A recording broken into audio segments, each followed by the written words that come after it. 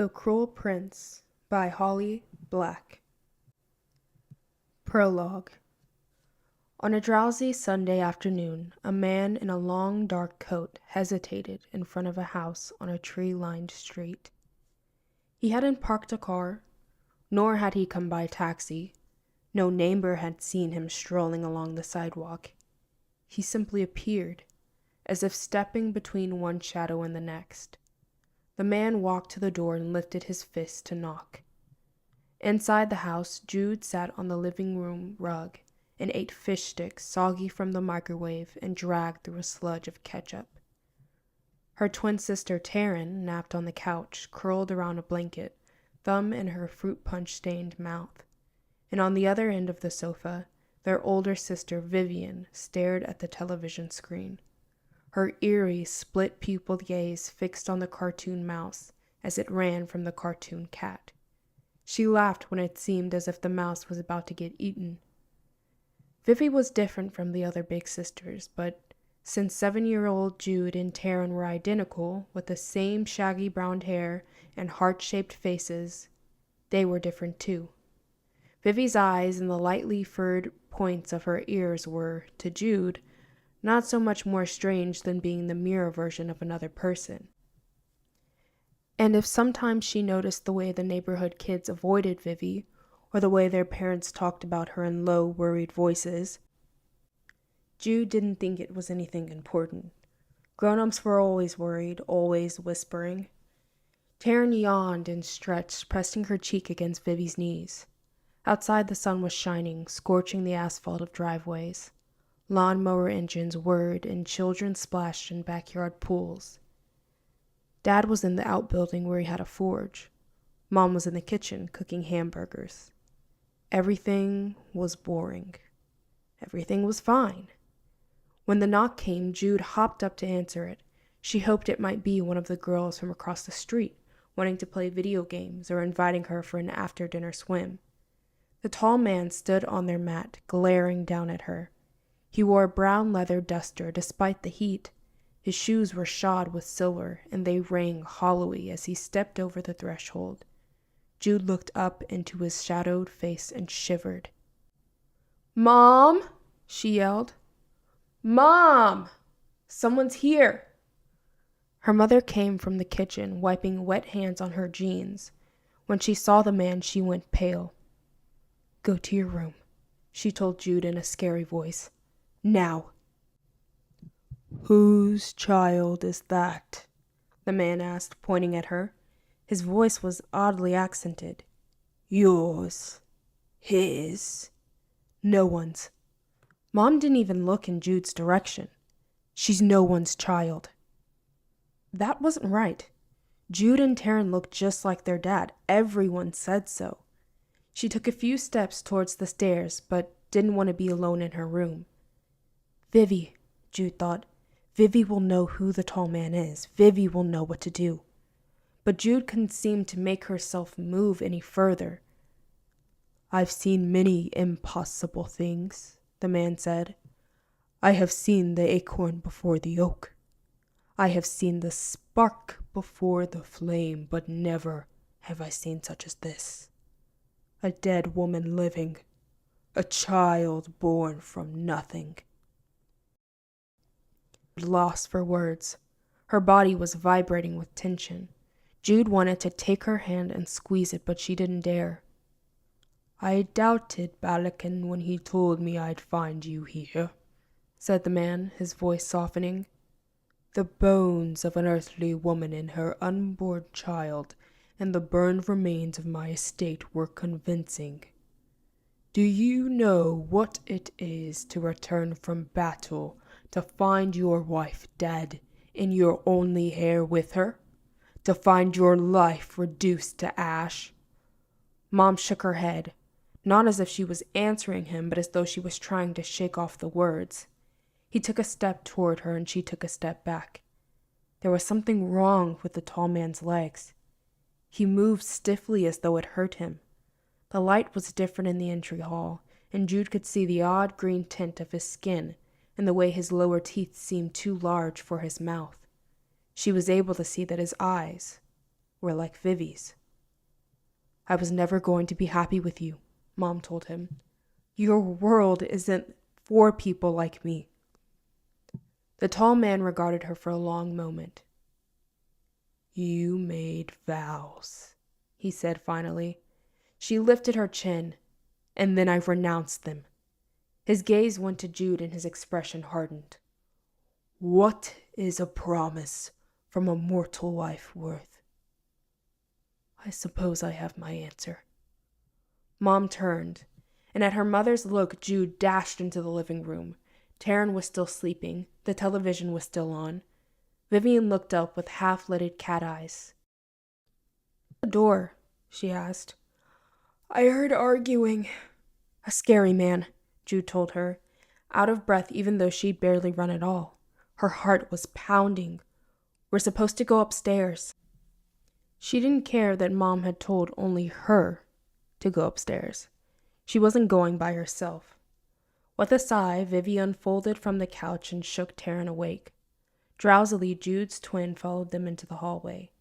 As they started toward the carpet-covered steps, Jude saw her father come in from the back garden. He held an axe in his hand, forged to be a near replica of the one he studied in a museum in Iceland. It wasn't weird to see Dad with an axe.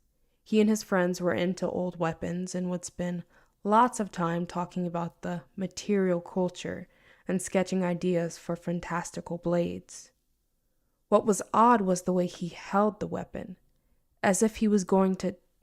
Her father swung the axe toward the tall man. He had never raised a hand to discipline Jude or her sisters, even when they got into big trouble. He wouldn't hurt anyone, he just wouldn't. And yet, the axe went past the tall man, biting into the wood trim of the door. Taryn made an odd, high-keening noise and slapped her palms over her mouth. The tall man drew a curved blade from beneath his leather coat.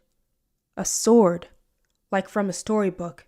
Dad was trying to pull the axe free from the doorframe when the man plunged the sword into Dad's stomach, pushing it upwards.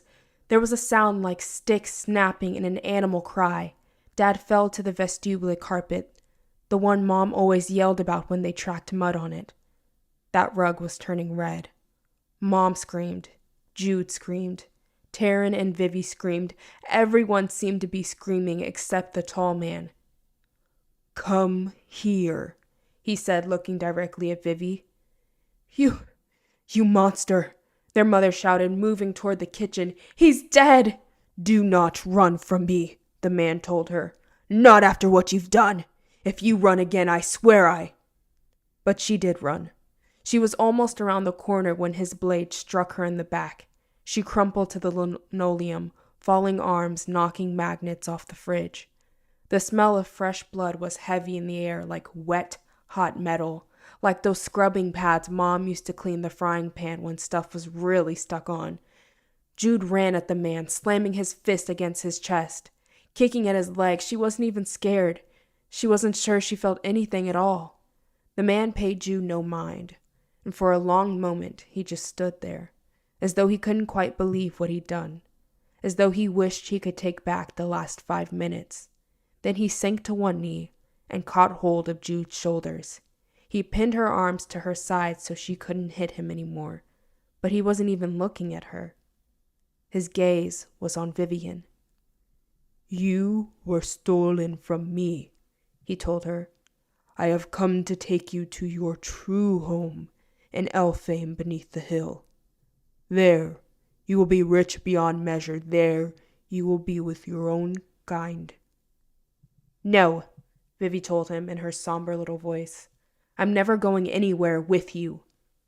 I'm your father, he told her, his voice harsh, rising like the crack of a lash. You are my hair and my blood, and you will obey me in this, in all things. She didn't move, but her jaw set. You're not her father, Jude shouted at the man. Even though he and Vivi had the same eyes, she wouldn't let herself believe it. His grip tightened on her shoulders, and she made a little squeezed, squeaking sound. But she stared up defiantly. She'd won plenty of staring contests. He looked away first. turning to watch Taryn on her knees, shaking Mom while she sobbed, as though she was trying to wake her up. Mom didn't move. Mom and Dad were dead. They were never going to move again. "I hate you," Vivi proclaimed to the tall man with a viciousness that Jude was glad of. "I will always hate you, I vow it." The man's stony expression didn't change. "None the less you will come with me. Ready these little humans. Pack light. We ride before dark." Vivian's chin came up. "Leave them alone. If you have to, take me, but not them." He stared at Vivi, and then he snorted. "You'd protect your sisters from me, would you? Tell me, where would you have them go?" Vivi didn't answer. They had no grandparents, no living family at all. At least, none they knew. He looked at Jude again, released her shoulders, and rose to his feet. "These are the progeny of my wife, and thus my responsibility. I may be a cruel monster, a murderer, but I do not shirk my responsibilities, nor should you shirk yours as the eldest." Years later, when Jude told herself the story of what happened, she couldn't recall the part where they packed. Shock seemed to have erased that hour entirely. Somehow Vivi must have found bags, must have put in their favorite picture books and their most loved toys, along with photographs and pajamas and coats and shirts. Or maybe Jude had packed for herself, she was never sure. She couldn't imagine how they'd done it with their parents' bodies cooling downstairs. She couldn't imagine how it had felt, and as the years went by, she couldn't make herself feel it again. The horror of the murders dulled with time. Her memories of the day blurred. A black horse was nibbling the grass of the lawn when they went outside. Its eyes were big and soft. Jude wanted to throw her arms around its neck and press her wet face into its silky mane. Before she could, the tall man swung her, then Taryn, across the saddle, handling them like baggage rather than children. He put Vivi up behind him. "Hold on," he said. Jude and her sisters wept the whole way to Fairyland. Chapter 1. In Fairy, there are no fish sticks, no ketchup, and no television. Chapter 2. I sit on a cushion as an imp braids my hair back from my face. The imp's fingers are long, her nails sharp.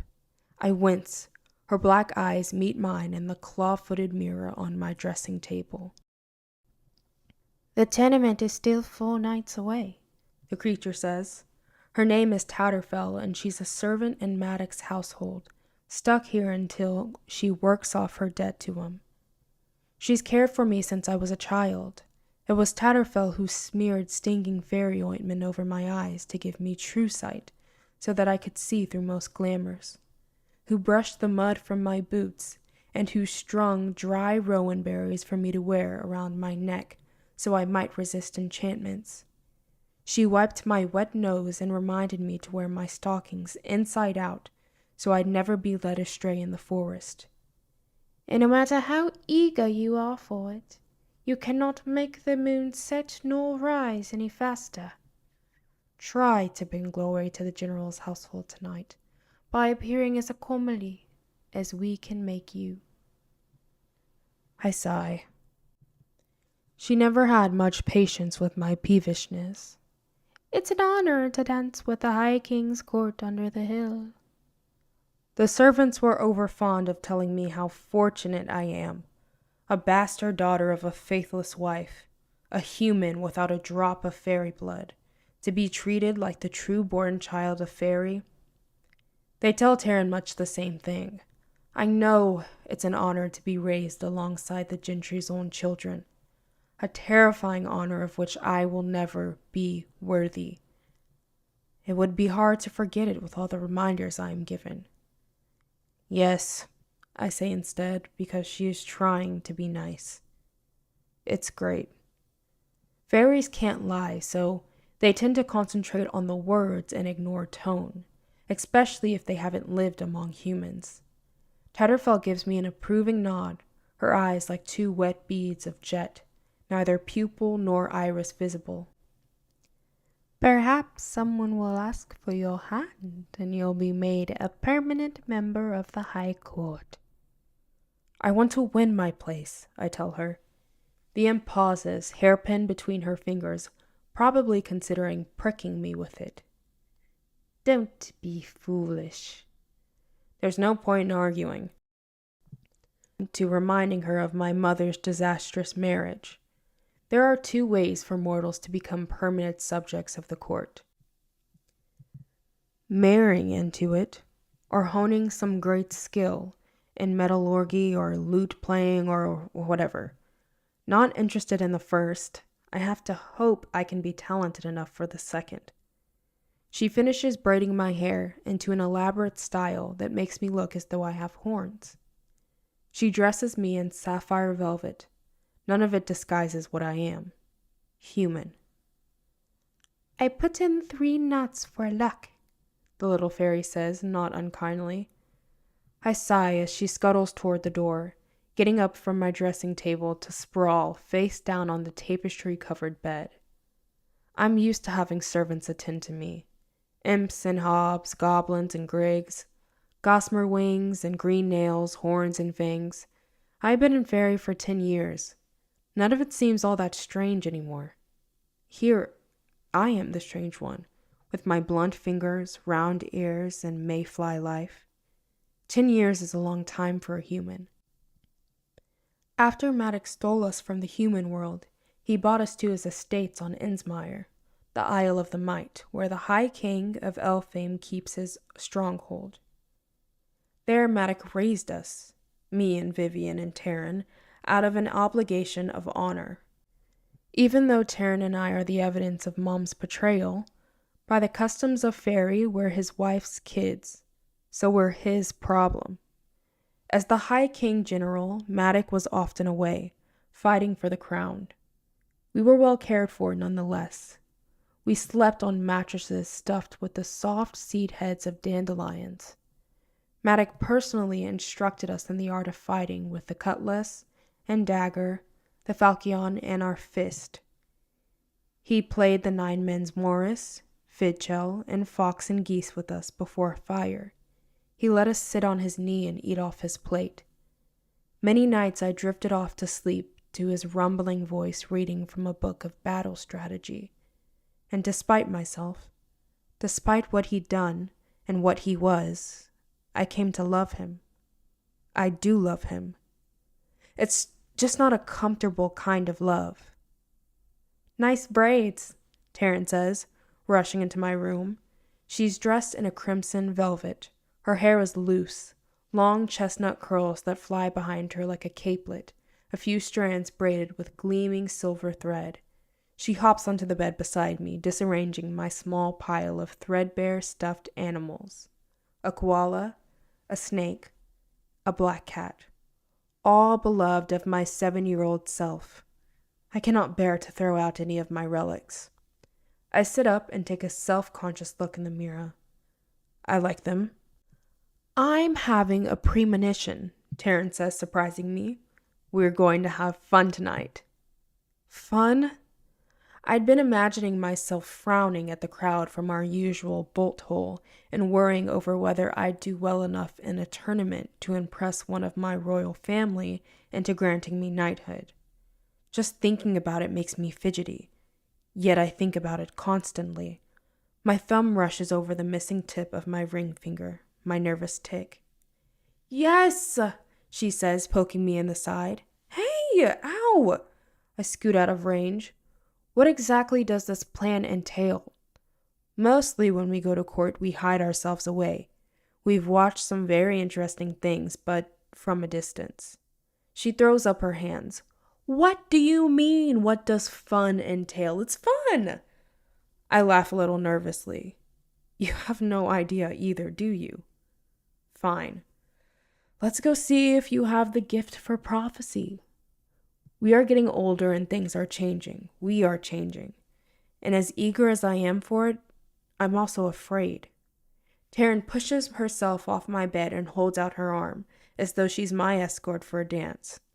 I allow myself to be guided from the room, my hand going automatically to assure myself that my knife is still strapped to my hip. The interior of Maddox's house is whitewashed plaster and massive, rough-cut wooden beams. The glass panes in the windows are stained gray as trapped smoke, making the light strange. As Taryn and I go down the spiral stairs, I spot Vivi hiding in a little balcony, frowning over comics Zine stolen from the human world. Vivi grins at me.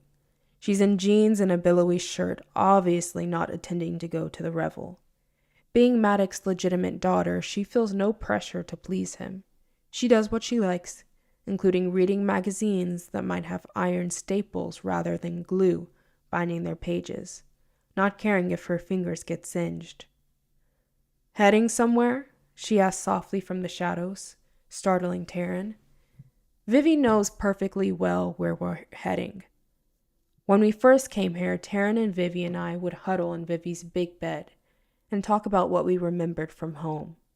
We'd talk about the meals Mom burned and the popcorn Dad made, our next-door neighbors' names, the way the house smelled, what school was like, the holidays, the taste of icing on birthday cakes. We'd talk about the shows we'd watched, rehashing the plots, recalling the dialogue until all of our memories were polished, smooth, and false. There's no more huddling in bed now, rehashing anything. All our new memories are here, and Vivi has only passing interest in those. She vowed to hate Maddox, and she stuck to her vow. When Vivi wasn't reminiscing about home, she was a terror. She broke things, she screamed and raged and pinched us whenever we were content. Eventually, she stopped all of it. But I believe there is a part of her that hates us for adapting, for making the best of things, for making this our home. "You should come," I tell her. "Taryn's in a weird mood." Vivi gives her a speculative look, and then she shakes her head. "I've got other plans," which might mean she's going to sneak over to the mortar world for an evening. Or it might mean she's going to spend it on the balcony, reading. Either way, if it annoys Maddox, it pleases Vivi. He's waiting for us in the hall with his second wife, Oriana.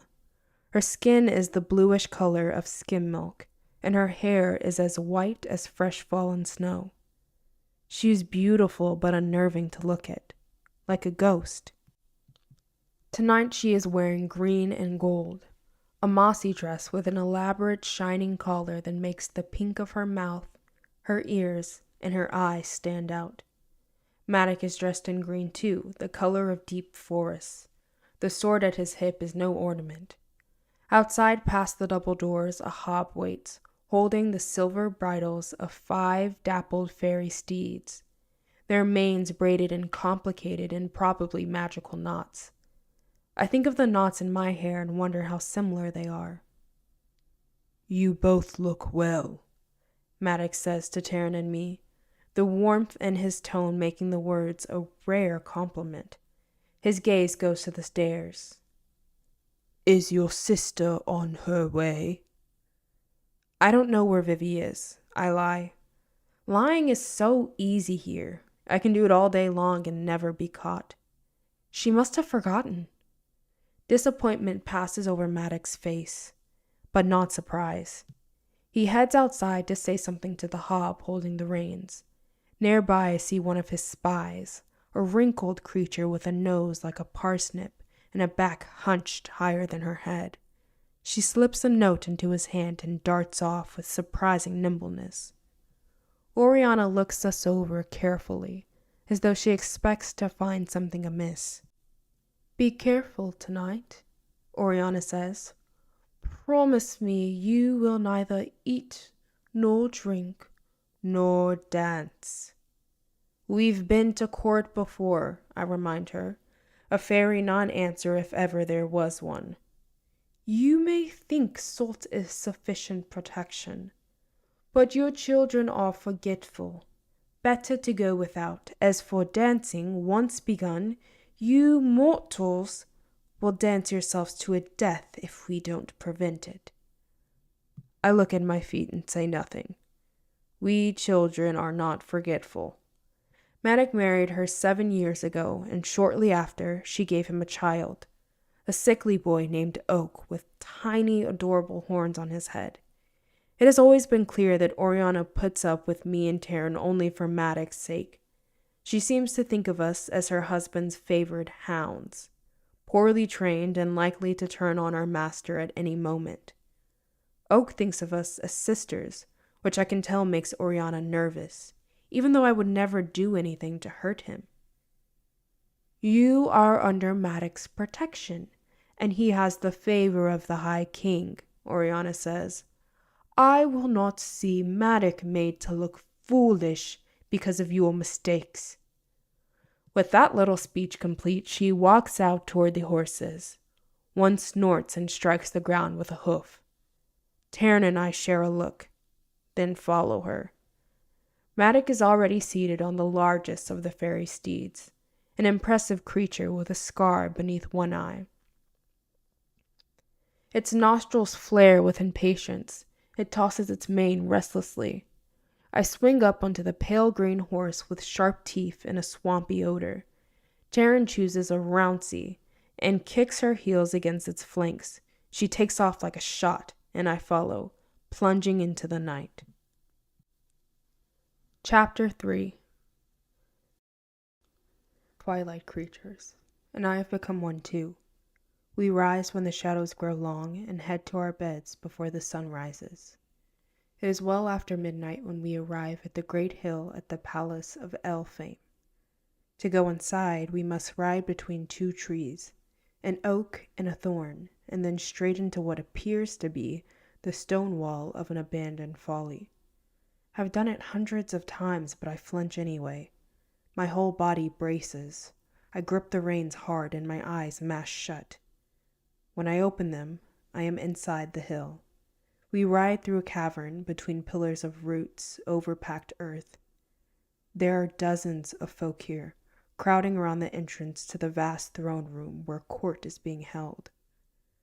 Long-nosed pixies with tattered wings, elegant green-skinned ladies in long gowns with goblins holding up their trains, tricksy bogans, laughing foxen, a boy in an owl mask and a golden headrest, an elderly woman with crows crowding her shoulders, a gaggle of girls with wild roses in their hair, a bark-skinned boy with feathers around his neck, a group of knights all in scarab green armor. Many I've seen before, a few I've spoken with. Too many for my eyes to drink them all in, yet I cannot look away. I never get tired of this spectacle, of the pageantry. Maybe Oriana isn't entirely wrong to worry that we might one day get caught up in it, be carried away by it and forget to take care. I can see why humans succumb to the beautiful nightmare of the court, why they willingly drown in it. I know I shouldn't love it as I do, stolen as I am from the mortal world, my parents murdered, but I love it all the same. Maddox swings down from his horse. Oriana and Taryn are already off theirs, handing them over to the grooms. It's me they're waiting for. Maddox reaches out his fingers like he's going to help me, but I hop off the saddle on my own. My leather slippers hit the ground like a slap. I hope that I look like a knight to him. Oriana steps forward, probably to remind Taryn and me of all the things she doesn't want us to do. I don't give her the chance. Instead, I hook my arm through Taryn's and hurry along inside. The room is redolent with burning rosemary and crushed herbs. Behind us I can hear Maddox's heavy step, but I know where I'm going. The first thing we have to do when we get to court is greet the king. The High King Eldred sits on his throne in gray robes of state, a heavy golden oak leaf crown holding down his thin, spun gold hair. When we bow, he touches our heads lightly with his knobby, beringed hands, and then we rise. His grandmother was Queen Mab, of the House of Greenbrier. She lived as one of the solitary fae before she began to conquer fairy with her horned consort and his stag riders. Because of him, each of Eldred's 6 heirs are said to have some animal characteristic, a thing that is not unusual in fairy but is unusual among the trooping gentry of the courts. The eldest prince, Balakin, and his younger brother, Dane, stand nearby, drinking wine from wooden cups banded in silver. Dane wears breeches that stop at his knees, showing his hooves and deer legs. Balakin wears the great coat he favors, with the collar of bear fur. His fingers have a thorn at each knuckle, and thorns ridge his arm running up under the cuffs of his shirt, visible when he and Dane urge Matic over. Oriana curtsies to them. Although Dane and Balakin are standing together, they are often at odds with each other and with their sister Elowyn. So often that the court is considered to be divided into 3 warring circles of influence. Prince Balakin, the firstborn, and his set are known as the Circle of Grackles, for those who enjoy merriment and who scorn anything getting in the way of it. They drink themselves sick and numb themselves with poisonous and delightful powders. He is the wildest circle, although he has always been perfectly composed and sober when speaking with me. I suppose I could throw myself into debauchery and hope to impress them. I'd rather not, though. Princess Elowyn, the second-born, and her companions have the Circle of Larks. They value art above all else. Several mortals have found favor in her circle, but since I have no real skill with a lute or declaiming, I have no chance of being one of them. Prince Dane, third-born, leads what is known as the Circle of Falcons. Knights, warriors, and strategists are in their favor. Matic obviously belongs to this circle. They talk about honor, but what they really care about is power. I'm good enough with a blade, knowledgeable in strategy. All I need is a chance to prove myself. Go enjoy yourselves, Matic tells us. With a look back at the princes, Taryn and I head out into the throng. The palace of King of Elfame has many secret alcoves and hidden corridors, perfect for tryst, or assassins, or staying out of the way and being really dull at parties. When Taryn and I were little, we would hide under the long banquet tables, but since she determined we were elegant ladies, too big to get our dresses dirty crawling around the floor, we had to find a better spot. Just past the second landing of stone steps is an area where a large mass of shimmering rock juts out, creating a ledge. Normally, that's where we'd settle ourselves to listen to the music and watch all the fun we aren't supposed to be having.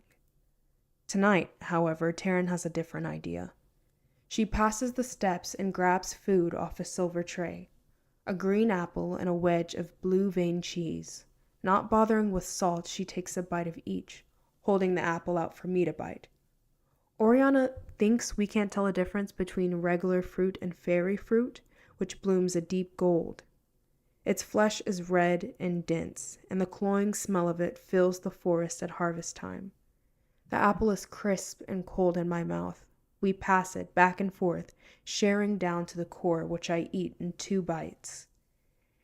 Near where I'm standing, a tiny fairy girl with a clock of white hair like that of a dandelion and a little knife cuts the strap of an ogre's belt. It's slick work. A moment later, his sword and pouch are gone. She's losing herself in the crowd, and I can almost believe it didn't happen, until the girl looks back at me. She winks. A moment after that, the ogre realizes he was robbed. "I smell a thief," he shouts, casting around him, knocking over a tankard of dark brown beer, his warty nose sniffing the air. Nearby there's a commotion. One of the candles flares up in blue crackling flames, sparking loudly and distracting even the ogre. By the time it returns to normal, the white-haired thief is well gone. With a half smile, I turn back to Taryn, who watches the dancers with longing, oblivious to much else. "We could take turns," she proposes. "If you can't stop, I'll pull you out. Then you'll do the same for me." My heartbeat speeds at the thought. I look at the throng of revelers trying to build up the daring of someone who would rob an ogre right under his nose. Princess Eowyn whirls at the center of the circle of larks. Her skin is a glittering gold, her hair the deep green of ivy. Beside her, a human boy plays the fiddle. Two more mortals accompany him less skillfully, but more joyfully on ukuleles. Eowyn's younger sister, Kaelia, spins nearby with corn silk hair like her father's and a crown of flowers in it. A new ballad begins, and the words drift up to me. Of all the sons King William had, Prince Jamie was the worst, they sing. And what made the sorrow even greater, Prince Jamie was the first. I never much liked that song because it reminds me of someone else. Someone who, along with Princess Rhea, doesn't appear to be attending tonight. But, oh no, I do see him. Prince Cardan, sixth-born to the High King Eldred, yet still the absolute worst, strides across the floor towards us. Valerian, Nicasia, and Locke, his three meanest, fanciest, and most loyal friends, follow him. The crowd parts and hushes, bowing as they pass. Cardan is wearing his usual scowl, accessorized with kohl under his eyes, and a circlet of gold in his midnight hair. He has on a long black coat with a high, jagged collar, the whole thing stitched with a pattern of constellations. Valerian is in deep red, Cabocan rubies sparkling on his cuffs, each like a drop of frozen blood. Nicasia's hair is the blue-green of the ocean, crowned with a diadem of pearls. A glittering cobweb net covers her braids. Locke brings up the rear, looking bored, and his hair the precise color of a fox fur. They're ridiculous, I say to Taryn, who follows my gaze. I cannot deny that they're also beautiful. Fairy lords and ladies just like in the songs. If we didn't have to take lessons alongside them, if I didn't know firsthand what a scourge they are to those who displease them, I'd probably be as in love with them as everyone else is. Vivi says that Cardan has a tail, Taryn whispers. She saw it when she was swimming in the lake with him and Princess Rhea this past full night. I can't imagine Cardan swimming in a lake, jumping in the water, splashing people, laughing at something other than their suffering. A tail, I echo, an incredulous smile starting on my face, then fading when I remember that Vivi didn't bother to tell me the story, even though it must have happened days ago. 3 is an odd configuration of sisters. There's always one on the outside, with a tuft on the end. It coils up under his clothes and unfurls like a whip, she giggles, and I can barely understand her next words. Vivi said she wishes she had one. I'm glad she doesn't, I say firmly. Which is stupid. I have nothing against tails. Then Cardan and his companions are too close for us to safely talk about them. I turn my gaze to the floor. Though I hate it, I sink to the ground on one knee and bend my head, and grit my teeth. By my side, Taryn does something similar. All around us, people are making obeisances. Don't look at us, I think. Don't look. As Valerian passes, he grabs one of my braided horns. The others move on through the throng as Valerian sneers down at me. Did you think I didn't see you there? You and your sister stand out in any crowd, he says, leaning in close. His breath is heavy with the scent of honey wine. My hand balls into my fist at my side, and I am conscious of the nearness of my life. Still, I do not look him in the eye. No other head of hair so dull, no other face so plain. Valerian, Prince Cardan calls. He is glowering already, and when he sees me, his eyes narrow further. Valerian gives my braid a hard tug. Useless fury coiling in my belly, he laughs and moves on. My fury curdles into shame. I wish I had smacked his hand away, even though it would have made everything worse. Taryn sees something in my face. What did he say to you? I shake my head. Carden has stopped beside a boy with a long copper hair and a pair of small moth wings. A boy who isn't bowing. The boy laughs and Carden lunges. Between one eye blink and the next, the prince's balled fist strikes the boy hard across the jaw, sending him sprawling. As the boy falls, Carden grabs one of his wings. It tears like paper. The boy's scream is thin and reedy. He curls up into himself on the ground, agony playing on his face. I wonder if fairy wings grow back. I know that butterflies that lose a wing never fly again. The courtiers around us gape and titter, but only for a moment. Then they go back to their dancing and their songs, and the revel spirals on. This is how they are. Someone gets in Carden's way, and they're instantly and brutally punished.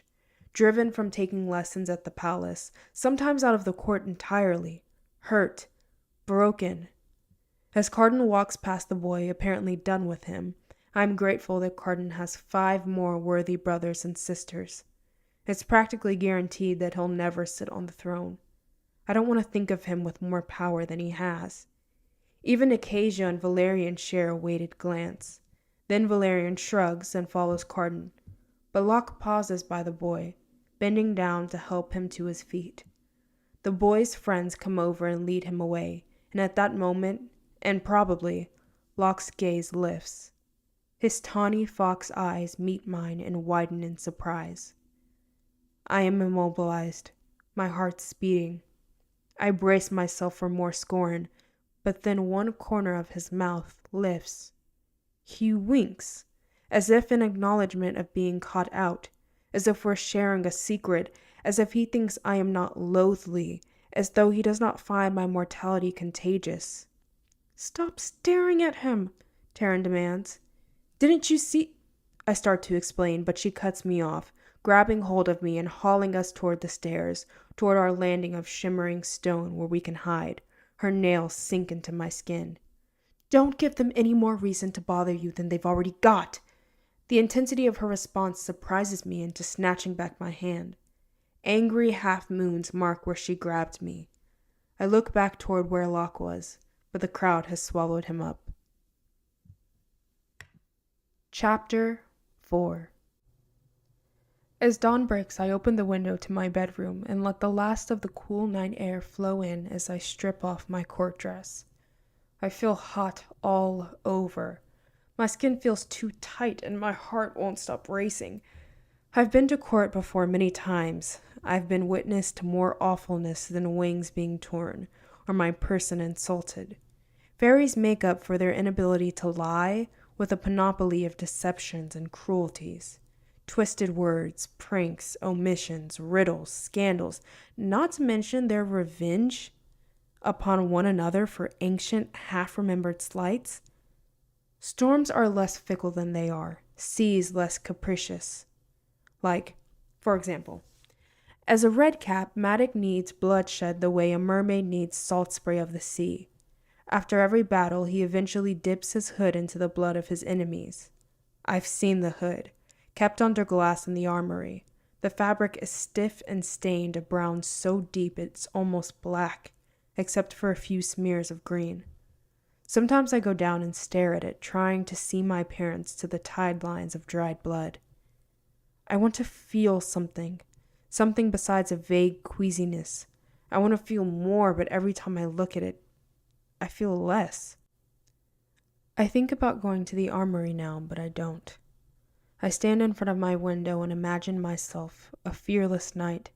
Imagine myself a witch who has hid her heart in her finger and then chopped her finger off. I'm so tired, I say out loud. So tired. I sit there for a long time, watching the rising sun gild the sky, listening to the waves crash as the tide goes out, when a creature flies up to a light on the edge of my window. At first it seems like an owl, but it's got hob eyes. Tired of what, sweet meat? It asks me. I sigh and answer honestly for once, of being powerless. The hob studies my face, and then flies off into the night. I sleep the day away and wake disoriented, battling my way out of the long embroidered curtains around my bed. Drool has dried along one of my cheeks. I find bath water waiting for me, but it has gone tepid. Servants must have come and gone. I climb in anyway and splash my face. Living in Fairy, it's impossible not to notice that everyone else smells like verbena or crushed pine needles or dried blood or milkweed. I smell like pit sweat and sour breath unless I scrub myself clean. When Tatterfall comes in to light the lamp, she finds me dressing for a lecture, which begins in the late afternoons and stretches into some of the evenings. I wear my gray leather boots and a tunic with Maddox's crest, a dagger, a crescent moon turned on its side so it rests like a cup, and a single drop of blood falling from one corner embroidered in silk thread. Downstairs I find Taryn at the banquet table alone, nursing a cup of nettle tea and picking at her bannock. Today she does not suggest anything will be fun. Maddox insists, perhaps out of guilt or shame, that we be treated like the children of Fairy, that we take the same lessons, that we be given whatever they have. Changelings have been brought to the High Court before, but none of them have been raised like gentry. He doesn't understand how that makes them loathe us. Not that I'm not grateful, I like the lessons. Answering the lecturers cleverly is something no one can take from me. Even the lecturers themselves occasionally pretend otherwise. I will take a frustrated nod in place of effusive praise. I will take it and be glad because it means I can belong whether they like it or not.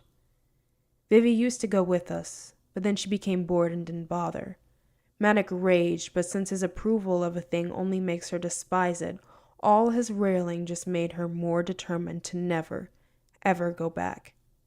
She has tried to persuade us to stay home with her, but if Taryn and I cannot manage the machinations of the children of the Fairy without quitting lessons or running to Maddox, how will we ever be able to manage the court, where the same machinations will play out on a grander and more deadly scale?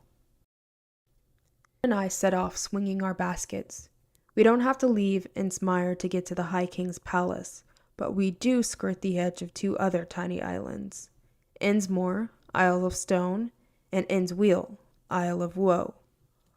All three are connected by half-submerged rocky paths and stones large enough that it's possible to leap your way from one ton to the next. A herd of stags is swimming towards Innsmore, seeking the best grazing.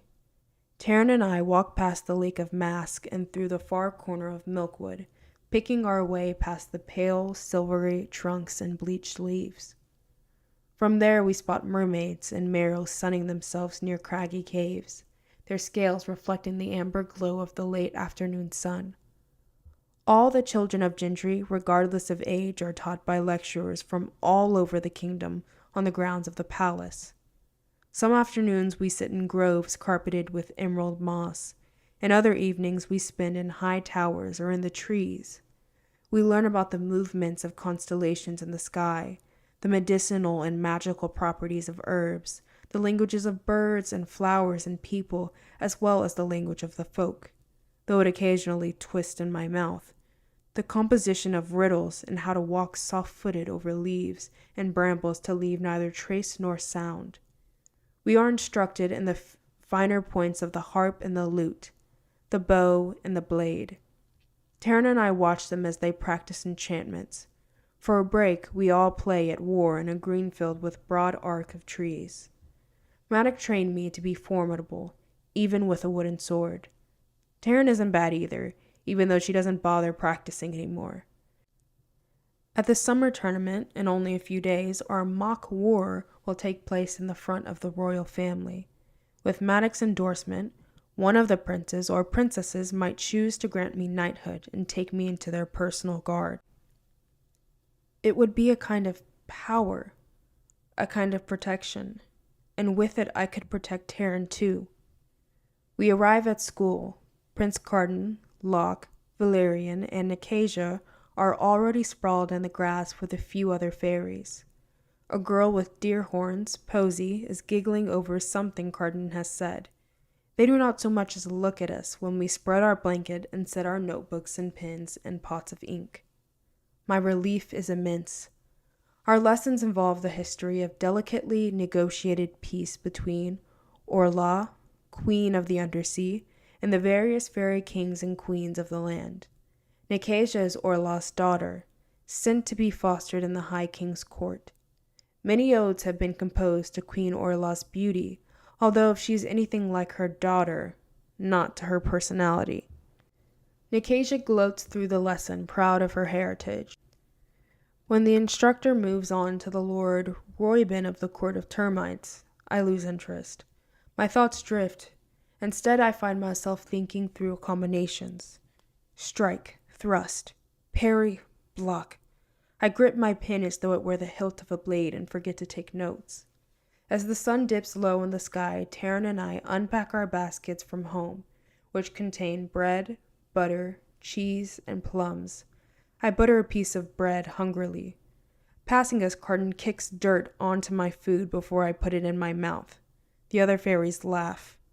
I look up to see him watching me with cruel delight, like a raptor bird trying to decide whether to be bothered devouring a small mouse. He's wearing a high-collared tunic embroidered with thorns, his fingers heavy with rings, his sneers well practiced. I grit my teeth. I tell myself that if I let the taunts roll off of me, he will lose interest.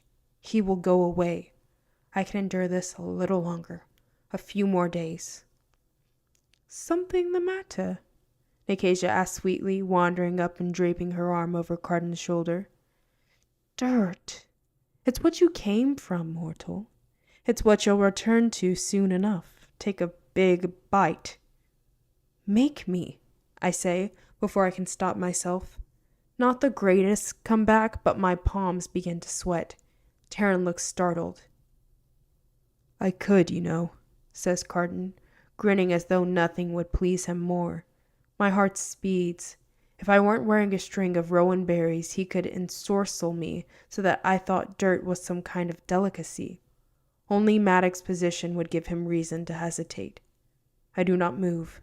Do not touch the necklace hidden under the bodice of my tunic, the one I hope will stop any glamour from working, the one I hope he doesn't discover and rip from my throat.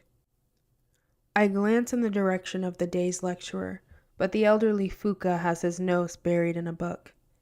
Since Carden's prince, it's more likely that no one has ever cautioned him, has ever stayed his hand. I never know how far he'll go, and I never know how far our instructors will let him. You don't want that, do you? Valerian asks with mock sympathy as he kicks more dirt into our lunch. I didn't even see him come over. Once Valerian stole a silver pin of mine, and Maddox replaced it with a ruby-studded one from his own desk. This threw Valerian into such a rage that he cracked me in the back of the head with his wooden practice sword. What if we promise to be nice to you for the whole afternoon, if you eat everything in your baskets? His smile is wide and false. Don't you want us for friends? Taryn looks down at her lap. No, I want to say. We don't want you for friends. I don't answer, but I don't look down either. I meet Carden's gaze. There is nothing I can say to make them stop, and I know it. I have no power here. But today, I can't seem to choke down my anger at my own impotence. Nicasia pulls a pin from my hair, causing one of my braids to fall against my neck. I swat her hand, but it happens too fast. What's this? She's holding up the golden pin with a tiny cluster of filigree hawthorn berries at the top. Did you steal it? Did you think it would make you more beautiful? Did you think it would make you as we are? I bite inside my cheek. Of course I want to be like them. They're beautiful as blades forged in some divine fire. They will live forever. Valerian's hair shines like polished gold. Nicasia's limbs are long and perfectly shaped. Her mouth the pink of coral. Her hair is the color of the deepest, coldest parts of the sea. Fox-eyed Locke standing silently behind Valerian, his expression schooled to careful indifference, has a chin as pointed as the tips of his ears. And Carden is even more beautiful than the rest, with black hair as iridescent as a raven's wing and cheekbones sharp enough to cut out a girl's heart. I hate him more than all the others. I hate him so much that sometimes when I look at him, I can hardly breathe. You'll never be our equal, Nicasia says. Of course I won't. Ah, come on, Locke says with a careless laugh, his hand going around Nicasia's waist. Let's leave them to their misery. Jude's sorry, Terrence says quickly. We're both really sorry. She can show how sorry she is, Carden drawls. Tell her she doesn't belong in the summer tournament. Afraid I'll win? I ask, which isn't smart. It's not for mortals, he informs us, voice chilly. Withdraw, or wish that you had. I open my mouth, but Terrence speaks before I can. I'll talk to her about it. It's nothing. It's just a game. Sia gives my sister a magnanimous smile. Valerian leads at Terran, his eyes lingering on her curves. It's all just a game. Carden's gaze meets mine, and I know he isn't finished with me, not by a long shot. Why did you dare them like that? Terran asks when they've walked back to their merry luncheon, all spread out for them. Talking back to him, that's just stupid. Make me? Afraid I'll win? I know, I tell her. I'll shut up, I got angry. You better off being scared, she advises, and then shaking her head, she packs up our ruined food. My stomach growls, and I try to ignore it. They want me to be afraid, I know that. During the mock war that very afternoon, Valerian trips me, and Carden whispers foul things in my ear. I head home with bruises on my skin from kicks, from falls. What they don't realize is this. Yes, they frighten me, but I have always been scared since the day I got here. I was raised by the man who murdered my parents and reared in a land of monsters. I live with that fear, let it settle into my bones and ignore it. If I didn't pretend not to be scared, I would hide under my owl-down coverts in Maddox estate forever. I would lie there and scream until there was nothing left of me. I refuse to do that. I will not do that. Nicasia is wrong about me. I don't desire to do as well in the tournament as one of the Fae. I want to win. I do not yearn to be their equal. In my heart, I yearn to best them. Chapter 5. On our way home, Terrence stops and picks blackberries beside the Lake of Masks. I sit on a rock in the moonlight and deliberately do not look into the water. The lake doesn't reflect your own face. It shows you someone else who had looked or will look into it. When I was little, I used to sit at the bank all day staring at fairy countenances instead of my own, hoping that I might someday catch a glimpse of my mother looking back at me. Eventually, it hurt too much to try. Are you going to quit the tournament? Taryn asks, shoveling a handful of berries into her mouth. We are hungry children. Already we are taller than Vivi, our hips wider and our breasts heavier. I open my basket and take out my dirty plum, wiping it on my shirt. It's still more or less edible. I eat it slowly, considering. You mean because of Carden and his court of jerks? She frowns with an expression just like the one I might make if she was being particularly thick-headed. Do you know what they call us? She demands. The circle of worms. I hurl the pit at the water, watching ripples destroy the possibility of any reflections. My lips curl. You are littering in a magical lake, she tells me. All rot, I say, and so will we. They're right. We are the circle of worms. We're mortal.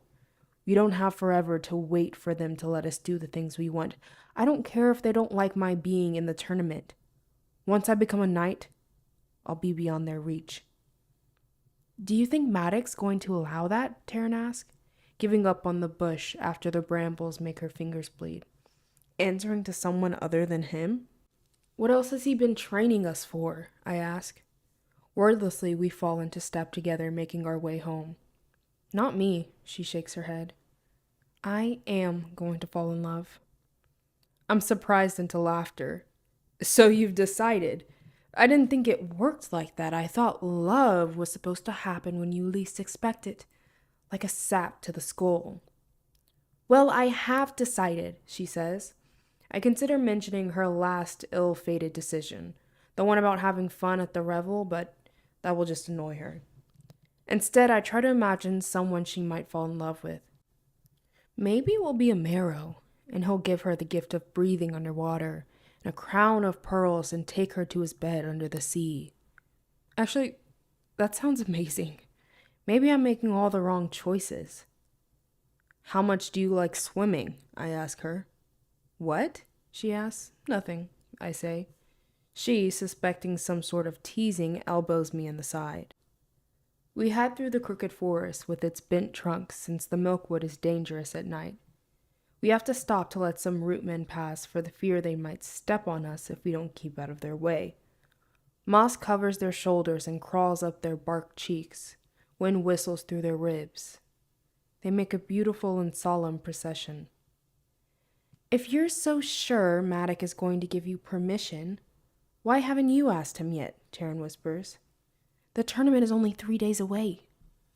Anyone can fight in the summer tournament, but if I want to be a knight, I must declare my candidacy by wearing a green sash across my chest. And if Maddox will not allow me that, then no amount of skill will help me. I will not be a candidate, and I will not be chosen. I am glad the rootmen give me an excuse not to answer, because of course, she's right. I haven't asked Maddox because I'm afraid of what he will say. When we get home, pushing open the enormous wooden door with its looping ironwork, someone is shouting upstairs as though in distress.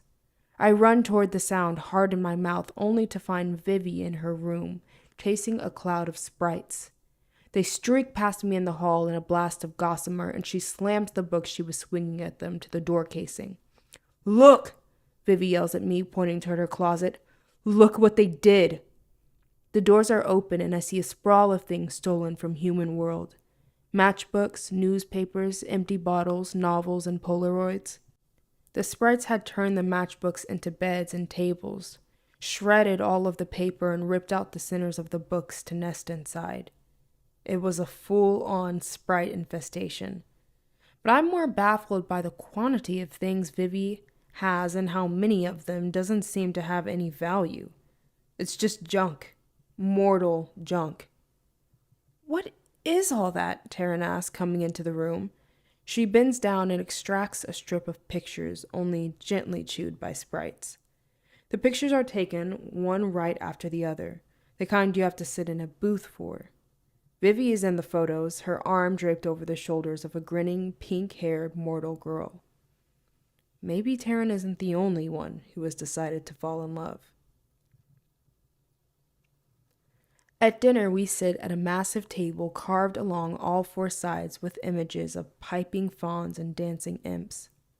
Fat, wax pillar candles burn at the center, beside a carved stone vase full of wood sorrel. Servants bring us silver plates piled with food. We eat fresh broad beans, venison with scattered pomegranate seeds, grilled brown trout with butter, a salad of bitter herbs, and for after, raisin cake smothered in apple syrup. Maddox and Oriana drink canary wine. We children mix ours with water. Next to my plate, Taryn's is a bowl of salt. Vivi pokes at her venison and then licks the blood from her knife. Oak grins across the table and starts to mimic Vivi, but Ariana snatches the cutlery from his grasp before he can slice his tongue open. Oak giggles and picks up his meat with his fingers, tearing at it with his sharp teeth. You should know that the king will soon abdicate his throne in favor of one of his children, Maddox says, looking at all of us. It is unlikely that he will choose Prince Dane. It doesn't matter that Dane is third born. The High Ruler chooses their successor. That's how the stability of Elfhame is ensured. The first High Queen Mob and her smith forge a crown. Lore has it that the blacksmith was a creature called Grimson, who could shape anything from metal. Birds that trill and necklaces that slither over throats. Twin swords called Heartseeker and Heartsworn that never missed a strike. Queen Mob's crown was magically and wondrously wrought so that it passes only from one blood relation to another in an unbroken line. With the crown passes the oaths of those who have sworn to it. Although her subjects gather at a new coronation to renew their fealty, authority still rests in the crown. Why is he abdicating? Taryn asks. Vivi's smirk has turned nasty. His children got impatient with him for remaining alive. A wash of rage passes over Maddox's face.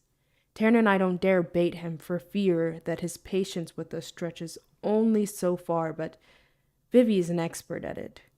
When he answers her, I can see the effort he's making to bite his tongue. Few kings of Fairy have ruled so well for so long as Eldred. Now he goes to seek the land of promise. As far as I can tell, the land of promise is their euphemism for death, although they do not admit it. They say it is the place that folk came from and to which they will eventually return. Are you saying he's leaving the throne because he's old? I ask, wondering if I'm being impolite.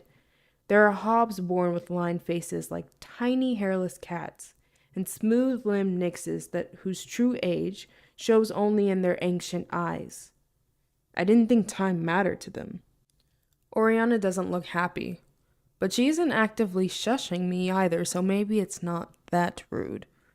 Or maybe she doesn't expect any better than bad manners out of me. We may not die from age, but we grow weary with it, Maddox says with a heavy sigh. I have made war in Eldred's name. I have broken cords that denied him fealty. I have even led skirmishes against the Queen of the Undersea. But Eldred has lost his taste for bloodshed. He allows those under his banners to rebel in small and large ways, even as the courts refuse to submit it to us. It's time to ride to battle. It's time for a new monarch. A hungry one. Anna furrows her brow in mild confusion. By preference, your kin would have you safe. What good is a general with no war? Maddox takes a large, restless swallow of wine. I wonder how often he needs to wet his cap with fresh blood. The new king's coronation will be at an autumn solstice. Worry not. I have a plan to ensure our futures. Only concern yourselves with making for a great deal of dancing. I am wondering what his plan might be when Taryn kicks me under the table. When I turn to glare at her, she raises both brows. Ask him, she mouths. Maddox looks in her direction. Yes? Jude wants to ask you something, Taryn says. The worst part is, I think she believes she's helping. I take a deep breath. At least he seems to be in a good mood. I've been thinking about the tournament. I imagine saying these words many, many times, but now that I'm actually doing it, they don't seem to come out the way I planned. I'm not, bad with a sword?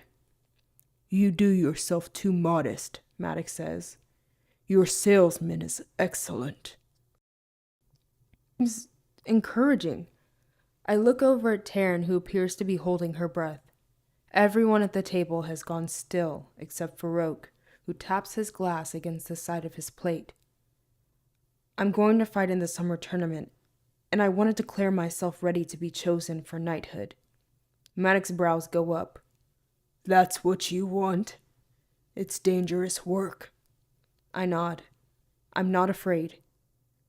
Interesting, he says. My heart thuds dully in my chest. I have thought through every aspect of this plan except for the possibility that he won't allow it. I want to make my own way at court, I say. You're no killer, he tells me. I flinch, my gaze coming up to his. He looks back at me steadily with his golden cat eyes. I could be, I insist. I've been training for a decade. Since you took me, I do not say, although it must be in my eyes. He shakes his head sadly. What you lack has nothing to do with experience. No, but I begin. Enough. I have made my decision, he says, raising his voice to cut me off. After a moment when we both are silent, he gives me a conciliatory half smile. Fight in the tournament if you like, for sport, but you will not put on the green sash. You are not ready to be a knight. You can ask me again after the coronation, if your heart's still set on it. And if it's a whim, that will be enough time for it to pass. This is no whim. I hate the desperation in my voice, but I have been counting down the days to the tournament. The idea of waiting months just so he can turn me down again fills me with wild despair. Manic gives me an unreadable look. After the coronation, he repeats. I want to scream at him. Do you know how hard it is to always keep your head down? To swallow insults and endure outright threats, and yet I have done so. I thought it proved my toughness. I thought if you saw I could take whatever came at me and still smile, you would see that I was worthy. You're no killer. He has no idea what I am. Maybe I don't know either. Maybe I never let myself find out. Prince Dane will make a fine king, Oriana says, deftly shifting the conversation back to pleasant things.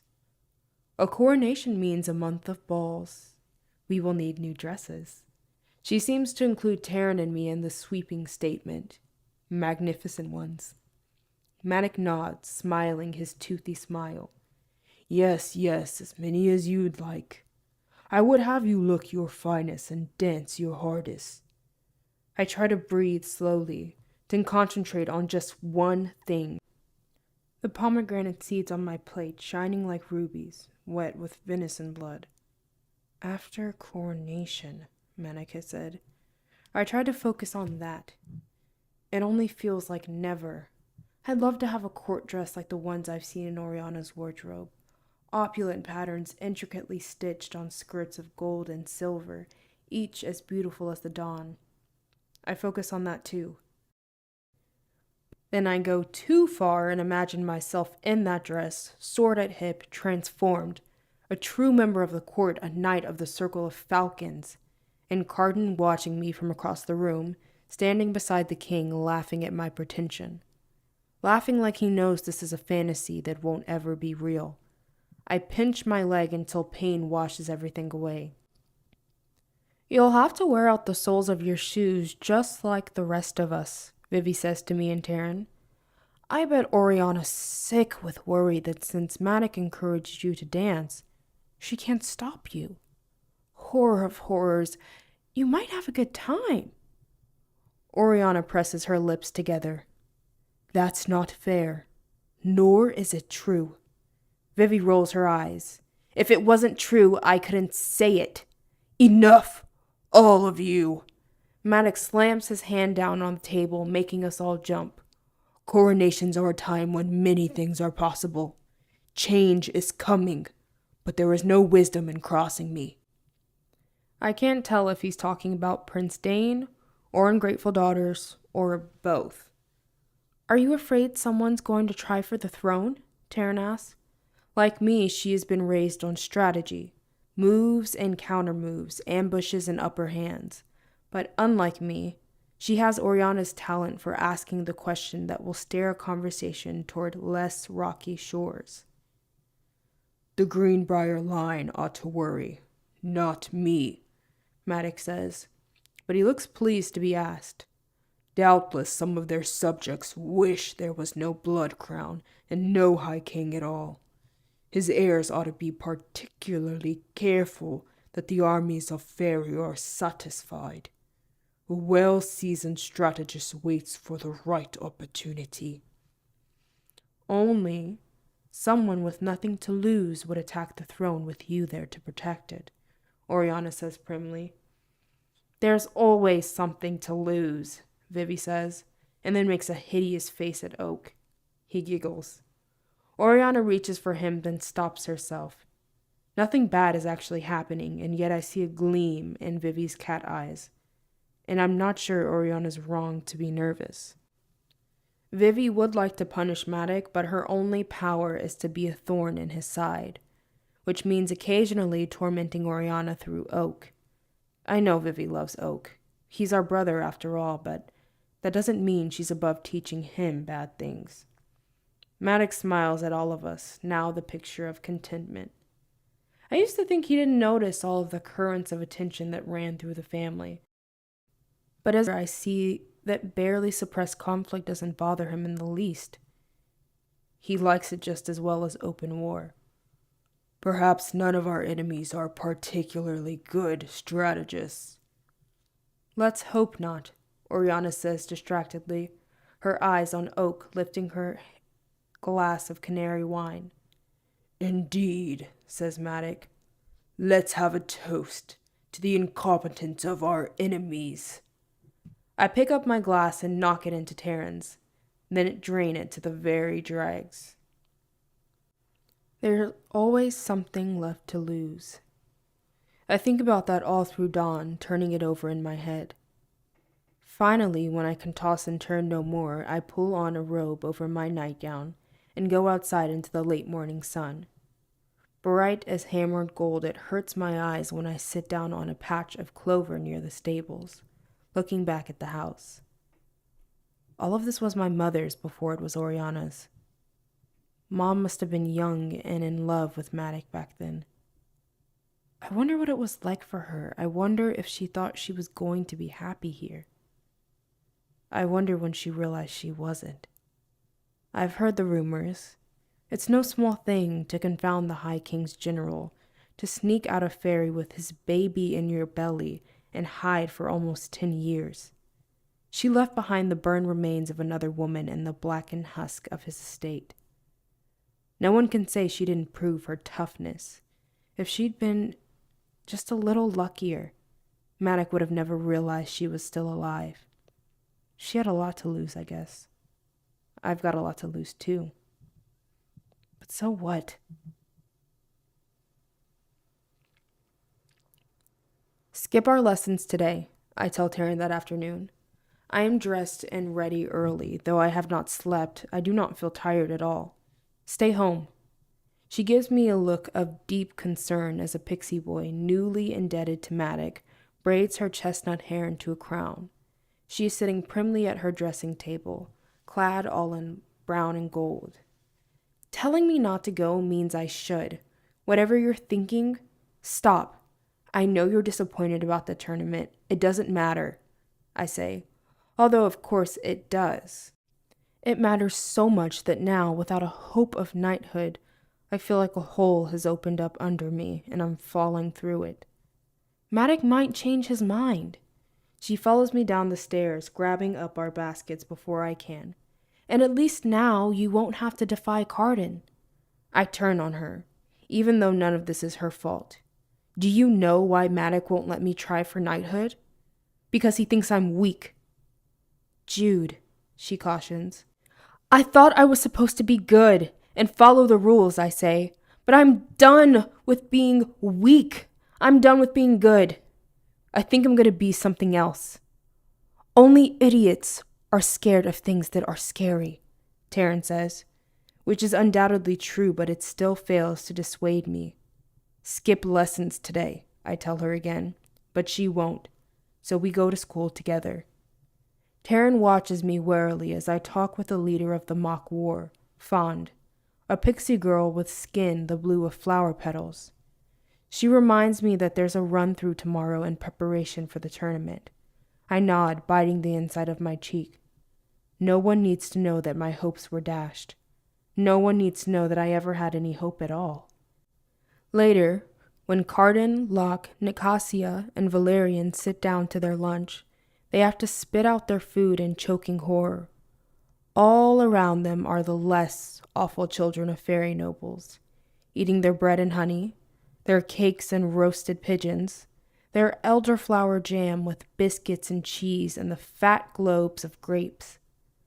But every single morsel in each of my enemies' baskets has been well and thoroughly salted.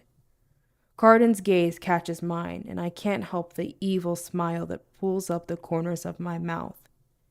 His eyes are bright as coals, his hatred a living thing, shimmering in the air between us like the air above the black rocks on a blazing summer day. "Have you lost your wits?" Taryn demands, shaking my shoulder so that I have to turn to her. "You're making everything worse. There's a reason no one stands up to them." "I know," I say softly, unable to keep the smile off my lips. "A lot of reasons." She's right to be worried. I just declared war. Chapter 6. I've told this story all wrong. There are things I really ought to have said about growing up in Fairy. I left them out of the story, mostly because I'm a coward. I don't even like to let myself think about them, but maybe knowing a few relevant details about my past will make more sense of why I am the way I am. How fear seeped into my marrow, how I learned to pretend it away. So here are 3 things I should have told you about myself before, but didn't. When I was 9, one of Maddox's guards bit off the very top of my ring finger on my left hand. We were outside, and when I screamed, he pushed me hard enough that my head smacked into the wooden posts in the stables. Then he made me stand there while he chewed the piece he'd bitten off. He told me exactly how much he hated mortals. I bled so much you wouldn't think that much blood could come out of a finger. And when it was over, he explained that I better keep what happened secret, because if I didn't, he'd eat the rest of me. So obviously I didn't tell anyone. Until now, when I'm telling you. 2. When I was 11, I was spotted hiding under the banquet table at one of the revels by a particularly bored member of the gentry. He dragged me out by one foot, kicking and squirming. I don't think he knew who I was, at least I tell myself he didn't, but he compelled me to drink, and so I drank. The grass-green fairy wine slipping down my throat like nectar. He danced me round the hill. It was fun at first, the kind of terrifying fun that makes you screech to be put down half the time and feel dizzy and sick the rest. But when the fun wore off and I couldn't stop, it was just terrifying. It turned out that my fear was equally amusing to him, though. Princess Elowen found me at the end of the revel, puking and crying. She didn't ask me a single thing about how I got that way. She just handed me over to Oriana like I was a misplaced jacket. We never told Maddox about it. What would have been the point? Everyone who saw me probably thought I was just having a grand old time. 3. I was 14 and Oak was 4. He glamored me. He didn't mean to. Well, at least he didn't really understand why he shouldn't.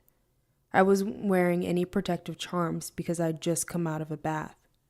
Oak didn't want to go to bed. He told me to play dolls with him, so we played. He commanded me to chase him, so we played chase through the halls. Then he figured out he could make me slap myself, which was very funny.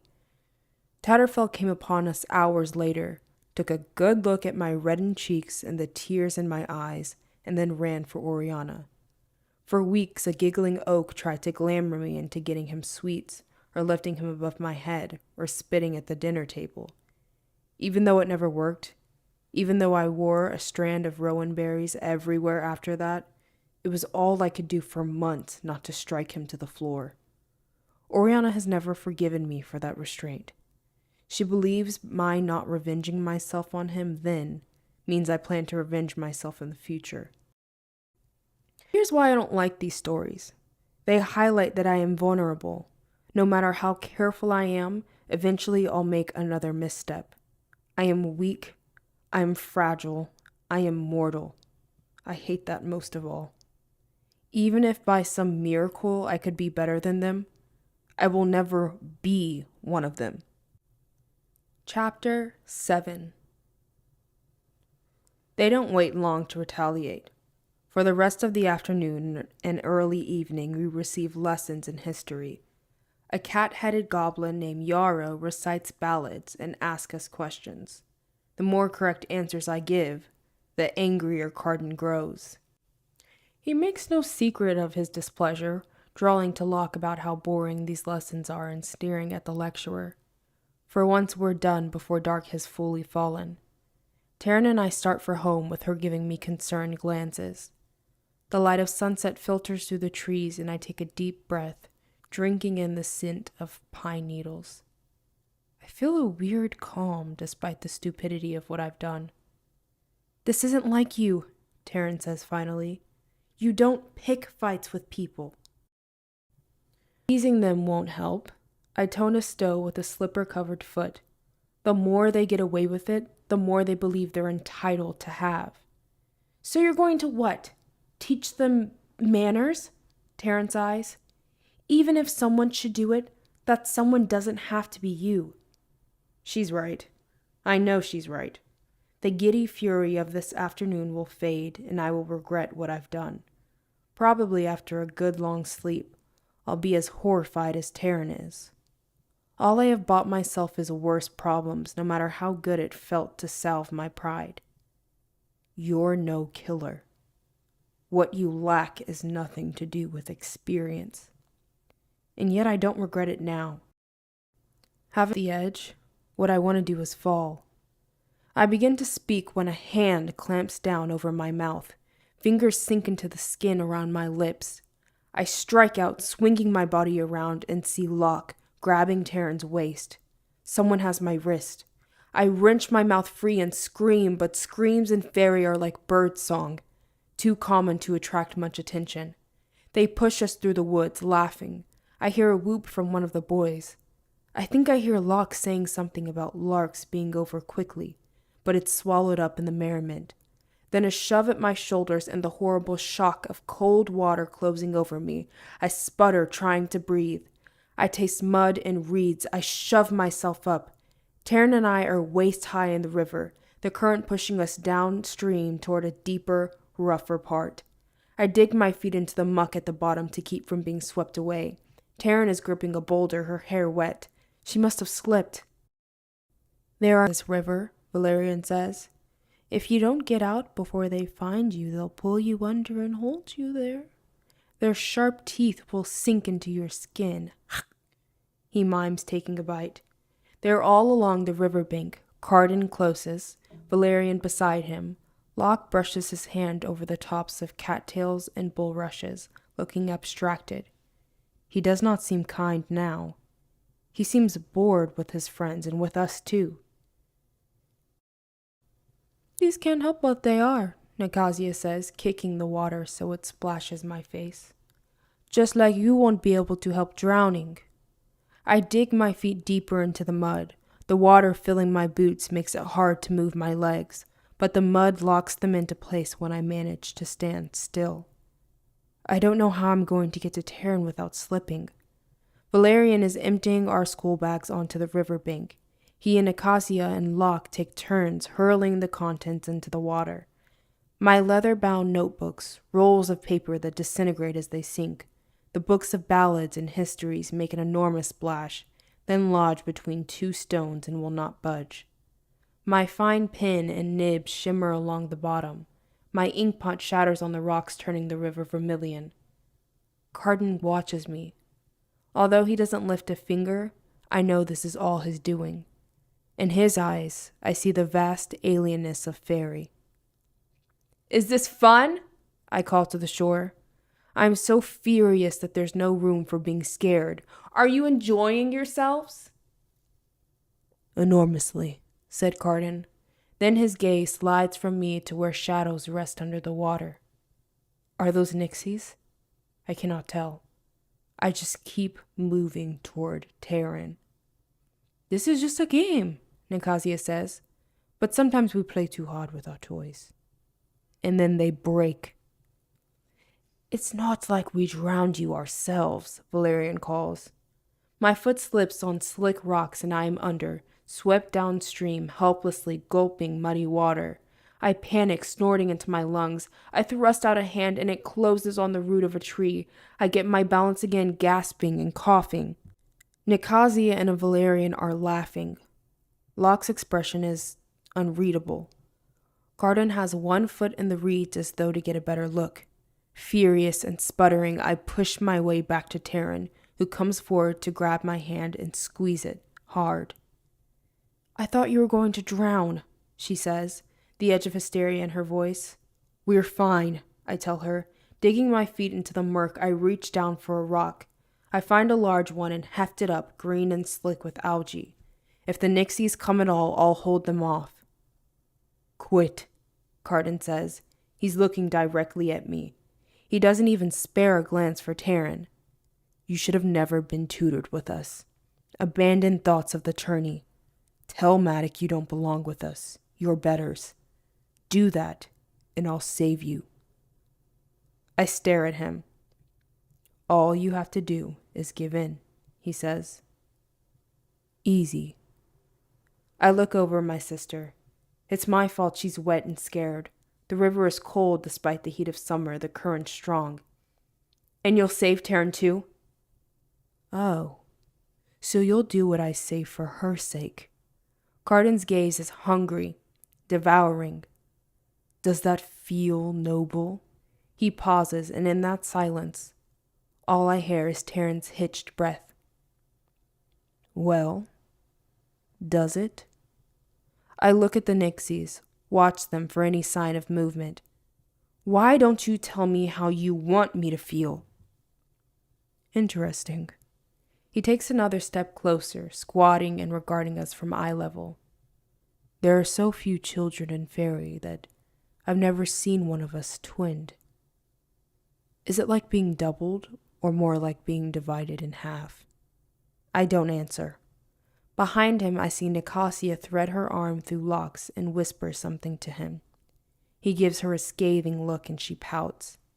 Maybe they're annoyed that we're not currently being eaten. Carden frowns. "Twin sister," he says, turning to Taryn. A smile returns to his mouth as though terrible new idea has come to delight him. "Would you make a similar sacrifice? Let's find out. I have a most generous offer for you. Climb up the bank and kiss me on both my cheeks. Once that's done, so long as you don't defend your sister by word or deed, I won't hold you accountable for her defiance. Now isn't that a good bargain? But you get it only if you come to us now and leave her there to drown. Show her that she will always be alone." For a moment, Taryn stands still, as if frozen. "Go," I say. "I'll be fine." It still hurts when she wades toward the bank, but of course she should go. She will be safe and the price is nothing that matters. One of the pale shapes detaches from the others and swims toward her, but my shadow in the water makes it hesitate. I mime throwing the back and it jolts a little. They like easy prey. Valerian takes Taryn's hand and helps her out of the water as if she were a great lady. Her dress is soaked, dripping as she moves like the dresses of water sprites or sea nymphs. She presses her bluish lips to Carden's cheeks, one and then the other. She keeps her eyes closed, but his are open, watching me. "Say, I forsake my sister Jude," Nicasia tells her. "I won't help you. I don't even like her." Taryn looks in my direction, quick and apologetic. "I don't have to say that. That wasn't part of the bargain." The others laugh. Carden's boot parts the thistles and bulrushes. Locke starts to speak, but Carden cuts him off. "Your sister abandoned you. See what we can do with a few words? And everything can get so much worse. We can enchant you to run around on all fours, barking like a dog. We can curse you to wither away for the want of a song you'll never hear again, or a kind word from my lips. We're not mortal. We'll break you. You're a fragile little thing. We hardly need to try. Give up." "Never," I say. He smiles, smug. "Never." Never is like forever, too big for mortals to comprehend. The shape in the water remains where it is. probably because the presence of Carden and the others makes it seem like I have friends who might defend me if I were attacked. I wait for Carden's next move, watching him carefully.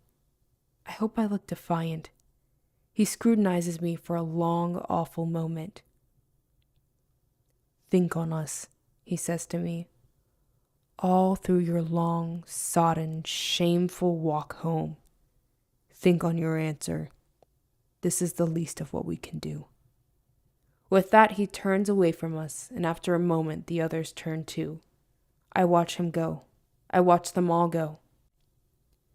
When they're out of sight, I pull myself onto the bank, flopping onto my back in the mud next to where Taryn is standing. I take big, gulping breaths of air. The Nixies begin to surface, looking at us with hungry, opalescent eyes. They peer at us through the patch of foxtails. One begins to crawl onto land. I throw my rock. It doesn't come close to hitting, but the splash startles them into not coming closer. Grunting, I force myself up and begin walking, and all through our walk home, while Taryn makes soft, sobbing sounds, I think about how much I hate them and how much I hate myself. And then I don't think about anything but lifting my wet boots, one step after another, carrying me past the briars and fiddleheads and elms, past bushes of red-lipped cherries, barberries, and damsons, past the wood sprites who nest in the rose bushes, home to a bath and bed in a world that isn't mine and might never be. Chapter 8. My head is pounding when Vivian shakes me awake. She jumps onto the bed, kicking off the coverlets and making the frame groan. I press a cushion over my face and curl up on my side, trying to ignore her and go back to a dreamless slumber. "Get up, sleepyhead," she says, pulling back my blankets. "We're going to the mall." I make a strangled noise and wave her away. "Up!" she commands, leaping again. "No," I moan, burrowing deeper into what's left of the blankets. "I've got to rehearse for the tournament." Vivi stops bouncing and I realize that it's no longer true. I don't have to fight, except that I foolishly told Carden I would never quit, which makes me remember the river and the Nixies and Taryn. How she was right, and I was magnificently, extravagantly wrong. "I'll buy you coffee when we get there. Coffee with chocolate and whipped cream." Vivi is relentless. "Come on, Taryn's waiting." I half stumble out of the bed, standing. I scratch my hip and glare. She gives me her most charming smile, and I find my annoyance fading, despite myself. Vivi is often selfish, but she's so cheerful about it, and so encouraging of cheerful selfishness in others that it's easy to have fun with her. I dress quickly in the modern clothes I keep in the very back of my wardrobe. Jeans, an old gray sweater with black star on it, and a pair of glittery silver Converse high tops. I pull my hair into a slouchy knitted hat, and when I catch a glimpse of myself in the full-length mirror, carved so that it seems like a pair of bawdy fawns are on either side of the glass, leering, a different person is looking back at me. Maybe the person I might have been if I'd been raised human, whoever that is. When we were little, we used to talk about getting back to the human world all of the time. Vivi kept saying that if she learned just a little more magic, we'd be able to go. We were going to find an abandoned mansion, and she was going to enchant birds to take care of us. They would buy us pizza and candy, and we would go to school only if we felt like it. By the time Vivi learned how to travel there, though, reality had intruded on our plans. It turns out birds can't buy pizza, even if enchanted. I meet my sisters in front of Maddox stables, where the silver-shod fairy horses are pinned up beside enormous toads ready to be saddled and bridled, and reindeer with broad antlers hung with bells. Vivi is wearing black jeans and a white shirt, mirrored sunglasses hiding her cat eyes. Taryn has on pink jeggings, a fuzzy cardigan, and a pair of ankle boots. We try to imitate girls we see in the human world. Girls in magazines, girls we see on movie screens and air-conditioned theaters, eating candy so sweet it makes my teeth ache. I don't know what people think when they look at us. These clothes are a costume for me. I'm playing dress-up in ignorance. I no more can guess the assumptions that go along with glittering sneakers than a child in a dragon costume knows the real dragons would make the color of her scales. Vivi picks stalks of ragwort that grow near the water troughs. After finding 3 that meet her specifications, she lifts the first and blows on it, saying, "Steed, rise and bear us where I command." With those words, she tosses the stalk to the ground, and it becomes a raw-boned yellow pony with emerald eyes and a mane that resembles lacy foliage. It makes an odd keening neigh.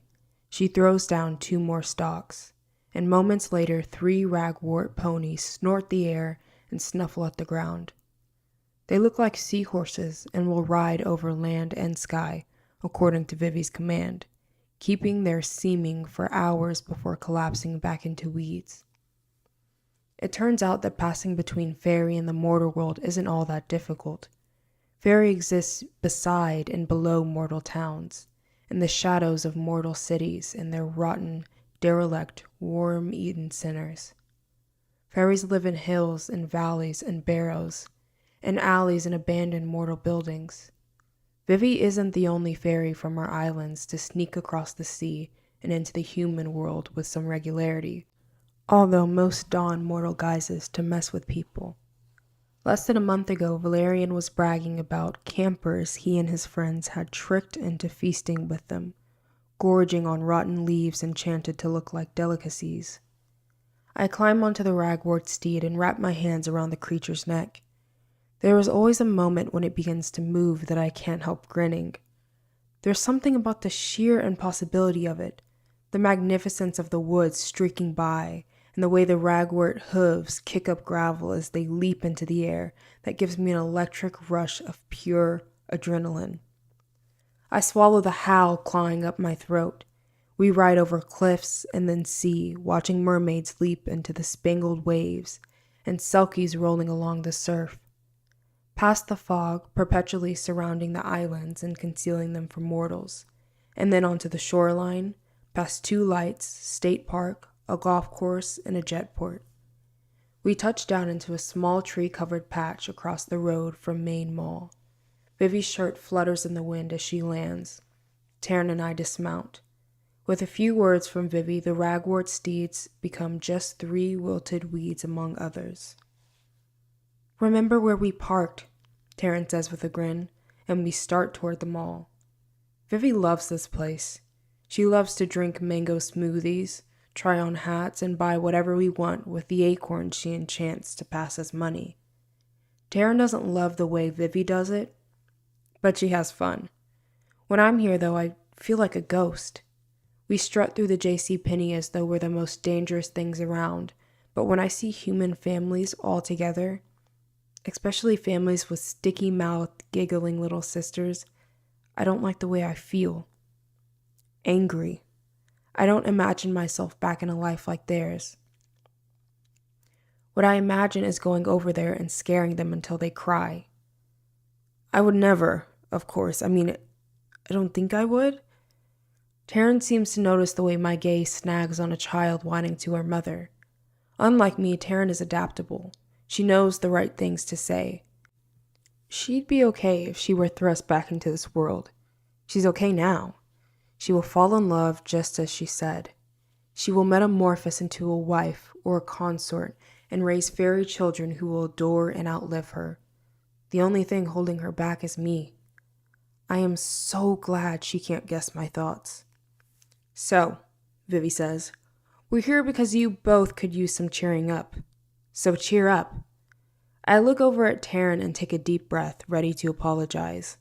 I don't know if that's what Vivi had in mind, but it's what I've known I had to do since I got out of bed. "I'm sorry," I blurt out. "You're probably mad," Taryn says at the same time. "At you?" I'm astonished. Taryn droops. "I swear to Carden that I wouldn't help you, even though I came with you that day to help." I shake my head vehemently. "Really, Taryn? You're the one who should be angry that I got you tossed into the water in the first place. Getting yourself out of there was the smart thing to do. I would never be mad about that." Oh, she says. Okay.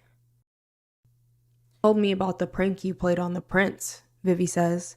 I see myself reflected in her sunglasses, doubled, quadrupled with Taryn beside me. Pretty good, but now you're going to have to do something much worse. I've got ideas. No, Taryn says with vehemence. Ju doesn't need to do anything. She was just upset about Matic and the tournament. If she goes back to ignoring them, they'll go back to ignoring her too. Maybe not at first, but eventually. I bite my lip because I don't think that's true. Forget Matic. Knighthood would have been boring anyway, Vivi says, effectively dismissing the thing I've been working toward for years. I sigh. It's annoying, but also reassuring that she doesn't think it's that big of a deal when the loss has felt overwhelming to me. So what do you want to do? I asked Vivi to avoid any more of this discussion. Are we seeing a movie? Do you want to try on lipsticks? Don't forget you promised me coffee. I want you to meet my girlfriend, Vivian says, and I remember the pink-haired girl in the strip of photos. She asked me to move in with her. Here? I ask, as though it could be any other place. The mall? Vivi laughs at our expressions. We're going to meet her here today, but probably find a different place to live. Heather doesn't know Fairy exists, so don't mention it, okay? When Taryn and I were 10, Vivi learned how to make ragwort horses. We ran away from Maddox's house a few days later. At a gas station, Vivi enchanted a random woman to take us home with her. I still remember the woman's blank face as she drove. I wanted to make her smile, but no matter what funny faces I pulled, her expression didn't change. We spent the night in her house, sick after having ice cream for dinner. I cried myself to sleep clinging to a weeping Taryn. After that, Vivi found us a motel room with a stove, and we learned how to cook macaroni and cheese from the package. We made coffee in a coffee pot because we remembered our old house had smelled like it. We watched television and swam in the pool with other kids staying in the motel. I hated it. We lived that way for 2 weeks before Taryn and I begged Vivi to take us home, to take us back to Fairy.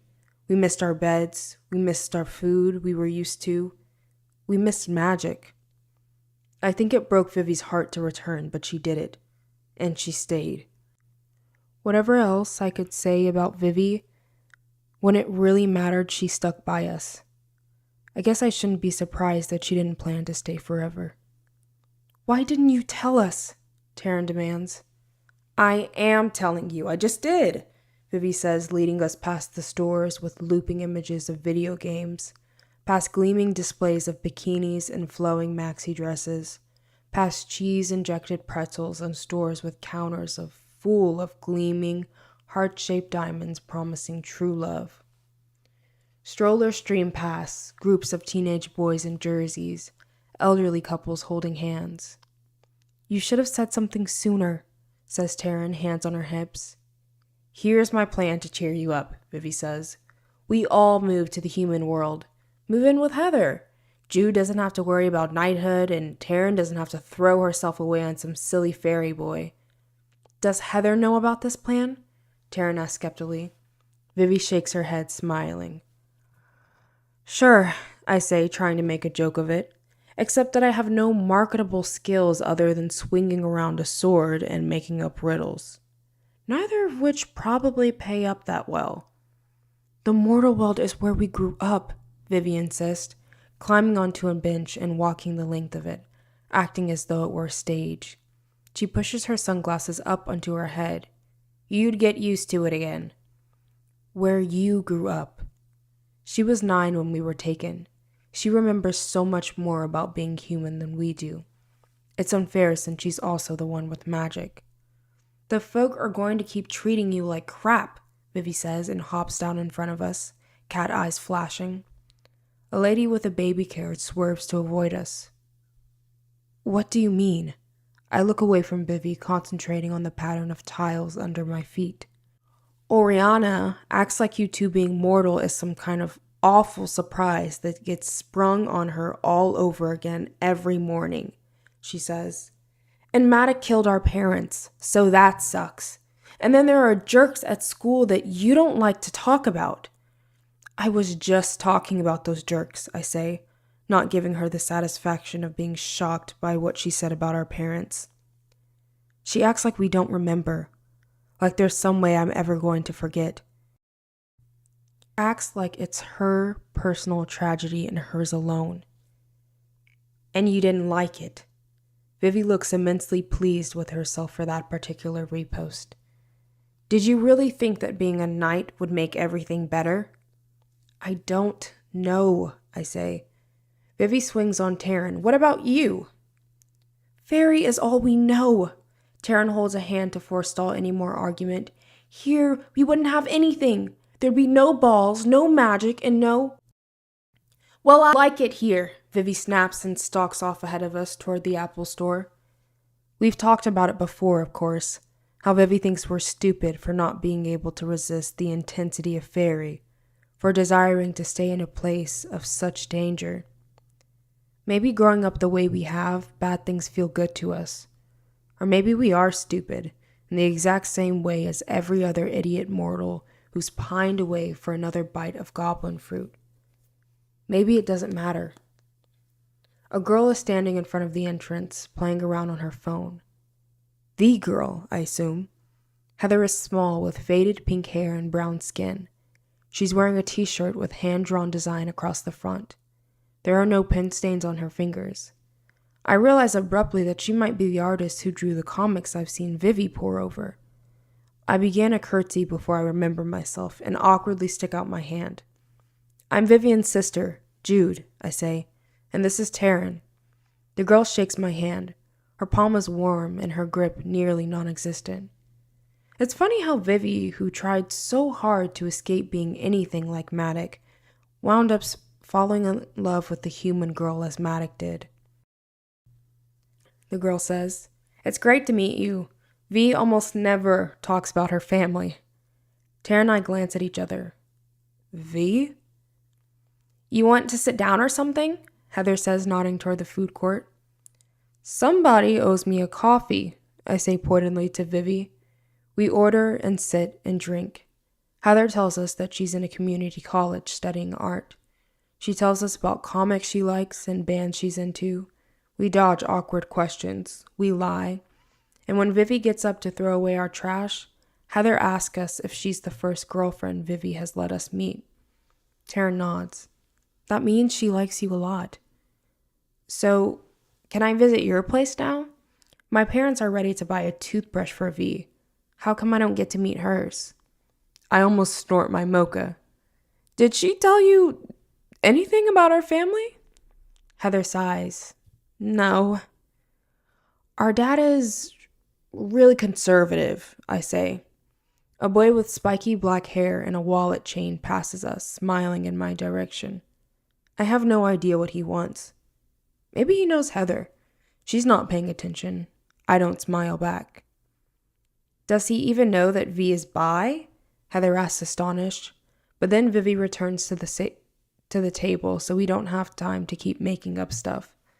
Liking both girls and boys is the only thing in the scenario Maddox wouldn't be upset with Vivi about. After that, the four of us wander the mall, trying on purple lipsticks and eating sour apple candy slices crusted in sugar that turn my tongue green. I delight in the chemicals that would doubtless sicken all the lords and ladies at court.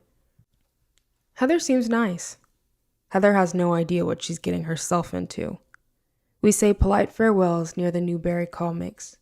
Vivi watches 3 kids picking out bobblehead figurines, her gaze avid. I wonder what she thinks as she moves among humans. At moments like that, she seems like a wolf learning the patterns of sheep. But when she kisses Heather, she's entirely sincere. I'm glad you lied for me, Vivi says as we retrace our steps through the mall. You're going to have to tell her eventually, I say. If you're serious, if you're really moving to the mortal world to be with her. And when you do, she's still going to want to meet Maddox, Taryn says. Although I can't see why Vivi wants to avoid that for as long as possible. Vivi shakes her head. Love is a noble cause. How can anything done in the service of a noble cause be wrong? Taryn chews her lips. Before we leave, we stop by CVS and I pick up tampons. Every time I buy them, it's a reminder that while the folk can look like us, they are a species apart. Even Vivi is a species apart. I divide the package in half and give the other portion to Taryn. I know what you're wondering. No, they don't bleed once a month. Yes, they do bleed. Annually. Sometimes less frequent than that. Yes, they have solutions, padding mostly, and yes, those solutions suck. Yes, everything about it is embarrassing. We start to cut across the parking lot toward our ragwort stalks when a guy our age touches my arm. Warm fingers closing just above my wrist. Hey, sweetheart. I have an impression of a too big black shirt, jeans, a chain wallet, spiky hair. The glint of cheap knife is in his boot. I saw you before and I was just wondering. I am turning before I can think, my fist cracking to his jaw. My boot hits his gut as he falls, rolling him over on the pavement. I blink and find myself standing there, staring down at a kid who is gasping for air and starting to cry. My boot is raised to kick him in the throat, to crush his windpipe. The mortals standing around him are staring at me in horror. My nerves are jangling, but it's an eager jangle. I'm ready for more. I think he was flirting with me. I don't even remember deciding to hit him. Come on! Taryn jerks my arm and all three of us run. Someone shouts. I look over my shoulder. One of the boy's friends has given chase. Bitch! He shouts. Crazy bitch! Milo's bleeding! Vivi whispers a few words and makes a motion behind us. As she does, the crabgrass begins to grow, pushing the gaps in the asphalt wider. The boy comes to a halt as something rushes by him. A look of confusion on his face. Pixie-led, they call it. He wanders through the row of cars as though he has no idea where he's going. Unless he turns his clothes inside out, which I'm fairly confident he doesn't know to do, he'll never find us. We stop near the edge of the rot and Vivi immediately begins to giggle. Manik would be so proud. His little girl remembering all her training, she says, staving off the terrifying possibility of romance. I'm too stunned to say anything. Hitting him was the most honest thing I've done in a long time. I feel better than great. I feel nothing, a glorious emptiness. See, I tell Vivi, I can't go back to the world. Look what I would do to it. To that, she has no response. I think about what I did all the way home, and then again at school. A lecturer from the court near the coast explains how things wither and die. Carden gives me a significant look as she explains decomposition, rot. But what I'm thinking about is the stillness I felt when I hit that boy. That and the summer tournament tomorrow. I dreamed of my triumph there. None of Carden's threats would have kept me from wearing the gold braid and fighting as hard as I could. Now, though, his threats are the only reason I have to fight. The sheer perverse glory of not backing down. When we break to eat, Taryn and I climb up the tree to eat cheese and oatcake slathered with choke cherry jelly. Fan calls up to me wanting to know why I didn't attend the rehearsal for the mock war. I forgot, I call back to her, which is not particularly believable, but I don't care. But you're going to fight tomorrow? She asks. If I pull out, Fan will have to rearrange teams. Taryn gives me a hopeful look, as though I may come to my senses. I'll be there, I say. My pride compels me. Lessons are almost over when I notice Taryn standing beside Carden, near a circle of thorn trees, weeping. I must not have been paying attention, must have gotten too involved in packing up our books and things. I didn't even see Carden take my sister aside. I know she would have gone, though, no matter the excuse. She still believes that if we do what they want, they'll get bored and leave us alone. Maybe she's right, but I don't care. Tears spill over her cheeks. There is a deep well of rage inside me.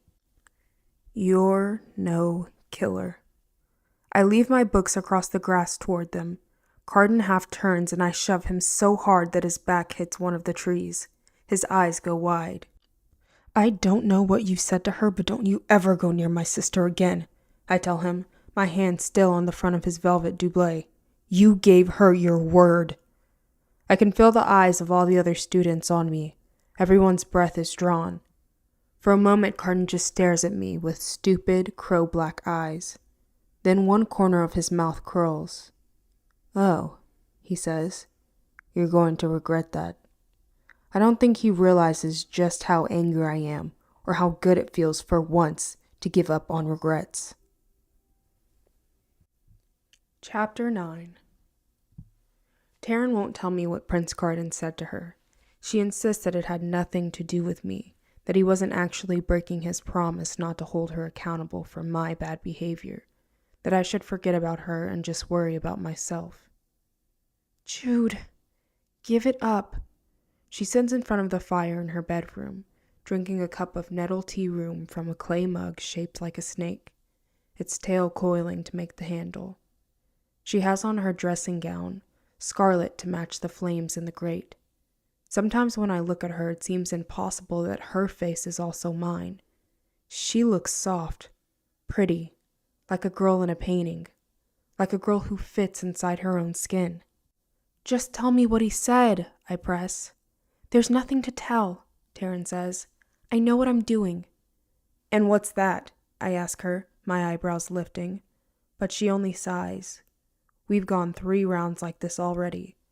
I keep thinking of the lazy blink of Carden's lashes over his cold, bright eyes. He looked gleeful, gloating, as though my fist tightening on his shirt was exactly what he would have wished. As though if I struck him, it would have been because he had made me do it. I can annoy you in the hills and also the dales, I say, poking her in the arm. I will chase you from crag to crag across the 3 islands until you tell me something. I think we would both bear it if no one else had to see, she says, then takes a long pull of her tea. What? I'm surprised into not knowing what to say in return. What do you mean? I think I could stand being teased and being made to cry if you didn't know about it. She gives me a steady look, as though evaluating how much truth I can handle. I can't pretend my day was fine with you as witness to what really happened. Sometimes it makes me not like you. That's not fair, I exclaim. She shrugs. I know. That's why I'm telling you. But what Carden said to me doesn't matter. I want to pretend it didn't happen, so I need you to pretend along with me. No reminders, no questions, no cautions. Stung, I stand and walk out to her fireplace mantel, leaning my head against the carved stone. I can't count the number of times she's told me that messing with Carden and his friends is stupid. And yet, given what she's saying now, whatever made her cry this afternoon has nothing to do with me, which means she's gotten into some kind of trouble all on her own. Taryn might have a lot of advice to give. I'm not sure she's taking all of it. So what do you want me to do? I ask. I want you to fix things with him, she says. Prince Carden's got all of the power. There's no winning against him, no matter how brave or clever or even cruel you are, Jude. End this before you get really hurt. I look at her uncomprehendingly. Avoiding Carden's wrath now seems impossible. That ship has sailed and burned in the harbor. I can't, I tell her. You heard what Prince Carden said by the river. He just wants you to give up. It's a blow to his pride and it hurts his status. You acting like you're not afraid of him. She takes my arm at the wrist, pulling me close. I can smell the sharp scent of herbs on her breath. Tell him that he's won and you've lost. They're just words. You don't have to mean them. I shake my head. Don't fight him tomorrow, she continues. I'm not withdrawing from the tournament, I tell her. Even if it wins you nothing but more woe, she asks. Even then, I say. Do something else, she insists. Find a way. Fix it before it's too late. I think of all the things she won't say. Of all the things I wish I knew. But since she wants me to pretend everything is fine, all I can do is swallow my questions and leave her to her fire. In my room, I find my tournament outfit spread out on my bed, scented with verbena and lavender. It's a slightly padded tunic stitched with metallic thread. The pattern is of crescent moon turned on its side like a cup, with a droplet of red falling from one corner and a dagger beneath the whole. Maddox's crest.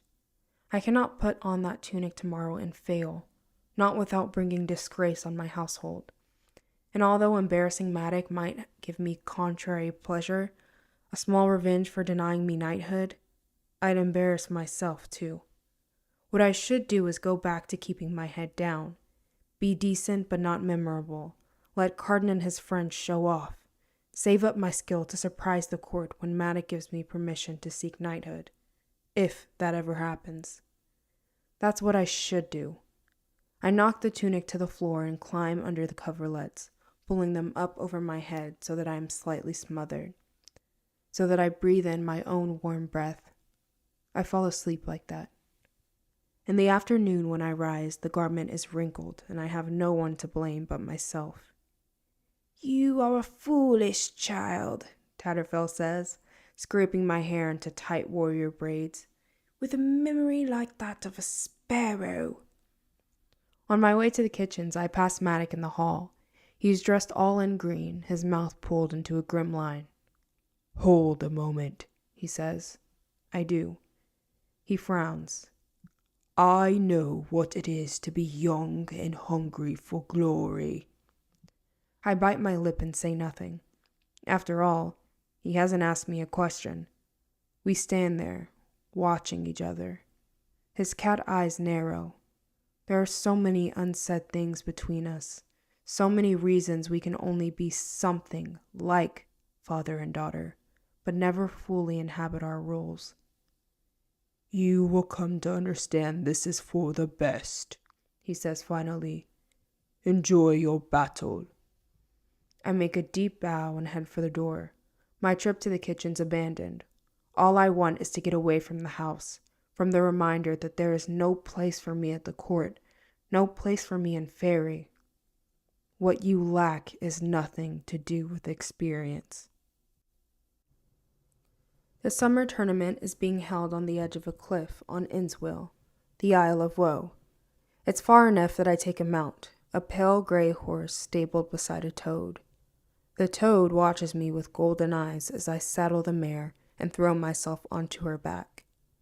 I arrive at the grounds out of sorts, slightly late, anxious, and hungry. The crowd is already gathering around the tinted box where the High King Eldred and the rest of the royals will sit. Long cream-colored banners whip through the air, flying Eldred's symbol, a tree that is half white flowers and half thorns, roots dangling beneath it and a crown atop. The uniting of the Seelie courts, the unseelie courts, and the wild fae under one crown. The dream of the Greenbrier line. The decadent eldest son, Prince Balakin, is sprawled in a carved chair, 3 attendants around him. His sister, Princess Rhea the Huntress, sits beside him. Her are all on the potential commandants, readying themselves on the grounds. A wave of panicky frustration comes over me at the sight of her intent expression. I so badly wanted her to choose me to be one of her knights, and though she can't now, a sudden awful fear that I couldn't have impressed her comes over me. Maybe Maddox was right. Maybe I lacked the instinct for dealing death. If I don't try too hard today, at least I never need to know if I would have been good enough. My group is the first to go because we are the youngest, still in training using wooden swords instead of live steel, unlike those who follow us. Bouts of fighting will last the whole day, broken up by bardic performances, a few feats of clever magic, displays of archery, and other skills. I can smell the spiced wine in the air, but not yet the other perfume of tournaments. Fresh blood. Van is organizing us into rows, handing out armbands and silver and gold. Her blue skin is even more blazingly cerulean under the bright sky. Her armor is varying shades of blue as well, from oceanic to berry, with her green sash cutting across the breastplate. She will stand out no matter how she fares, which is a calculated risk. If she does well, the audience cannot fail to notice. But she'd better do well. As I approach the other students with their practice swords, I hear my name whispered. Unnerved, I look around, only to realize I'm being scrutinized in a new way. Taryn and I are always noticeable being mortal, but what makes us stand out is what makes us unworthy of much regard. Today, however, that's not so. The children of fairy seem to be holding a single indrawn breath, waiting to see what my punishment will be for putting my hands on Carton the day before, waiting to see what I'm going to do next. I look across the field at Carton and his friends with silver on their arms. Carton is wearing silver on his chest, too, a plate of gleaming steel that hooks over his shoulders and seems more ornamental than protective. Valerius smirks at me. I do not give him the satisfaction of smirking back. Van gives me a gold band and tells me where to stand. There are to be 3 rounds in the mock war and 2 sides. Each side has a cloak to hide, to protect. One that of a yellow deer, the other that silvery fox fur. I drink some water out of a pure carafe set out for participants and begin to warm up. My stomach is sour with the lack of food, but I no longer feel hungry. I feel sick, eaten up with nerves. I try to ignore everything but the exercises I move through to limber up my muscles. And then it is time. We troop onto the field and salute the seat of the High King, although Eldred has not yet arrived. The crowd is thinner than it would be closer to sunset. Prince Dane is there, though, with Maddock beside him. Princess Elowen strums a lute thoughtfully. Vivi and Taryn have come to watch, although I see neither Oriana nor Oak. Vivi gestures with a kebab of glistening fruit, making Princess Rhea laugh. Taryn watches me intently, as though trying to warn me with her gaze. Fix it. Although the first battle I fight defensively, I avoid Carton. Nor do I come near to Nicasia, Valerian, or Locke, even when Valerian knocks Fan to the dirt, even when Valerian rips down our deer hide. Still, I do nothing. Then we are called to the field for a second battle. Carton walks behind me. You are docile today. Did your sister admonish you? She desires our approval very much. One of his booted feet toes the clover-covered ground, kicking up a clod. I imagine that if I'd asked, she'd roll with me right here until we turned her white gown green, and then thank me for the honor of my favor. He smiles, going in for the kill, leaning toward me as if confiding a secret. Not that I'd be the first to green gown her. My good intentions evaporate on the wind. My blood is on fire, boiling in my veins. I do not have much power, but here is what I have. I can force his hand. Carton might want to hurt me, but I can make him want to hurt me even worse. We're supposed to play at war, and when they call us to our places, I play. I play as viciously as possible. My practice sword cracks against Carton's ridiculous chest plate. My shoulder bangs against Valerian's shoulder so hard he staggers back.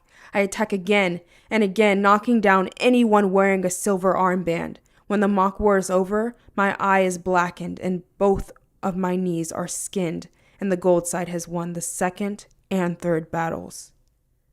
You are no killer, Maddox said. Right now I feel that I could be. Applauds, and it is as if I have suddenly woken from a dream. I forgot about them. A pixie tosses flower petals at us. From the stands, Vivi salutes me with a goblet of something, as Princess Rhea applauds politely. Maddox is no longer in the royal box. Balakin is gone too.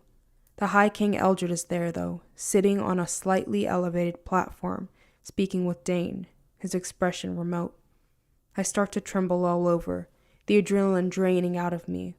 Courtiers waiting for better battles, study my bruises and evaluate my prowess.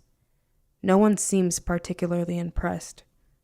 I have done my best, have fought my hardest, and it wasn't enough. Maddox didn't even stay to watch. My shoulders slump. Worse, Carton is waiting for me when I get off the field. I am struck suddenly by his height, by the arrogant sneer he wears like a crown. He would seem like a prince even dressed in rags. Carden grabs my face, fingers splayed against my neck. His breath is against my cheek. His other hand grabs my hair, winding it into a rope. Do you know what mortal means?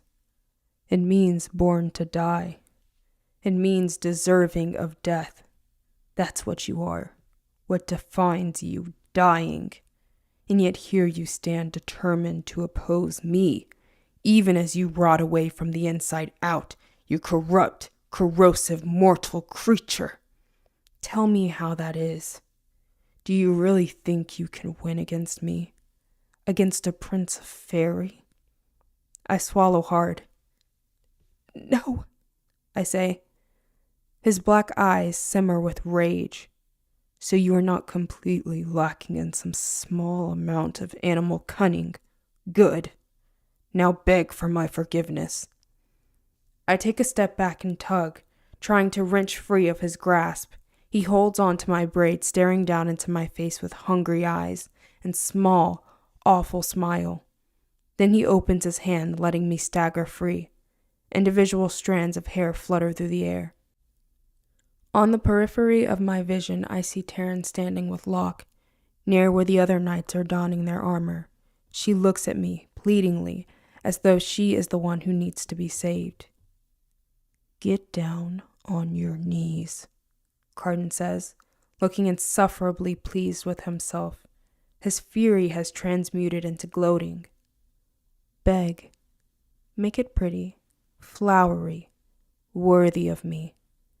The other children of the gentry are standing around in their padded tunics with their practice swords, watching, hoping my downfall will be amusing. This is the show they've been expecting since I stood up to him. This isn't a mock war. This is the real thing. Beg? I echo. For a moment he looks surprised, but that's quickly replaced by even greater malice. You defied me more than once.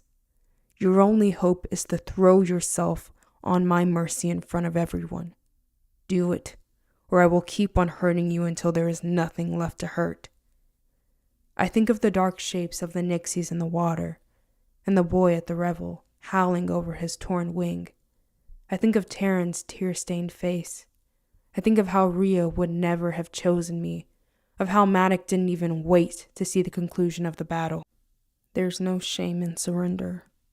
As Taryn said, they're just words. I don't have to mean them, I can lie. I start to lower myself to the ground. This will be over quickly. Every word will taste like bile, and then it will be over. When I open my mouth, though, nothing comes out. I can't do it.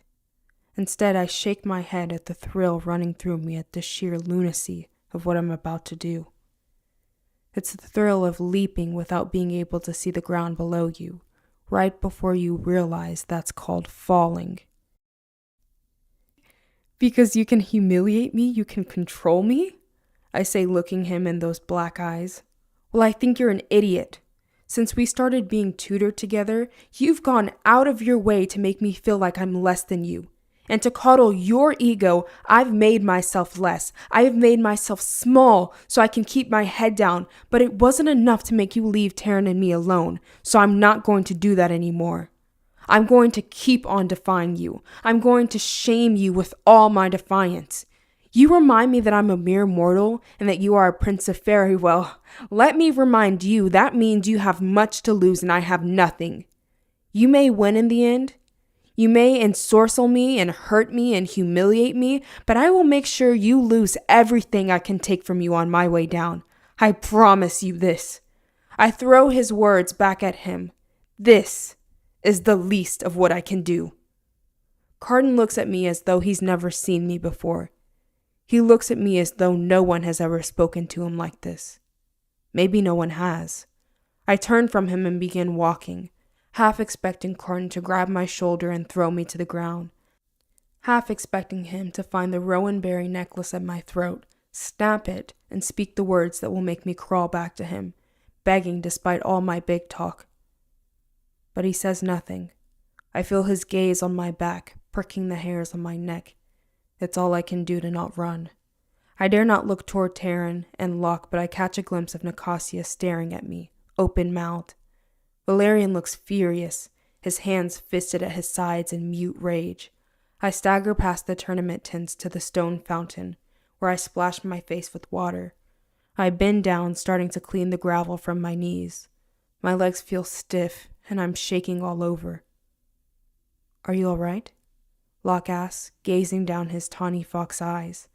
I didn't even hear him behind me. I am not all right, but he can't know that, and he shouldn't be asking. "What do you care?" I say, spitting the words out. The way he's looking at me makes me feel more pathetic than ever. He leans against the fountain, letting a slow, lazy smile grow on his mouth.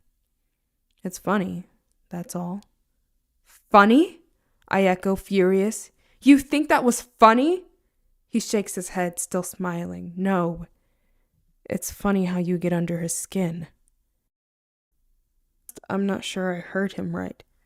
I almost ask whom he's talking about, because I can't quite believe he's admitting that the high and mighty Carden is affected by anything.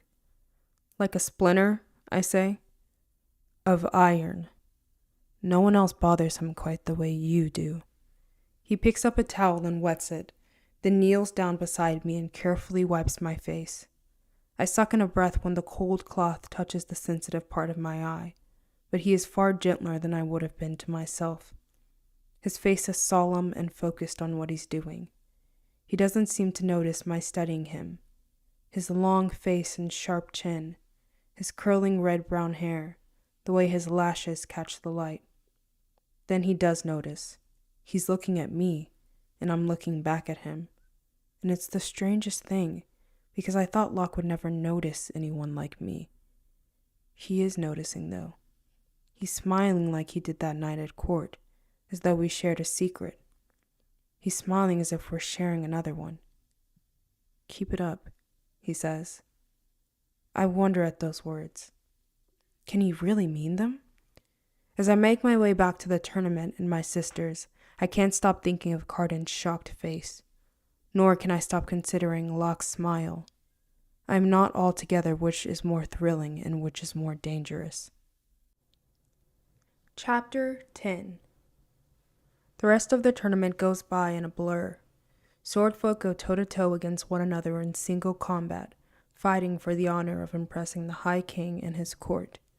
Ogres and foxen, goblins and gwyllions, all engaged in the deadly dance of battle.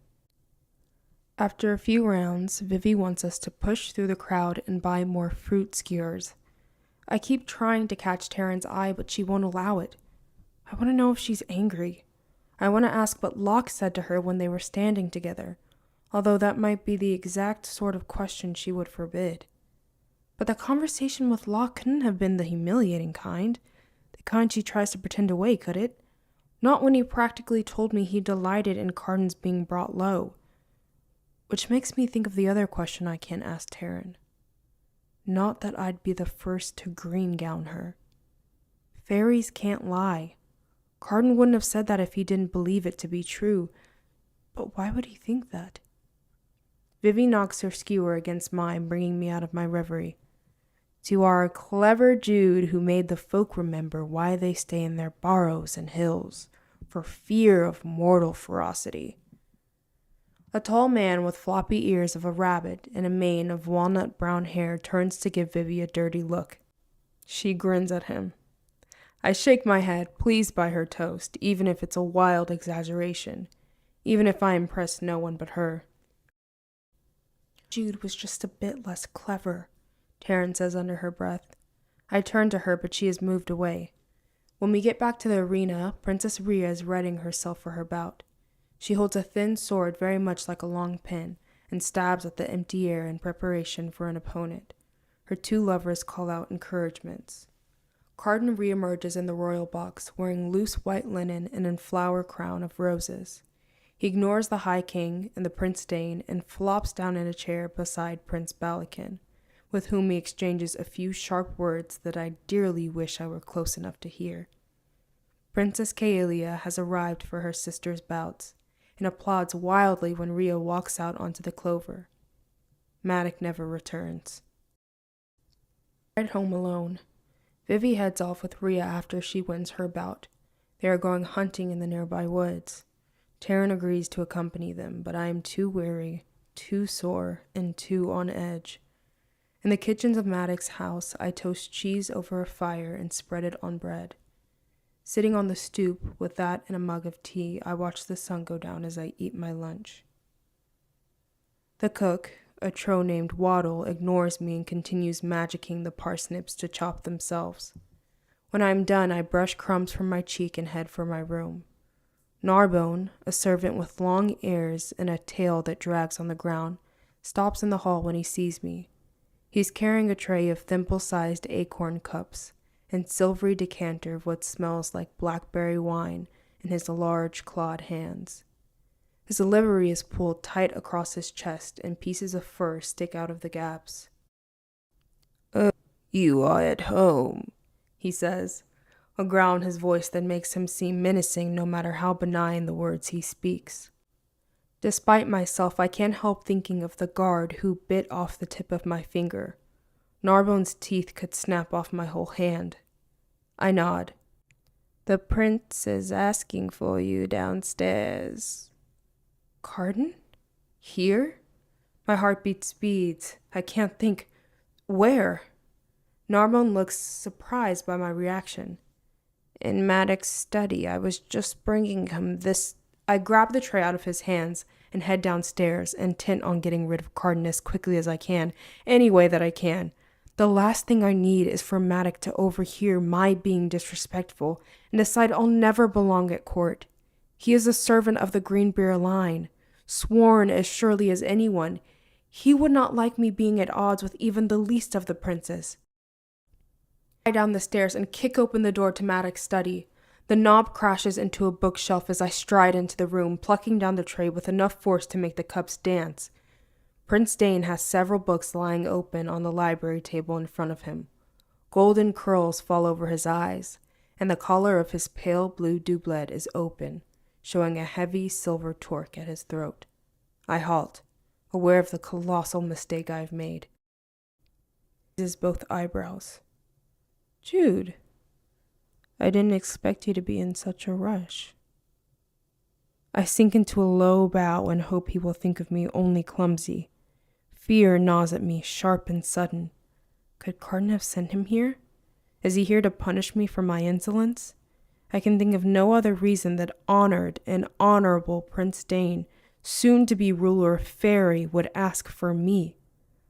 I say, panic tripping my tongue. With relief, I remember the tray and indicate the decanter. "Here, this is for you, my lord." He picks up an acorn and pours a little of the thick black liquid into the cup. "Will you drink with me?" I shake my head, feeling completely out of my depth. "It will go straight to my head." That makes him laugh. "Well then, keep me company a time." Of course. That I cannot possibly refuse. Alighting on the arm of one of the green leather chairs, I feel my heart thud dully. "May I get you anything else?" I ask, not sure how to proceed. He lifts his acorn up as if in salute. "I have refreshment enough. What I require is conversation. Perhaps you can tell me what made you storm in here. Who did you think I was?" "No one," I say quickly. My thumb rubs over my ring finger, over the smooth skin of the missing tip. He sits up straighter, as though I am suddenly more interesting. "I thought maybe one of my brothers was bothering you." I shake my head. "Nothing like that." "It's shocking," he says, as though he's giving me some great compliment. "I know humans can lie, but to watch you do it is incredible." "Do it again." I feel my face heat. I "Do it again," he repeats gently. "Don't be afraid." Only a fool wouldn't be, despite his words. Prince Dane came here when Maddox was not at home. He asked for me specifically. He implied he knew about Carden. Perhaps he glimpsed us after the mock war, Carden jerking my head by my braid, but what does Dane want? I'm breathing too shallowly, too fast. Dane, about to be crowned the High King, has the power to grant me a place in court, the power to gainsay Matic and make me a knight. If only I could impress him, he could give me everything I want, everything I thought I lost my shot at. I draw myself up and look into the silvered gray of his eyes. My name is Jude Duarte. I was born on November 13th, 2001. My favorite color is green. I like fog and sad ballads and chocolate-covered raisins. I can't swim. Now tell me, which part was the lie? Did I lie at all? Because what's so great about lying is the not knowing. I realize abruptly that he might not take any vow particularly seriously from me after that little performance. He looks pleased, though, smiling at me as though he's found a rough ruby lying in the dirt. Now, he says, tell me how your father uses that little talent of yours. I blink, confused. Really? He doesn't. What a shame. The prince tilts his head to study me. Tell me what you dream of, Jude Duarte, if that is your true name. Tell me what you want. Tremors in my chest and I feel a little lightheaded, a little dizzy. Surely it can't be this easy. Prince Dane, soon to be High King of all Fairy, asking me what I want. I barely dare answer, and yet I must. I want to be your knight, I stammer. His eyebrows go up. Unexpected, he says, and pleasing. What else? I don't understand. I twist my hands together so he can't see how they're shaking. Desire is an odd thing. As soon as it's stated, it transmutes. If we receive golden thread, we desire the golden needle. And so, Jude Duarte, I am asking you what you would want next if I made you part of my company. To serve you, I say, still confused, to pledge my sword to the crown. He waves off my answer. No. Tell me what you want. Ask me for something you've never asked from anyone. No longer mortal, I think, and then am horrified at myself. I don't want to want that, especially because there's no way to get it. I will never be one of the folk. I take a deep breath. If I could ask him for any boon, what would it be? I understand the danger, of course. Once I tell him, he's going to try and strike a bargain, and a fairy bargain seldom favors the mortal. But the potential for the power dangles before me. My thoughts go to the necklace at my throat, the sting of my own palm against my cheek, the sound of Oak's laughter. I think of Carden. See what we can do with a few words. We can enchant you to run around on all fours, barking like a dog. We can curse you to wither away for the want of a song you'll never hear again, or a kind of word from my lips. To resist enchantment, I say, trying to will myself to stillness, trying not to fidget. I want to seem like a serious person who makes serious bargains. He regards me steadily. You already have true sight, given to you as a child. Surely you must understand our ways. You know the charms. Salt our food, and you destroy any ensorcement on it. Turn your stockings inside out, and you will never find yourself led astray. Keep your pockets full of dried rowan berries, and your mind won't be influenced. The last few days have shown how woefully inadequate those protections are. What happens when they turn out my pockets? What happens when they rip my stockings? What happens when they scatter my salt in the dirt? He regards me thoughtfully. Come closer, child, he says. I hesitate. From all I have observed of Prince Dane, he has always seemed like a creature of honor, but what I have observed is painfully little. Come now. If you are going to serve me, you must trust me. He's leaning forward in the chair. I noticed the small horns just above his brow, parting his hair on either side of his regal face. I noticed the strength in his arms and the signet ring gleaming on one long-fingered hand, carved with the symbol of the Greenbrier line. I slide from the chair arm and walk over where he sits. I force myself to speak. I didn't mean to be disrespectful. He touches a bruise on my cheek, one I hadn't realized was there. I flinch, but I don't move away from him. Carden is a spoiled child.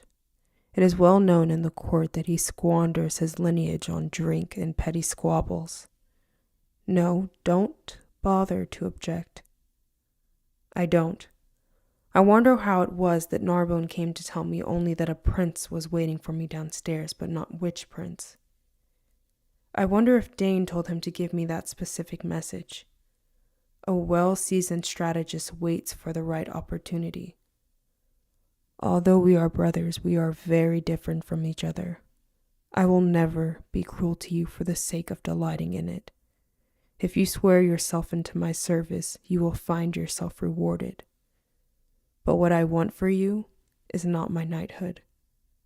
My heart sinks. It was too much to believe that a prince of the fairy had dropped by to make all of my dreams come true. But it was nice while it lasted. Then what do you want? Nothing you haven't already offered. You wanted to give me your oath and your sword. I accept. I need someone who can lie, someone with ambition. Spy for me. Join my court of shadows. I can make you powerful beyond what you might ever hope. It's not easy for humans to be here with us, but I can make it easier for you. I allow myself to sink into a chair.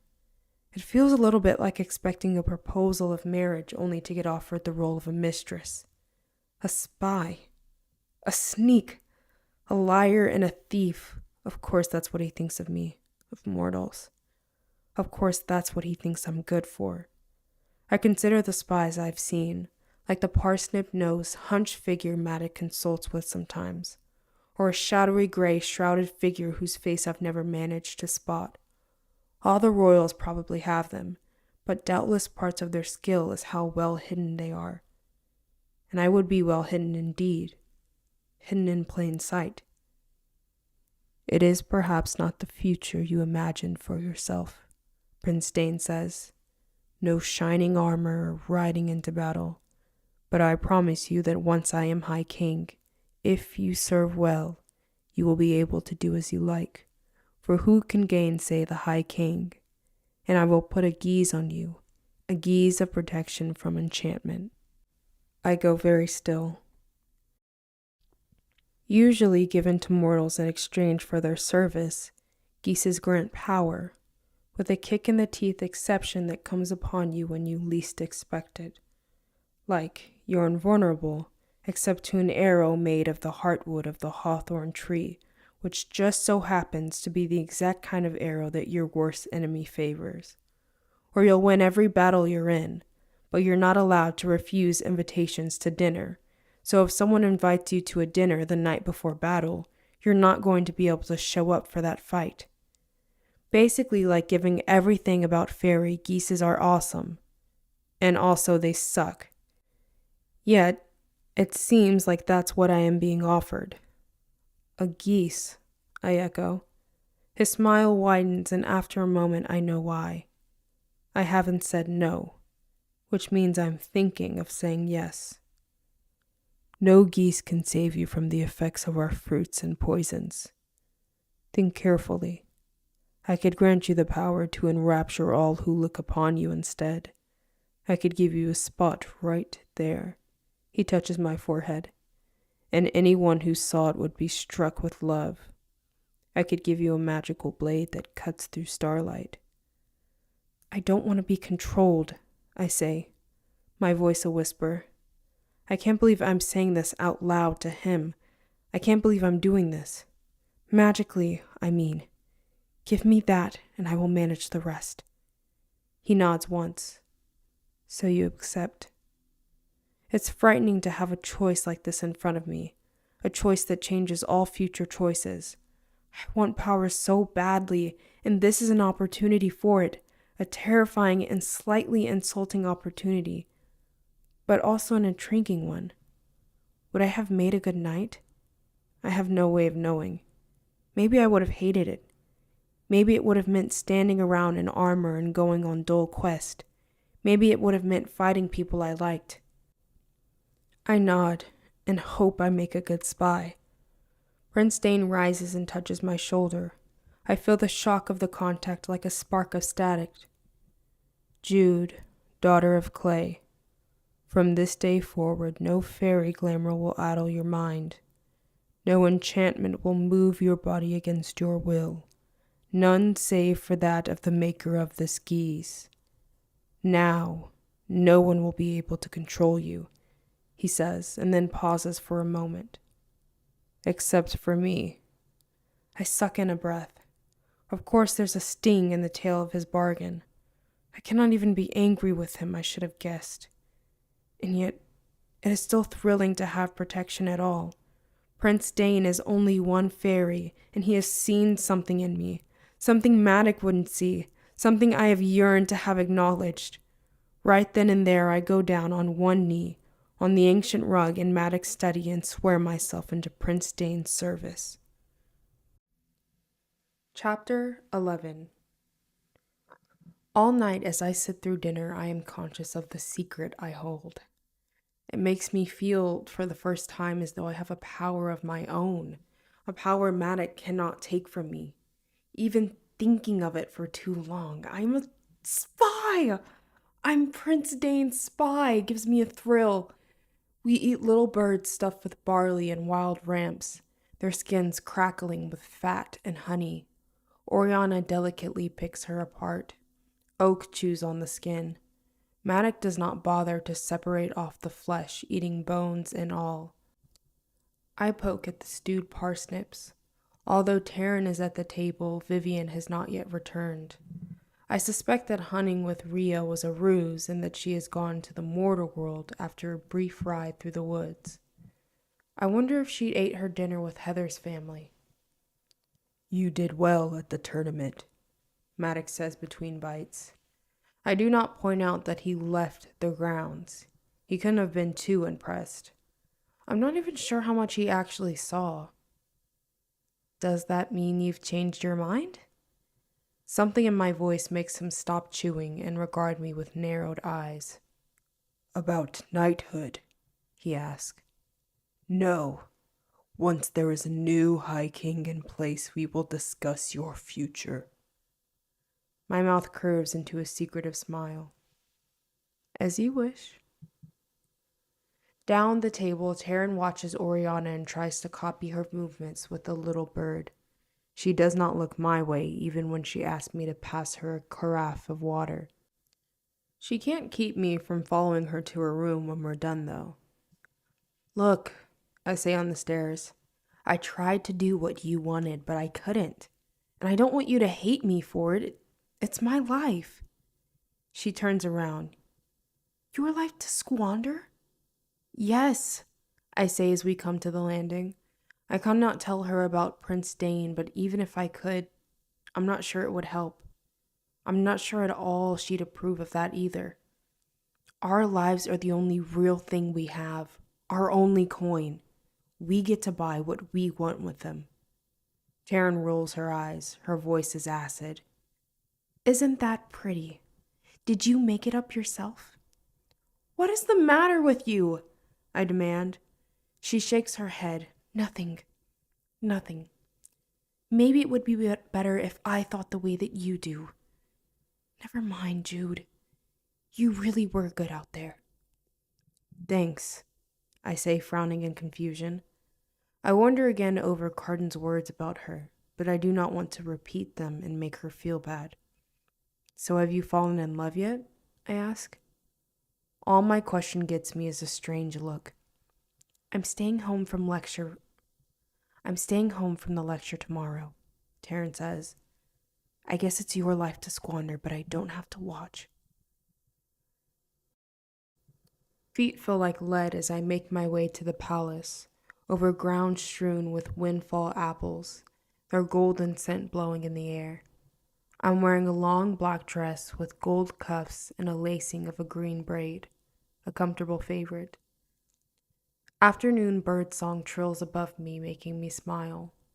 I let myself have a brief fantasy of Prince Dane's coronation, of me dancing with a grinning lock while Carden is dragged away and thrown in a dark obulette. A flash of white startles me from my thoughts. It's a stag, a white stag, standing not 10 feet from where I am. His antlers are threaded with few thin cobwebs, and his coat is a white so bright that it seems silver in the afternoon light. We regard each other for a long moment, before he races off in another direction of the palace, taking my breath with him. I decide to believe this is a good omen, and at least at first it seems to be. Classes aren't too bad. Noggle, our instructor, is a kind but odd old fur derrick from up north, with huge eyebrows, a long beard into which he occasionally shoves pins or scraps of paper, and a tendency to maunder on about meteor storms and their meanings. As afternoon turns into evening, he has his counting falling stars, which is a dull but relaxing task. I lie back on my blanket and stare up at the night sky. The only downside is that it's hard for me to note down numbers in the dark. Usually glowing orbs hang from the trees or large concentrations of fireflies light our lessons. I carry an extra stub of candles for even when that is too dim, since human eyesight isn't nearly as keen as theirs. But I'm not allowed to light them when we study the stars. I try to write legibly and not get ink all over my fingers. "Remember," Noggle says, "usual celestial events often presage important political changes. So with a new king on the horizon, it's important for us to observe the signs carefully." Some giggling rises out of the darkness. "Nicosia," our instructor says, "is there some difficulty?" Her haughty voice is unrepentant. "None at all." "Now, what can you tell me about the falling stars? What would be the meaning of a shower of them in the last hour of a night?" "A dozen births," Nicosia says, which is wrong enough to make me wince. "Deaths," I say under my breath. Noggle hears me, unfortunately. "Very good, Jude. I'm glad someone has been paying attention. Now, who would like to tell me when will those deaths are most likely to occur?" There's no point in holding back. Not when I made a declaration that I was going to shame Carden with my greatness. I better start being great. "It depends on which of the constellations they pass through, and in which direction the stars fell," I say. Halfway through answering, I feel like my throat is going to close up. I'm suddenly glad of the dark so I don't have to see Carden's expression, or Nicasia's. "Excellent," Noggle says, "which is why our notes must be thorough. Continue." "This is dull," I hear Valerian drawl. "Prophecy is for hags and small folk. We should be learning things of more noble mien. If I'm going to pass a night on my back, then I'd wish it to be lessoned in love." Some of the others laugh. "Very well," says Noggle. "Tell me what an event might portend success in love." "A girl taking off her dress," he says to more laughter. "Elga?" Noggle calls on a girl with silver hair and a laugh like shattering glass. "Can you answer for him? Perhaps he's had such little success in love that he truly doesn't know." She begins to stammer. I suspect she knows the answer but doesn't want to court Valerian's ire. "Shall I ask Jude again?" Noggle asked tartly. "Or perhaps Carden? Why don't you tell us?" "No," he says. What was that? Noggle asked. When Carden speaks, his voice rings with sinister authority. It is as Valerian says. This lesson is boring. You will light the lamps and begin another, more worthy one. Noggle pauses for a long moment. Yes, my prince, he says finally, and all the globes around us flare to life. I blink several times as my eyes try to adjust. I wonder if Carden has ever had to do anything he didn't want to. I guess it's no surprise that he drowses during lectures. No surprise that he once, drunk as anything, rode a horse across the grass while we were having classes, trampling blankets and books and sending everyone scrambling to get out of his way. He can change our curriculum on a whim. How can anything matter to someone like that? Her eyesight is so poor, Nicasia says, and I realize she's standing over me. She has my notebook and waves it around so everyone can see my scrawl. Poor Jude. And it's so hard to overcome so many disadvantages. There's ink all over my fingers and the golden cuffs of my dress. Across the grove, Carden is talking with Valerian. Only Locke is watching us, his expression troubled. Noggle is flipping through the stack of thick, dusty books, probably trying to come up with a lesson that Carden will like. Sorry if you can't read my handwriting, I say, grabbing the notebook. The page tears, leaving most of my night's work shredded. But that's not exactly my disadvantage. Nicasia slaps me in the face. I stumble, shocked, suddenly down on one knee, barely catching myself before I go sprawling. My cheek is hot and stinging, my head rings. You can't do that, I say to her nonsensically. I thought I understood how this game worked. I thought wrong. I may do whatever I wish, she informs me, still haughty. Our classmates stare. Elga has one delicate hand over her mouth. Carden looks over, and I can tell from his expression that she has failed to please him. Embarrassment starts to creep over Nicasia's face. For as long as I have been among them, there were lines they didn't cross. When they shoved us into the river, no one witnessed it. For better or for worse, I am part of the general's household and under Maddox's protection. Carden might dare to cross him, but I thought the others would at least strike in secret. I seem to have angered Nicasia past caring about any of that. I brush myself off. Are you calling me out? Because then it's my right to choose the time and weapon. How I would love to knock her down. She realizes that my question actually demands a response. I might be lower than the ground, but that doesn't absolve her from obligations to her own honor.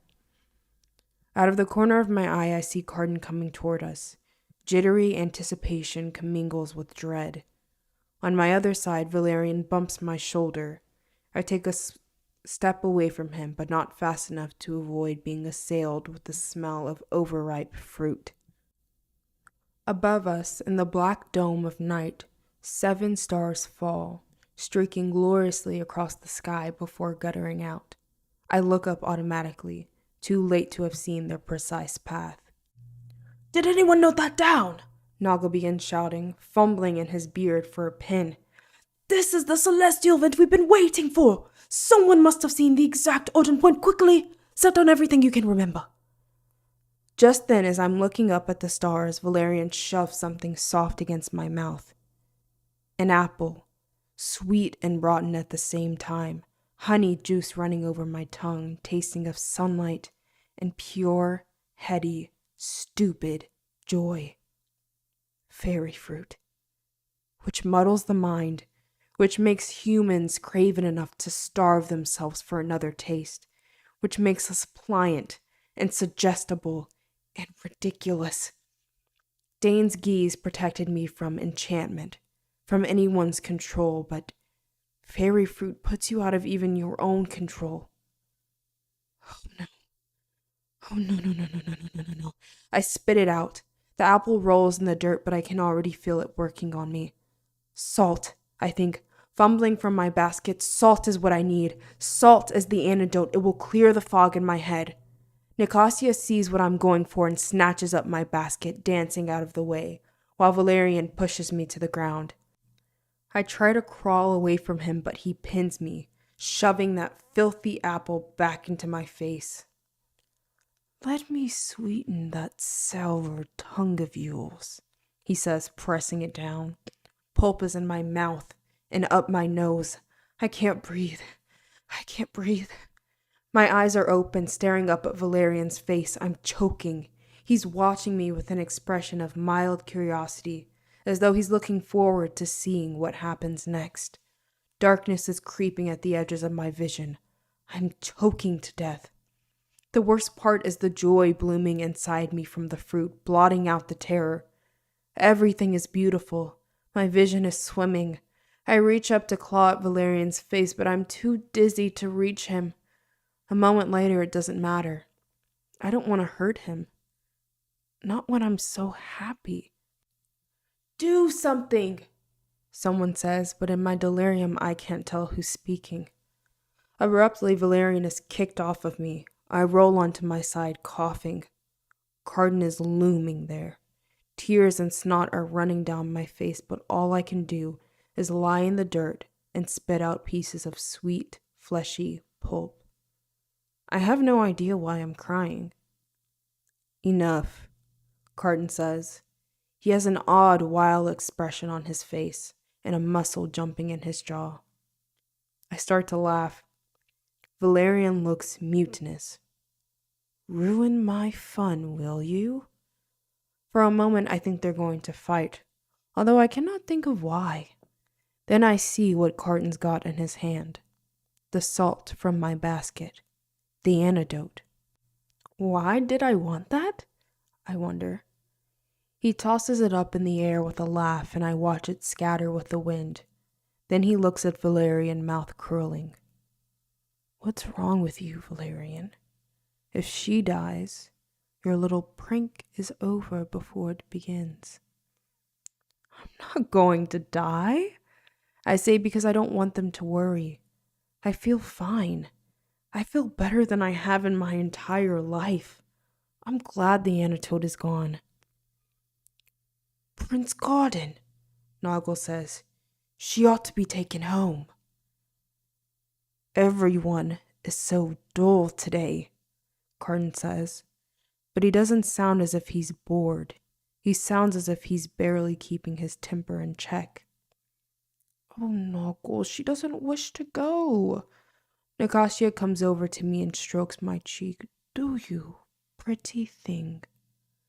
The cloying taste of honey is in my mouth. I feel light. I am unwinding. I'm unfurling like a banner.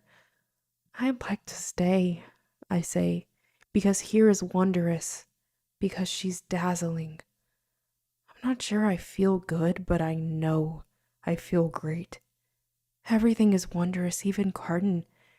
I didn't like him before, but that seems silly. I give him a wide, happy grin, although he doesn't smile in return. I don't take it personally. Noggle turns away from us, muttering something about the general and foolishness and princes getting their heads removed from their shoulders. Carden watches him go, hands fisting at his sides. A knot of girls flop down in the moss beside me. They're laughing, which makes me laugh again too. I've never seen a mortal take the fruits of Elfame before, one of them, Flossflower, says to another. Will she remember this? Would that someone would enchant her to do otherwise, Locke says from somewhere behind me, but he doesn't sound angry like Carden. He sounds nice. I turn toward him and he touches my shoulder. I lean into the warmth of his skin. Nicosia laughs. She wouldn't want that. What she'd like is another bite of apple. My mouth waters at the memory. I recall them strewn across my path, gold and glittering on the way to school. and curse my foolishness for not stopping to eat my fill. So, we can ask her things? Another girl, Maragna, wants to know. Embarrassing things, and she'll answer? Why would she find anything embarrassing when she's among friends? Says Nicosia, eyes slitted. She looks like a cat that has eaten all the cream and is ready for a nap in the sun. Which one of us would you most like to kiss? Flossflower demands, coming closer. She's barely spoken to me before. I'm glad she wants to be friends. I like to kiss all of you, I say, which makes them scream with laughter. I grin up at the stars. You're wearing too many clothes, Nicosia says, frowning at my skirts. And they've grown dirty. You should take them off. My dress does seem abruptly heavy. I imagine myself naked in the moonlight, my skin turned as silvery as the leaves above us. I stand. Everything feels as if it's gone a bit sideways. I start pulling off my clothes. You're right, I say, delighted. My gown slides into a puddle of cloth that I can easily step out of. I'm wearing mortal underclothes, a mint and black polka-dotted bra and underpants. They're all staring at me oddly, as though wondering where I got my underwear. All of them so resplendent that it's difficult for me to look too long without my head hurting. I am conscious of the softness of my body, of the calluses on my hands and the sway of my breast. I am conscious of the soft tickle of grass beneath my feet and the warm earth. Am I beautiful like you are? I asked Nicosia, genuinely curious. No, she says, darting a look toward Valerian. She picks up something from the ground. You are nothing like us. I'm sorry to hear it, but I'm not surprised. Beside them, anyone might as well be a shadow, a blurry reflection of a reflection. Valerian points to the rowan necklace that dangles around my throat, dried red berries threaded onto a long silver chain. You should take that off, too. I nod conspiratorially. You're right, I say. I don't need it anymore. Nicosia smiles, holding up the golden thing she has in her hand, the filthy mashed remains of the apple. Come lick my hands clean. You don't mind, do you? But you do have to do it on your knees. Gasping and tittering spread through our classmates like a breeze. They want me to do it. I want to make them happy. I want everyone to be as happy as I am. And I do want another taste of the fruit. I begin to crawl toward Nicosia. No, Carden says, stepping in front of me, his voice ringing and a little unsteady. The others back off, giving him room. He toes off his soft leather shoe and puts one pale foot directly in front of me. Jude will come here and kiss my foot. She said she wanted to kiss us, and I am her prince, after all. I laugh again. Honestly, I don't know why I laughed so infrequently before. Everything is marvelous and ridiculous. Looking up at Carden, though, something strikes me wrong. His eyes are glittering with fury and desire, and maybe even shame. A moment later, he blinks, and it's just his usual chilly arrogance. Well, be quick about it, he says impatiently. Kiss my foot and tell me how great I am. Tell me how much you admire me. Enough, Locke says sharply to Carden. He's got his hands on my shoulders and is pulling me roughly to my feet. I'm taking her home. Are you now? Carden asks him, eyebrows raised. Interesting timing. You like the savor of a little humiliation, just not too much. I hate it when you get like this, Locke says under his breath. Carden pulls a pin from his coat, a glittering, filigree thing in the shape of an acorn with an oak leaf behind it. For a delirious moment, I think he's going to give it to Locke in exchange for leaving me there. That seems impossible, even to my wild mind. Then Carton takes hold of my hand, which seems even less possible. His fingers are over-warm against my skin. He stabs the point of his pen into my thumb. Ow! I say, pulling away from him and putting the injured digit into my mouth. My own blood is metallic against my tongue. Have a nice walk home, he tells me. Locke guides me away, stopping to grab someone's blanket, which he wraps around my shoulders. Fairies are staring at us as we pass out of the grove, me stumbling, him holding me up. The few teachers I see do not meet my gaze. I suck on my injured thumb, feeling odd. My head is still swimming, but not like it was. Something's wrong. A moment later, I realize what. There's salt in my human blood. My stomach lurches. I look back at Carton, who's laughing with Valerian and Nicosia. Moragna's on his arm. Another of our lecturers, a sinewy elf woman from an island to the east, is trying to begin her talk. I hate them. I hate them all so much. For a moment there is only that. The heat of my fury turning my every thought into ash. With shaking hands, I clutch the blanket even more tightly around my shoulders and let Locke lead me into the woods. I owe you a debt, I grit out after we walk for a little while, for getting me out of there. He gives me an appraising look. I'm struck all over again by how handsome he is, by the soft curls falling around his face. It's awful to be alone with him, knowing he's seen me in my underwear and crawling around on the ground, but I'm too angry for embarrassment.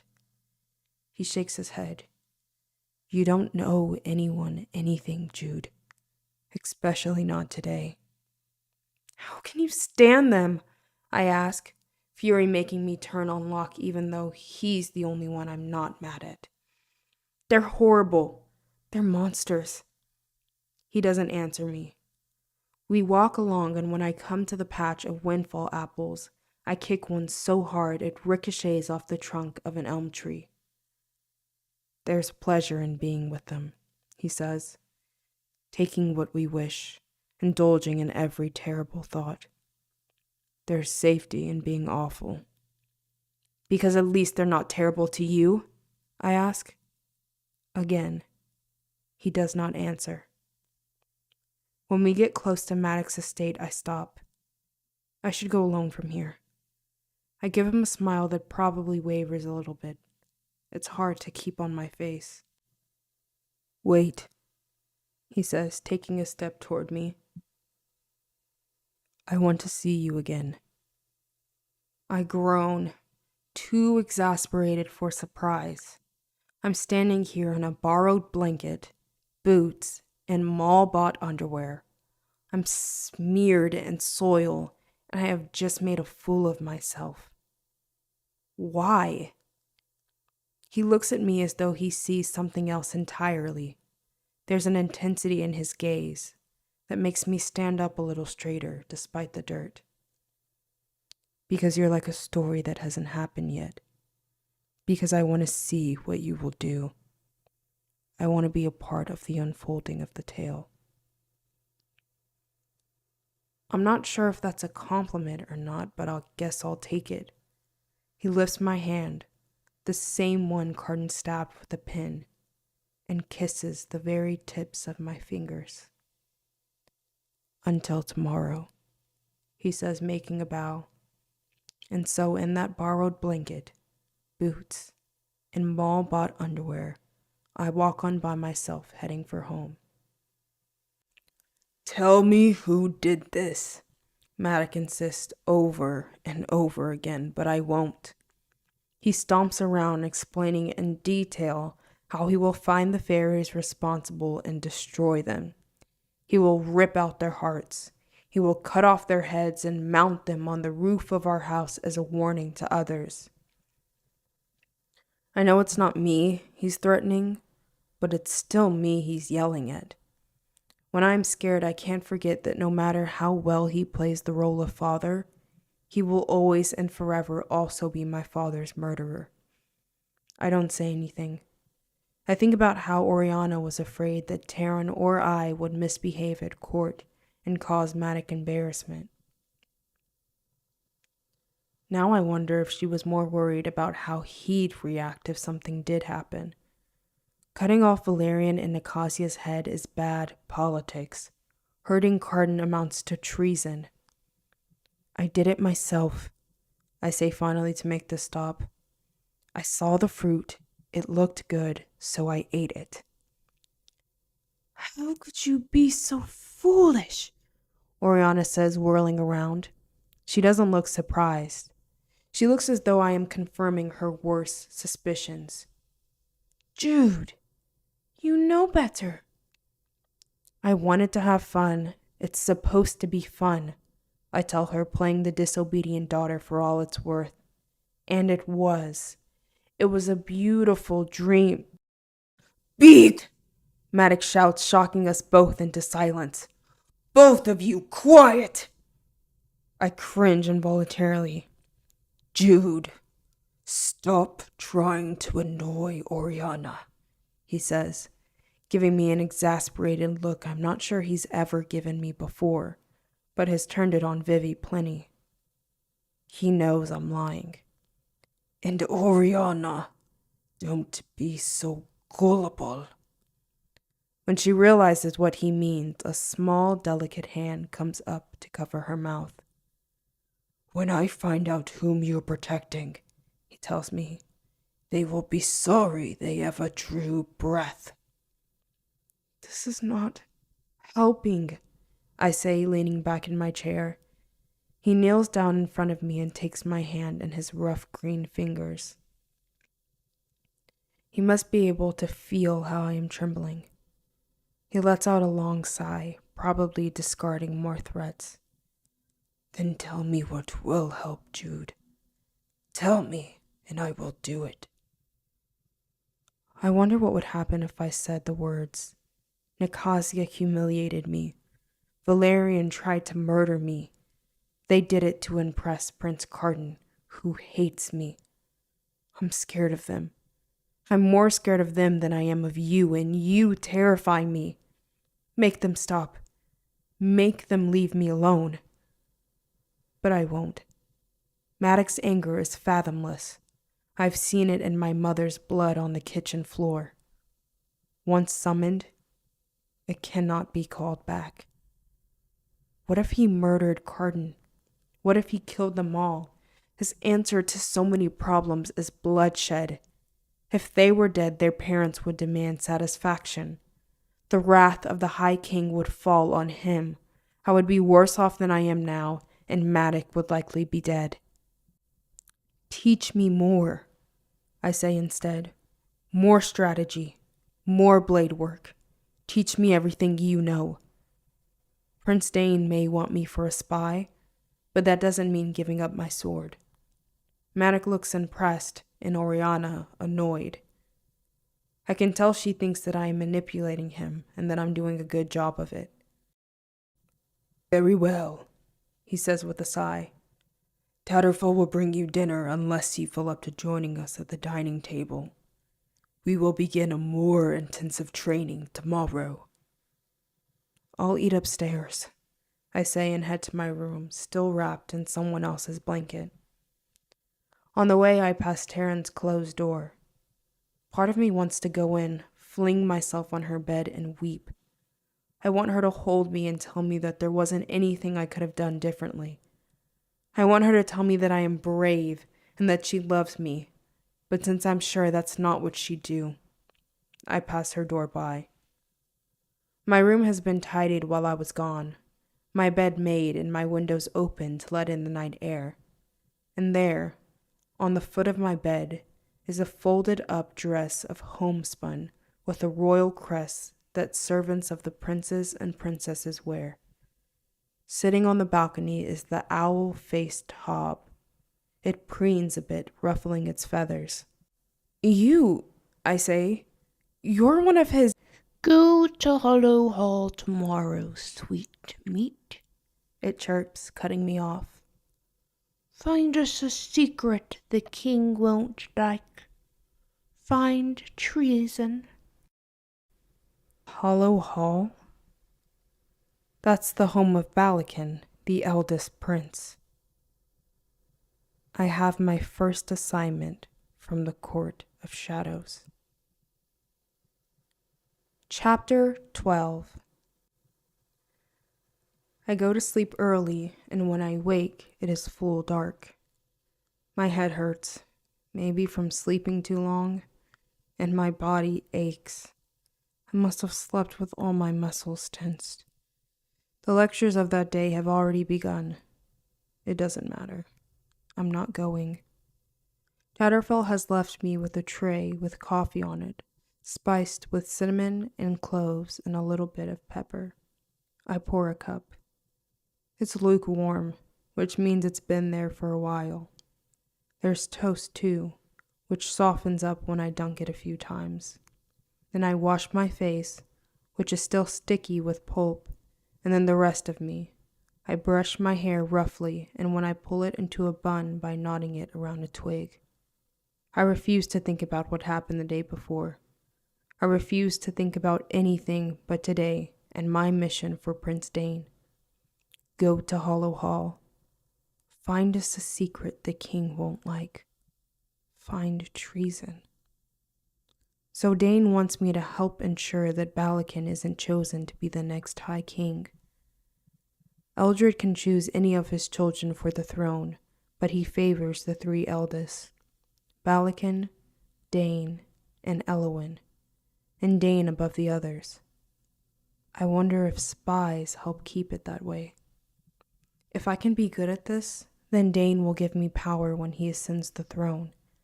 And after yesterday, I crave it. I crave it like I craved the taste of fairy fruit. I put on the servant's dress without any of my mall-acquired underclothes to make sure I am as authentic as possible. For shoes, I dig out a pair of old leather slippers from the back of my closet. They have a hole through the toe that I tried to fix nearly a year ago, but my sewing skills are poor, and I wound up just making them ugly.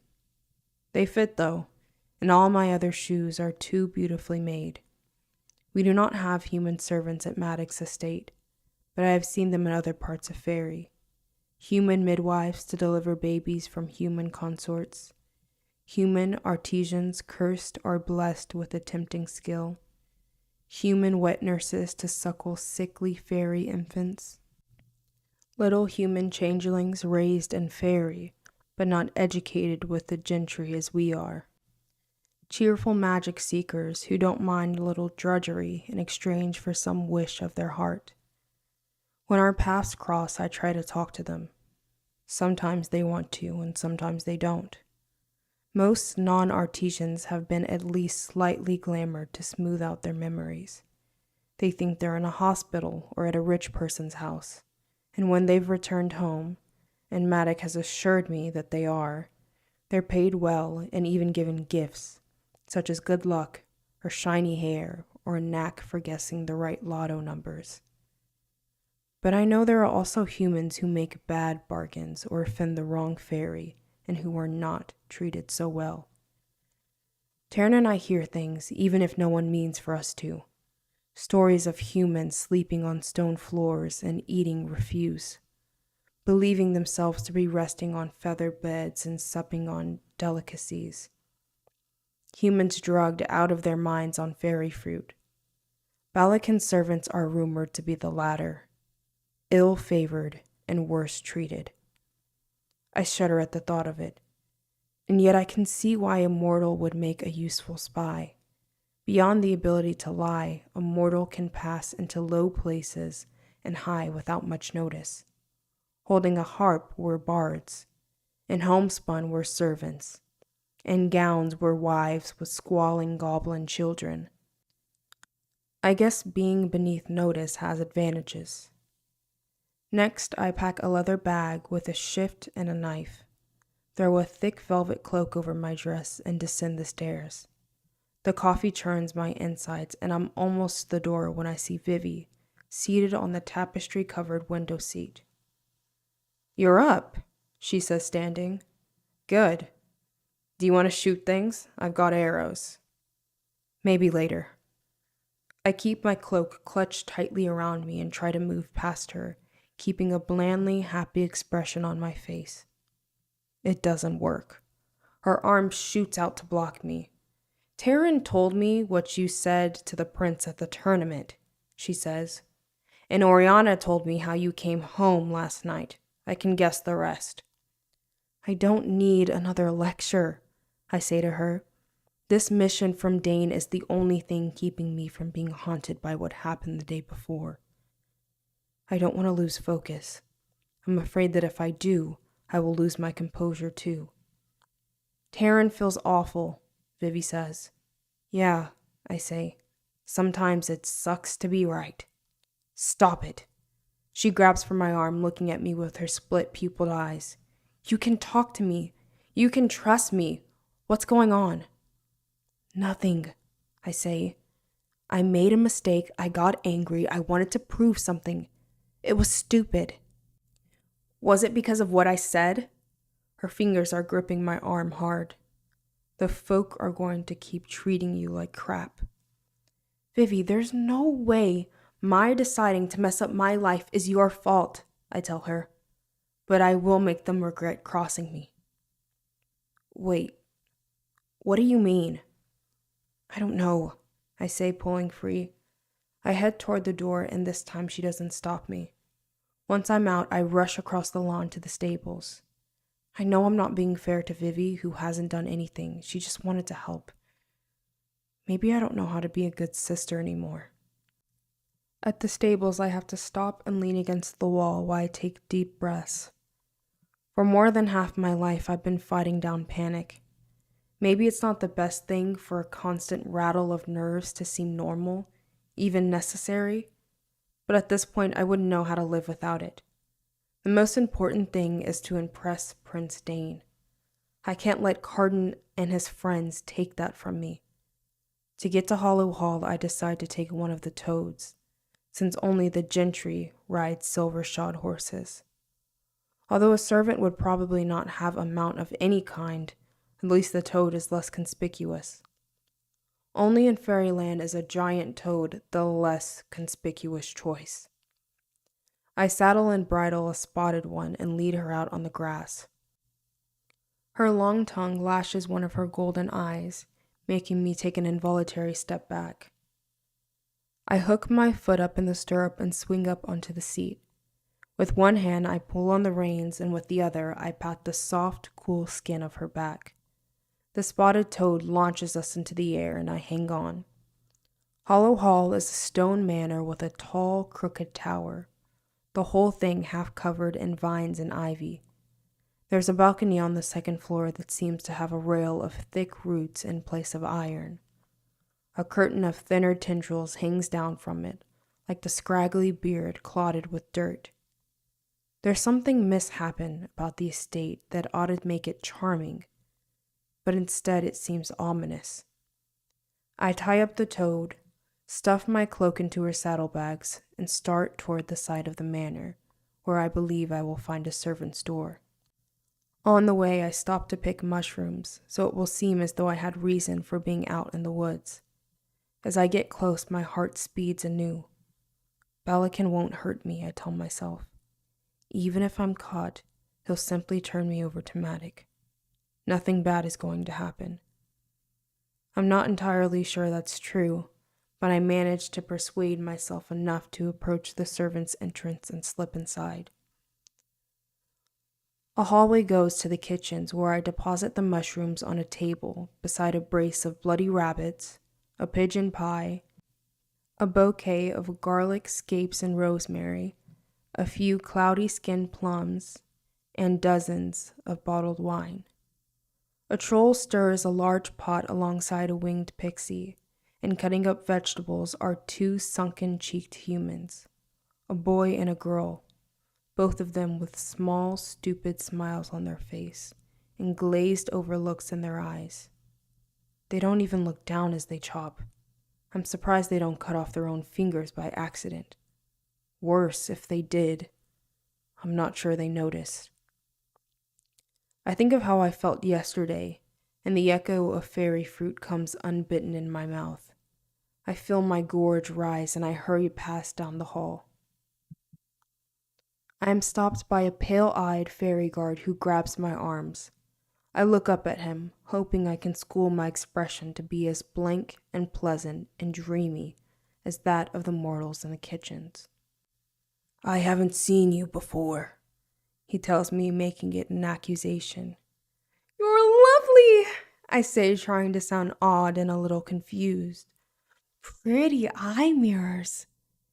He makes a disgusted sound, which I guess means I'm doing a good enough job of pretending to be an ensorcelled human servant.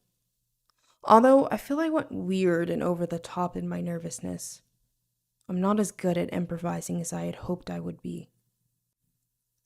"Are you new?" he asks, saying the word slowly. "New," I echo, trying to figure out what someone bought here might think about the experience. I cannot stop remembering the sickly sweet taste of fairy fruit on my tongue. But instead of getting me deeper into character, I just want to throw up. "Before I was somewhere else," I blurt out, "but now I have to clean the great hall with polish until every inch of it shines." "Well, I guess you best then," he says, letting me go. I try to control the shudder building up under my skin. I don't flatter myself that my acting convinced him. He was convinced because I am human, and he expects humans to be servants. Again, I can see why Prince Dane thought I would be useful. After the guard, it is fairly easy to move around Hollow Hall. There are dozens of humans drifting through their chores, lost in sickly dreams. They sing little songs to themselves and whisper words out loud, but it's obviously just snatches of conversation happening in their dreams. Their eyes are shadowed, their mouths chapped. No wonder the guard thought I was new. Besides the servants, however, are the Fae, guests of some feat that seems to have ebbed rather than ended. They sleep in various states of undress, draped over couches and entwined on the floors of the parlors I pass through, their mouths stained with gold, with nevermore, a glittering golden powder so concentrated that it stoop flies fairies and gives mortals the ability to glamour one another. Goblets lie on their side, mead pooling to run over the uneven floor like tributaries into great honey wine lakes. The folk are so still, I worry that they might have debauched themselves into death. "Excuse me," I say to a girl about my age carrying a tin bucket. She passes me without seeming to notice I have spoken.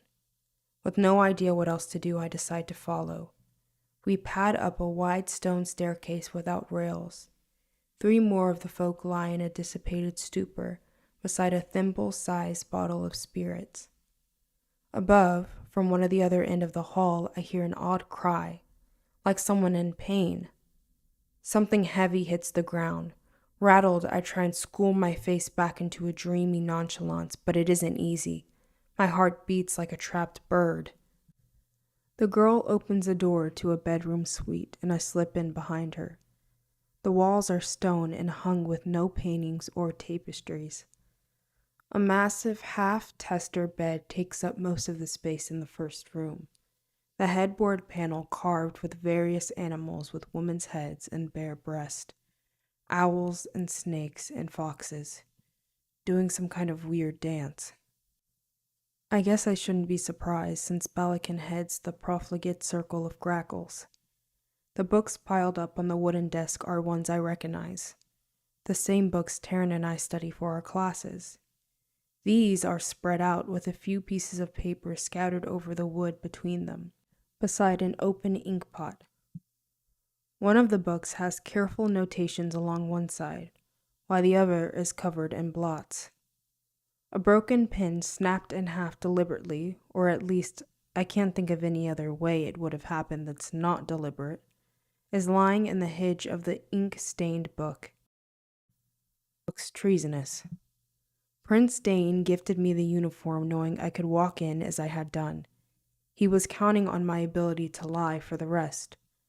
But now that I am inside, I hope there's something in Hollow Hall to find, which means that no matter how frightened I am, I must pay attention. Along the wall are more books, some of them familiar from Maddox's library. I pause in front of a shelf, frowning, and kneel down. Stuffed into a corner is a copy of a book I know, but didn't expect to see here in this place. Alice's Adventure in Wonderland and Through the Looking Glass, bound together in one volume. Mom read to us from one a lot like that one back in the Mora world. Opening the book, I see the familiar illustrations and then the words. "But I don't want to go among mad people," Alice remarked. "Oh, you can't help that," said the cat. "We're all mad here. I'm mad. You're mad." "How do you know I'm mad?" said Alice. "You must be," said the cat, "or you wouldn't have come here." A bubble of scary laughter threatens to rise up my throat, and I have to bite my cheek to keep it from coming. The human girl is kneeling in front of a huge fireplace, sweeping up ash from the grate. The andirons, shaped like enormous curling serpents, flank her, their glass eyes ready to glow with lit flames. Although it's ridiculous, I can't bear to put the book back. It isn't one Vivi packed, and I haven't seen it since my mother read it at bedtime. I stuff it down the front of my dress. Then I go to the wardrobe and open it, seeking some clue, some valuable piece of information. But as soon as I look inside, a wild panic starts in my chest. I am instantly sure whose room I am in. Those are Prince Cardin's extravagant doublets and breeches, Prince Cardin's gaudy, fur-edged capelets and spider silk shirts. Done sweeping up the ash in the fireplace, the servant girl stacks new wood into a pyramid, with aromatic pine for kindling resting on top. I want to push by her and run from Hollow Hall. I had assumed that Carton lived in the palace with his father, the High King. It didn't occur to me that he might live with one of his brothers. I remember Dane and Balakin drinking together at the last court revel. I hoped desperately that this wasn't arranged to humiliate me further, to give Carton another excuse, or worse, opportunity to punish me more. I will not believe it. Prince Dane, about to be crowned the High King, does not have time to indulge in the petty sport of pretending to take me into his service just because a callow younger brother wishes it. He would not set a geese on me or bargain with me for just that. I must continue to believe it because the alternative is too awful. All this means is that besides Prince Balakin, I must avoid Prince Carton on my way through the house. Either of them might recognize me if they glimpse my face. I must make sure that they do not glimpse it. Probably they will not look too closer. No one looks too closely at human servants. I'm not so different. I force myself to notice the pattern of moles on the human girl's skin, and the split ends of her blonde hair and the roughness of her knees. I watch how she sways a little as she pushes to her feet. Her body's clearly exhausted, even if her brain doesn't know it. If I see her again, I want to know I would recognize her. But it does no good. Undoes no spell, she continues her task, smiling the same awful, contented smile. When she leaves the room, I head in the opposite direction. I must find Balakin's private rooms, find his secrets, and then get out. I open doors carefully, peering inside. I discover 2 bedrooms, both under a thick layer of dust, one with a figure lying under a cobwebby shroud on the bed. I pause for a moment, trying to decide if it's a statue or a corpse, or even the same kind of living thing. Then I realize this has nothing to do with my mission and back out quickly. I open another door to find several fairies twined together on a bed asleep.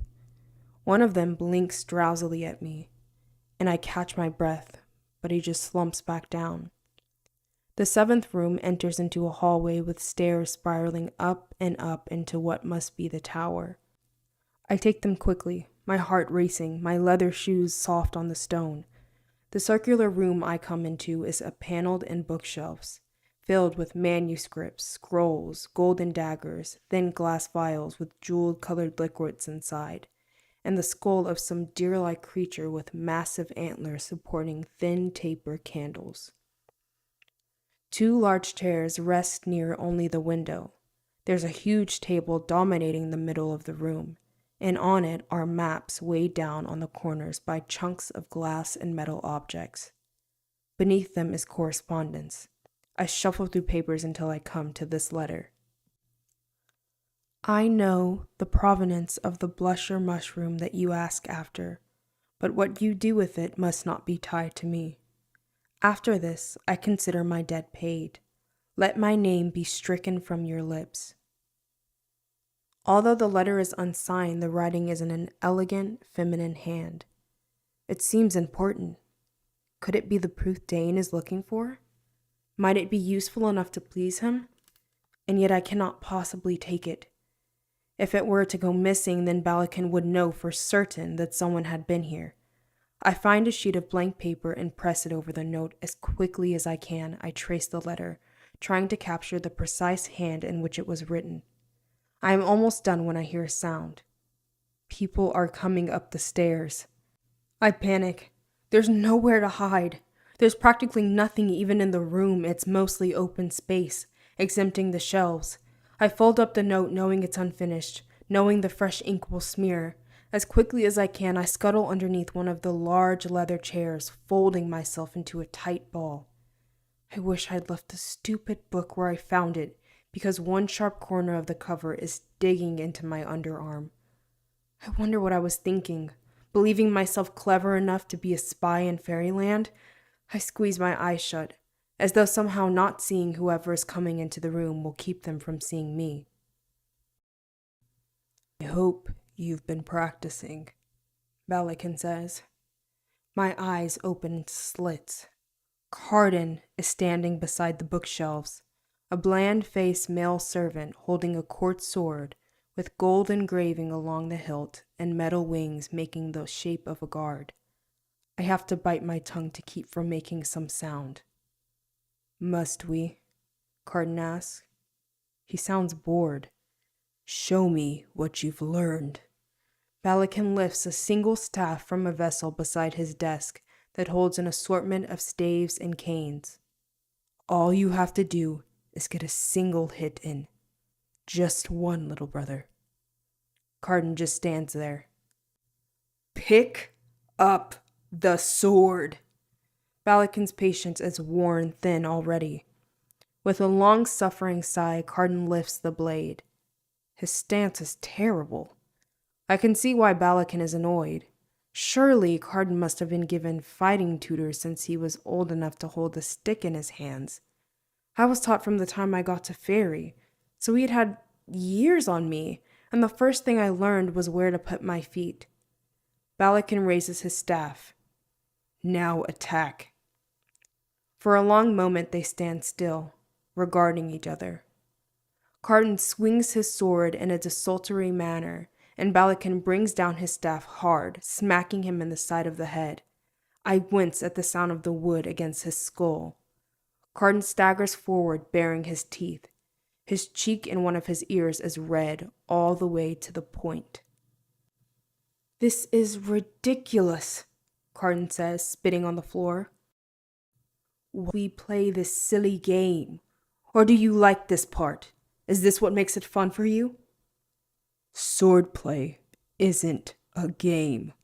Balakin swings again. Carden tries to jump back, but his staff catches the edge of his thigh. Carden winces, bringing up his sword defensively. Then why call it swordplay? Balakin's face darkens, and his grip on the staff tightens. This time he jabs Carden in the stomach, striking suddenly and with enough force for Carton to sprawl on the stone floor. I have tried to improve you, but you insist on wasting your talents on revels, on being drunk under the moonlight, on your thoughtless rivalries and your pathetic romances. Carton pushes himself to his feet and rushes at his brother, swinging his sword wildly. He wields it like a club.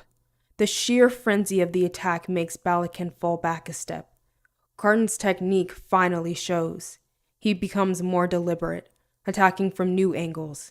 He's never shown much interest in swordsmanship at school, and although he knows the basics, I'm not sure he practices. Balakin disarms him ruthlessly and efficiently. Carton's sword flies from his hands, clattering across the floor toward me. I scuttle back deeper into the shadows of the chair. For a moment, I think that I'm going to be caught. But the servant is the one to pick up the blade, and his gaze does not waver. Balakin cracks his staff against the back of Carton's leg, sending him to the ground. I am delighted. There's a part of me that wishes I were the one wielding that staff. Don't bother to rise. Balakin unbuckles his belt and hands it over to the servant. The human man wraps it twice around his palm. You have failed this test. Again. Carton doesn't speak. His eyes are glittering with a familiar rage, but for once it isn't directed at me. He's on his knees, but he doesn't appear in any way cowed. Tell me. Balakin's voice has gone silky, and he paces around his younger brother. When will you cease being a disappointment? Maybe when you stop pretending that you don't do this for your own pleasure, Carton answers. If you want to hurt me, it would save us both a lot of time if you just got right down to Father was old and his seed was weak when he sired you. That's why you're weak. Balakin puts one hand on his brother's back. It looks affectionate, until I see Carton's flinch, the shifting of his balance. That's when I realize Balakin is pressing down hard, pinning Carton in place on the floor.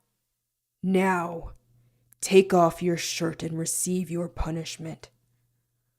Carton begins to strip off his shirt, showing an expanse of moon-pale skin and a back with a delicate tracery of faded scars.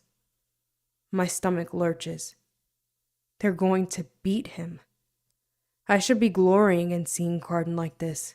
I should be glad that his life sucks, maybe worse than mine, even though he's a prince of fairy, and a horrible jerk, and probably going to live forever. If someone had told me that I'd get an opportunity to see this, I would have thought the only thing I'd have to stifle was applause. But watching, I cannot help observing that beneath his defiance is fear. I know what it is to say the clever thing because you don't want anyone to know how scared you are. It doesn't make me like him any better, but for the first time he seems real. Not good, but real. Balakin nods. The servant strikes twice, the slap of the leather echoing loudly in the still air of the room. I don't order this because I am angry with you, brother, Balakin tells Carton, causing me to shudder. I do it because I love you. I do it because I love our family. When the servant lifts his arm to strike a third time, Carton lunges forward for his blade, resting on Balakin's desk where the servant put it. For a moment, I think Carton is going to run the human man straight through. The servant does not cry out or lift its hands to protect himself. Maybe he's too ensorcelled for that. Maybe Carton could stab him right through the heart and he wouldn't do a single thing to defend himself. I am weak with horror. Go ahead, Balakin says, bored. He makes a vague gesture toward the servant. Kill him. Show me you don't mind making a mess. Show me that at least you know how to land a killing blow on such a pathetic target as this. I am no murderer, says Carton, surprising me. I would not have thought that was something he was proud of. In 2 strides, Balakin is in front of his brother. They look so alike standing so close. Same inky hair, matching sneers, devouring eyes. But Balakin shows his decades of experience, wrenching the sword from Carton's hands and knocking him to the ground with a crossbar. Then take your punishment like the pathetic creature you are. Balakin nods to the servant who rouses from somnolence. I watch every blow, every flinch. I have little choice. I can shut my eyes, but the sounds are just as terrible. And worst of all is Carton's empty face, his eyes as dull as lead. Truly, he has come by his cruelty, honesty, and Balakin's care. He has been raised up in it, instructed in its nuances, honed through its application. However horrible Carton might be, I now see what he might become, and I am truly afraid. Chapter 13. Disturbingly, it's even easier to gain entrance to the palace of Elfame in my servant's gown than it was to enter Balakin's household. Everyone from goblin to the gentry to the High King's mortal court poet and seneschal barely gives me a passing look as I find my clumsy way through the labyrinth halls. I am nothing, no one, a messenger no more worthy of attention than an animated twig woman or an owl. My pleasant, placid expression, combined with forward momentum, gets me to Prince Dane's chambers without so much as a second look, even when I lose my way twice and have to retrace my steps. I tap on his door and I'm relieved when the prince himself opens it. He raises both brows, taking in the sight of me in the homespun dress. I make a formal curtsy, as any servant might. I do not alter my expression, for fear of him not being alone. Yes, he asks. I am here with a message for you, Your Highness. I say, hoping that sounds right. I beg for a moment of your time. You're natural, he tells me, grinning.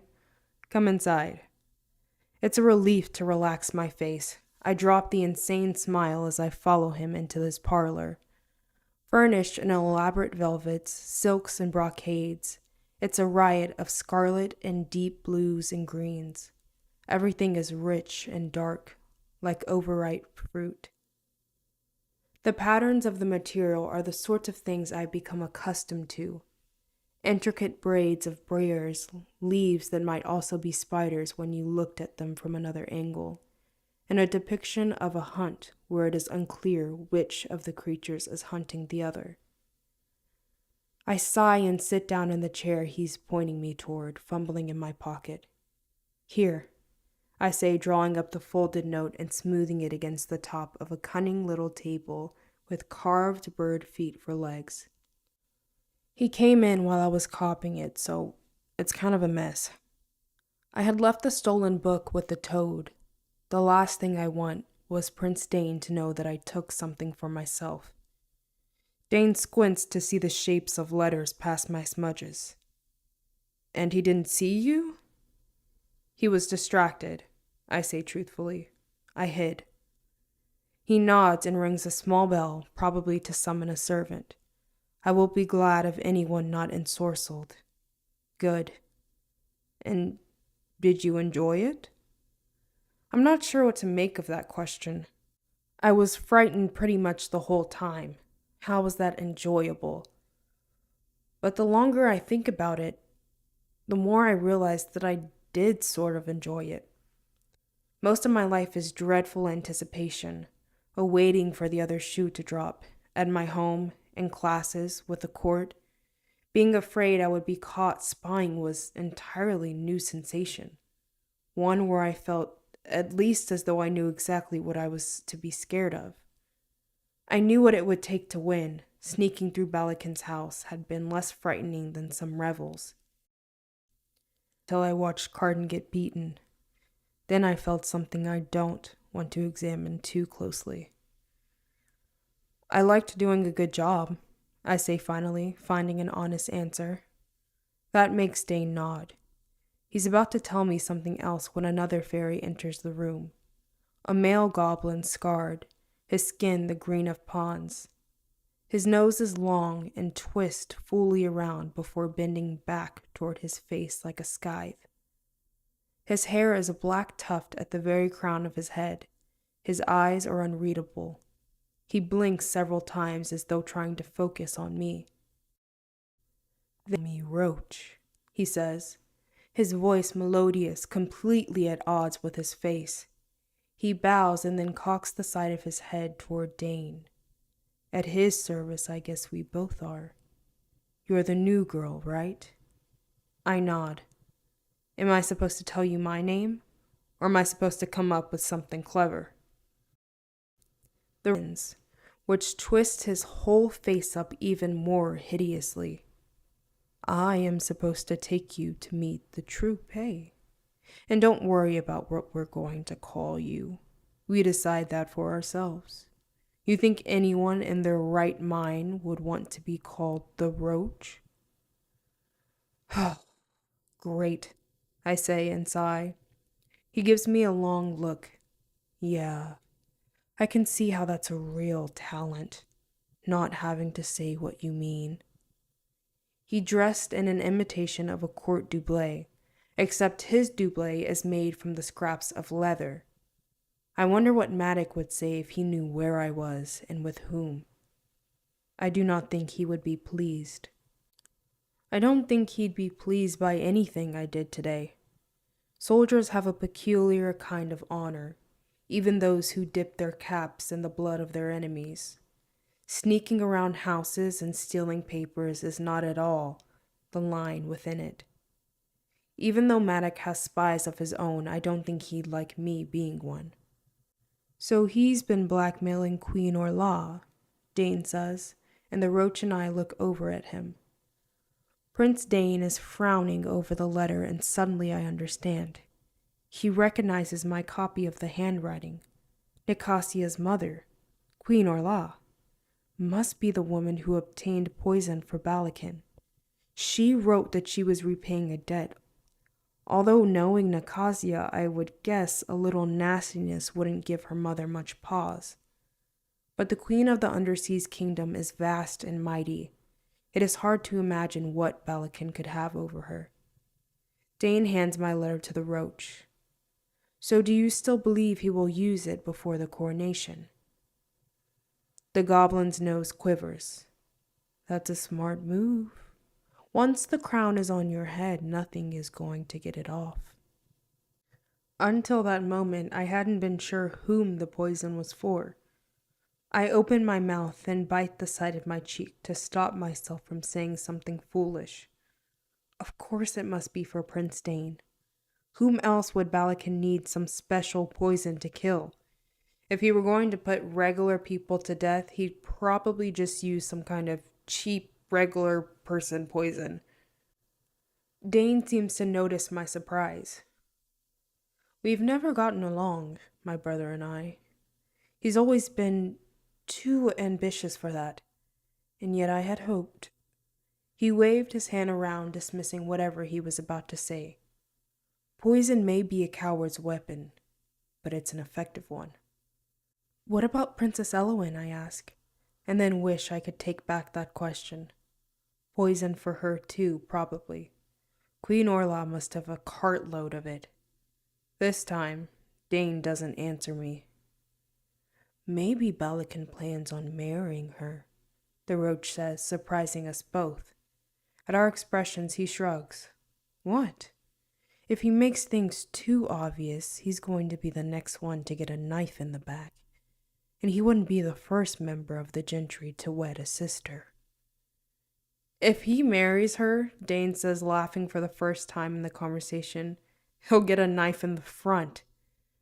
I had always thought of Elowen as the gentle sister.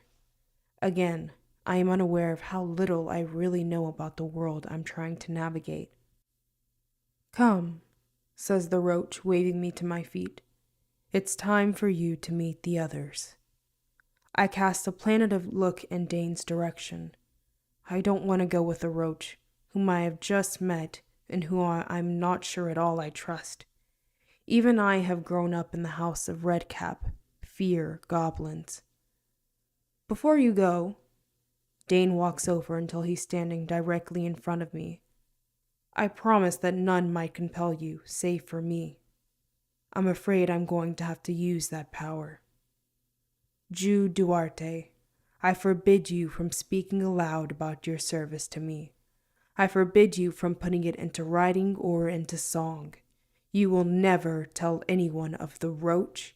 You will never turn anyone of my spies, and you will never reveal their secrets, their meeting places, their safe houses. So long as I live, you will obey this. I am wearing my necklace of rowan berries, but they are no protection against the magic of the geese. This is no regular glamour, no simple sorcery. The weight of the geese slams down on me, and I know that if I tried to speak, my mouth wouldn't be able to form those forbidden words. I hate it. It's awful, out of control feeling. It makes me scramble around in my head trying to imagine my way around his commandment. But I cannot. I think of my first ride to Ferry and the sound of Taryn and Vivi wailing. I think of Maddox's grim expression, jaw locked, doubtlessly unused to children, no less human ones. His ears must have been ringing. He must have wanted us to shut up. It's hard to think anything good about Maddox in that moment, with our parents' heart's blood on his hands, but I will say this for him. He never enchanted away our grief or took our voices. He never did any of the things that might have made the trip easier for him. I try to convince myself that Prince Dane is only doing the smart thing, the necessary thing in binding me, but it makes my skin crawl. For a moment I am unsure of my decision to serve him. "Oh," Dane says as I am about to leave, "one more thing. Do you know what a Mithridatism is?" I shake my head, not sure I'm interested in anything he has to say right now. "Look into it," he smiles. "That's not a command, only a suggestion." I follow Roach through the palace, keeping back from him a few steps so it doesn't seem like we're together. We pass a General Maddox knows, and I make sure to keep my head bowed. I don't think he would look closely enough to recognize me, but I cannot be sure. "Where are we going?" I whisper after several minutes of walking through the halls. "Just a little further," he says gruffly, opening a cupboard and climbing inside. His eyes reflect orange like a bear's. "Well, come on, get in and close the door." "I can't see in the dark," I remind him, because that is one of many things the folk never remembered about us. He grunts. I get in, folding myself up so tightly that no part of me touches him, and then I close the cabinet door behind me. I hear the slide of wood and feel the rush of cold, damp air. The scent of wet stone fills the space. His hand on my arm is careful, but I can still feel his claws. I let him pull me forward, allowing him to press my head so I know when to duck. When I straighten out, I'm on a narrow platform above what appears to be the palace's wine cellars. My eyes are still adjusting, but from what I can see, there is a network of passageways warming beneath the palace. I wonder how many people know about them. I smile at the thought of having a secret about this place. Me, of all people. I wonder if Maddox knows. I bet Cardin doesn't. I grin, wider than before. "Enough gawping?" the roach asks. "I can wait." "Are you ready to tell me anything?" I ask him. "Like where we're going or what's going to happen when we get there?" "Figure it out," he says, the growl in his voice. "Go on." "You said we were going to meet the others," I tell him, starting with what I know, trying to keep up and avoid stumbling on the uneven ground. "And Prince Dane made me promise not to reveal any hidden locations, so obviously we're going to your lair. But that doesn't tell me what we're going to do when we get there." "Maybe we're going to show you secret handshakes," the roach says. He's doing something I can't quite see, but a moment later I hear a click, as though a lock was tripped or a trap disarmed. A gentle arm shoved against the small of my back, and I'm heading down a new, even more dimly lit tunnel. I know when we come to a door because I walk straight into it, much to Roach's amusement. "You really can't see," he says. I rub my forehead. "I told you I couldn't." "Yes, but you're the liar," he reminds me.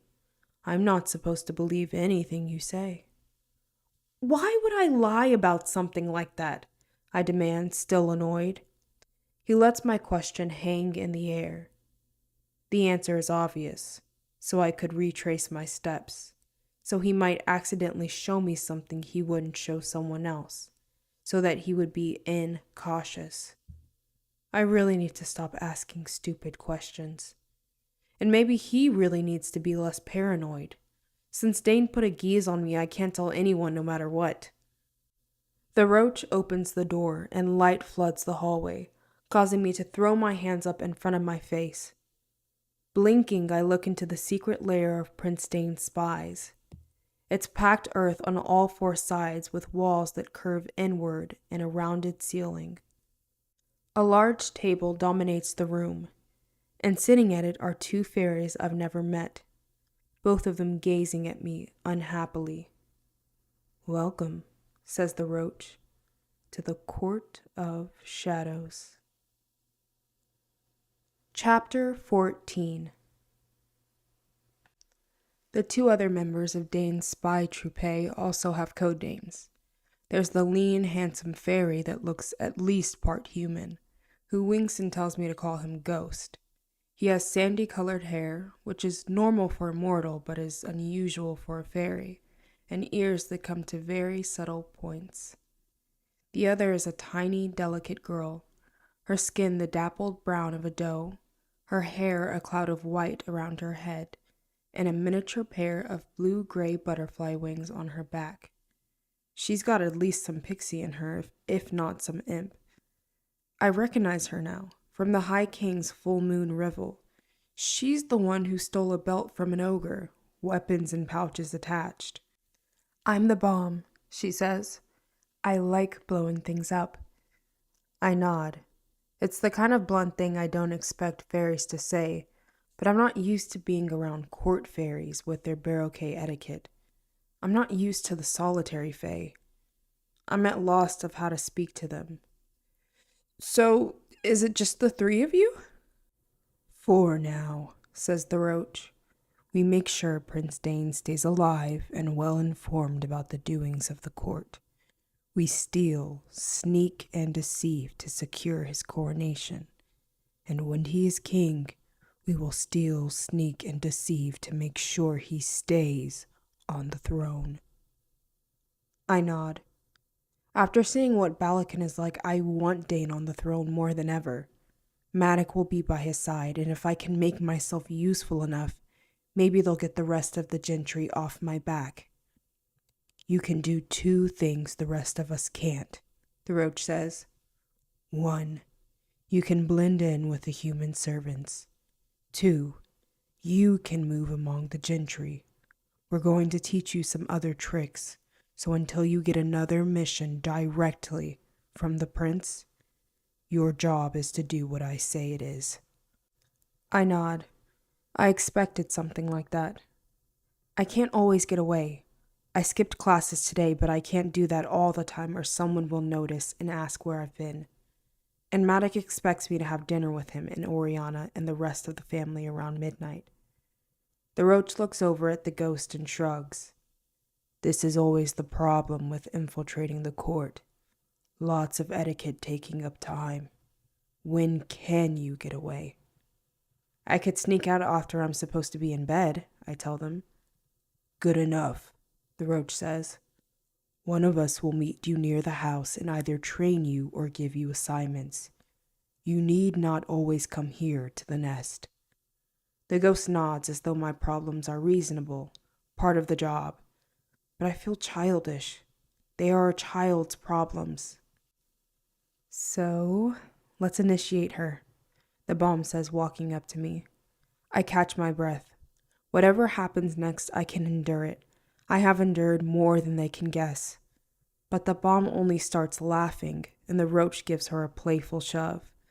The ghost gives me a sympathetic look and shakes his head. His eyes, I notice, are a shifting hazel. Jane says you are part of the Court of Shadows, then you are. Try not to be too much of a disappointment and we'll have you back. I let out a breath. I'm not sure that I wouldn't have preferred some ordeal, some way to prove myself. The bomb makes a face. You'll know you're really one of us when you get your name. Don't expect it anytime soon. The ghost goes over to a cabinet and takes out a half-empty bottle of a pale greenish liquid and a stack of polished acorn cups. He pours out 4 shots. Have a drink, and don't worry, he tells me. It won't befuddle you any more than any other drink. I shake my head, thinking of the way I felt after having the golden apple mashed in my face. Never do I want to feel out of control like that again. I'll pass. The roach knocks back his drink and makes a face as though the liquor is scorching his throat. Suit yourself, he manages to choke out before he starts to cough. He winces at the contents of his acorn. The bomb is taking tiny sips of hers. From her expression, I'm extra glad I passed on it. Balakin's going to be a problem, the roach says, explaining what I found. The bomb puts down her acorn. I mislike everything about this. If he was going to go to Eldred, he would have done it already. I had not considered that he might poison his father. The ghost stretches his lanky body as he gets up. It's getting late. I should take the girl home. Jude, I remind him. He grins. I know a shortcut. We go back into the tunnels, and following him is a challenge because, as his name suggests, he moves almost completely silently. Several times I think he's left me alone in the tunnels, but when I am just about to stop walking, I hear the faintest exhalation of breath or shuffle of dirt and persuade myself to go on. After what feels like an agonizingly long time, a doorway opens. The ghost is standing in it, and beyond him is the High King's wine cellar. He makes a small bow. This is your shortcut? I ask. He winks. If a few bottles happens to fall in my satchel as we pass through, that's hardly my fault, is it? I force out a laugh. The sound is creaky and false in my ears. I'm not used to one of the folk including me in their jokes, at least not outside my family. I like to believe that I'm doing okay here in Fairy. I like to believe that even though I was drugged and nearly murdered at school yesterday, I'm able to put that behind me today. I'm fine. But if I can't laugh, maybe I'm not so fine after all. I change into the blue shift I packed in the woods outside Maddox grounds. Despite being so tired that my joints hurt, I wonder if the folk are ever tired like that. If they ever ache after a long evening. The toad seems exhausted too, although maybe she's just full. As far as I can tell, most of what she did today was snap her tongue at passing butterflies and a mouse or two. It's a full deep dark when I get back to this state. The trees are lit with tiny sprites, and I see a laughing oak racing through them, pursued by Vivi, Taryn, and, oh hell, Locke. It's disorienting to see him there, and possibly out of context. Has he come because of me? With a shriek, Oak dashes over, clambering up the saddlebags and onto my lap. Chase me! He yells, out of breath, full of the wriggling ecstasy of childhood. Even fairies are young once. Impulsively, I hug him to my chest. He's warm and smells of grass and deep woods.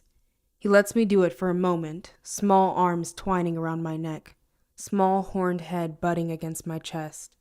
Then, laughing, he slides down and away, throwing a puckish glance back to see if I'll follow. Growing up here in Fairy, will he learn to scorn mortals? When I'm old and he is still young, will he scorn me too? Will he become cruel like Carton? Will he become brutal like Maddox? I have no way of knowing. I step off the toad, foot in stirrup, and I swing my body down. I pat just above her nose and her golden eyes drift shut. In fact, she seems a little like she might be asleep until I yank on the reins, leading her back toward the stables. "Hello," Locke says, jogging up to me. "Now, where might have you gone off to?" "None of your business," I tell him, but I soften the words with a smile. I can't help it. "Ah, a lady of mystery. My very favorite kind." He's wearing a green doublet with slits to show his silk shirt underneath. His fox eyes are alight. He looks like a fairy lover stepped out of a ballad, the kind where no good comes to the girl who runs away with him. "I hope you'll consider returning to classes tomorrow," he says. Vivi continues to chase Oak, but Taryn has stopped near a large elm tree. She watches me with the same expression she had on the tournament field, as though if she concentrates hard enough, she will will me into not offending Locke. "You mean so your friends know they haven't chased me off," I say. "Does it matter?" He looks at me oddly. "You're playing the great game of kings and princes, of queens and crowns, aren't you? Of course it matters. Everything matters." I'm not sure how to interpret his words. I didn't think I was playing that kind of game at all. I thought I was playing the game of pissing off people who hated me already and eating the consequences. "Come back. You and Taryn should both return. I told her so." I turn my head looking for my twin in the yard, but she is no longer by the elm. Vivi and Oak are disappearing over a hill. Perhaps she has gone with them. Stables, and I return the toad to her pen. I fill her water station from a barrel in the center of the room, and a fine mist appears raining down on her soft skin. The horses nicker and stamp as we leave. Locke watches this all in silence. "May I ask you something?" Locke says, glancing in the direction of the manor. I nod. "Why haven't you told your father what's been happening?" Maddox stables are very impressive. Maybe standing in them, Locke was reminded of just how much power and influence the general has. But that doesn't mean I'm an inheritor of that power. Maybe Locke should also remember that I'm merely one of the by-blow children of Maddox's human wife. Without Maddox and his honor, no one would care about me. "You mean so we can go stomping into our classes with the broadsword, killing everyone in sight?" I ask instead of correcting Locke about my station in life. Locke's eyes widen. I guess that wasn't what he meant. "I thought that your father would pull you out, and that if you didn't tell him, it was because you wanted to stay." I give a short laugh. That's not what he'd do at all. Maddox is not a fan of surrender. In the cool dark of the stables, with the snorting of the ferry horses all around us, he takes my hands. "Nothing there would be the same without you." Since I never intended to quit, it's nice to have someone making all this effort to get me to do something I would have done anyway. And the way he's looking at me, the intensity of it is so nice that I'm embarrassed. No one has ever looked at me this way. I can feel the heat of my cheeks, and I wonder if the shadows help cover it up at all. Right, I feel as though he sees everything, every hope of my heart, every stray thought I've had before falling into an exhausted sleep each dawn. He brings one of my hands up to his mouth and presses his lips against my palm. My whole body tenses. I'm suddenly too warm, too everything. His breath is a soft susurration against my skin. With a gentle tug, he pulls me closer. His arm is around me. He leans in for a kiss, and my thoughts slide away. This can't be happening. I hear Taryn call uncertainly from nearby, and I stagger away from Locke. "Jude? Are you still in the stable?" "Here," I say, my face hot. We emerge into the night and find Oriana on the steps of the house, hauling Oak inside. Vivi is waving to him as he tries to squirm free from his mother's grip. Taryn has her hands on her hips. "Oriana has called everyone to dinner," Taryn informs us both grandly. She wants Locke to stay and eat with us. He makes a bow. You may inform your lady mother that though I am honored to be asked to her table, I would not so impose myself on her. I only wanted to speak with you both. I will, however, call again. You may be sure of that. You about school. There is trepidation in Taryn's voice. I wonder what they spoke about before I returned. I wonder if he persuaded her to attend the lectures again, and if so, how he did it. Until tomorrow, he says to us with a wink. I watch him walk off, still overwhelmed. I don't dare look at Taryn for fear she will see it all on my face. The whole day's events, the almost kiss. I'm not ready to talk, so I am the one who avoids her for once. Skipping up the steps with as much nonchalance as I can muster, I head to my room to change for dinner.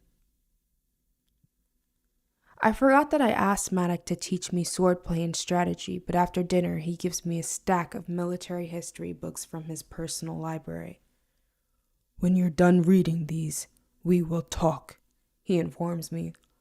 I will set a series of challenges and you will tell me how you might overcome them with the resources I give you. I think he expects me to object and insist on more swordplay, but I'm too tired to even think of it. Flopping down on my bed an hour later, I decide that I'm not going to take off the blue silk dress I'm wearing. My hair is still disarranged, although I tried to improve it with a few pretty pins. I should take those out, at least, I tell myself, but I can't seem to make any movement toward doing so.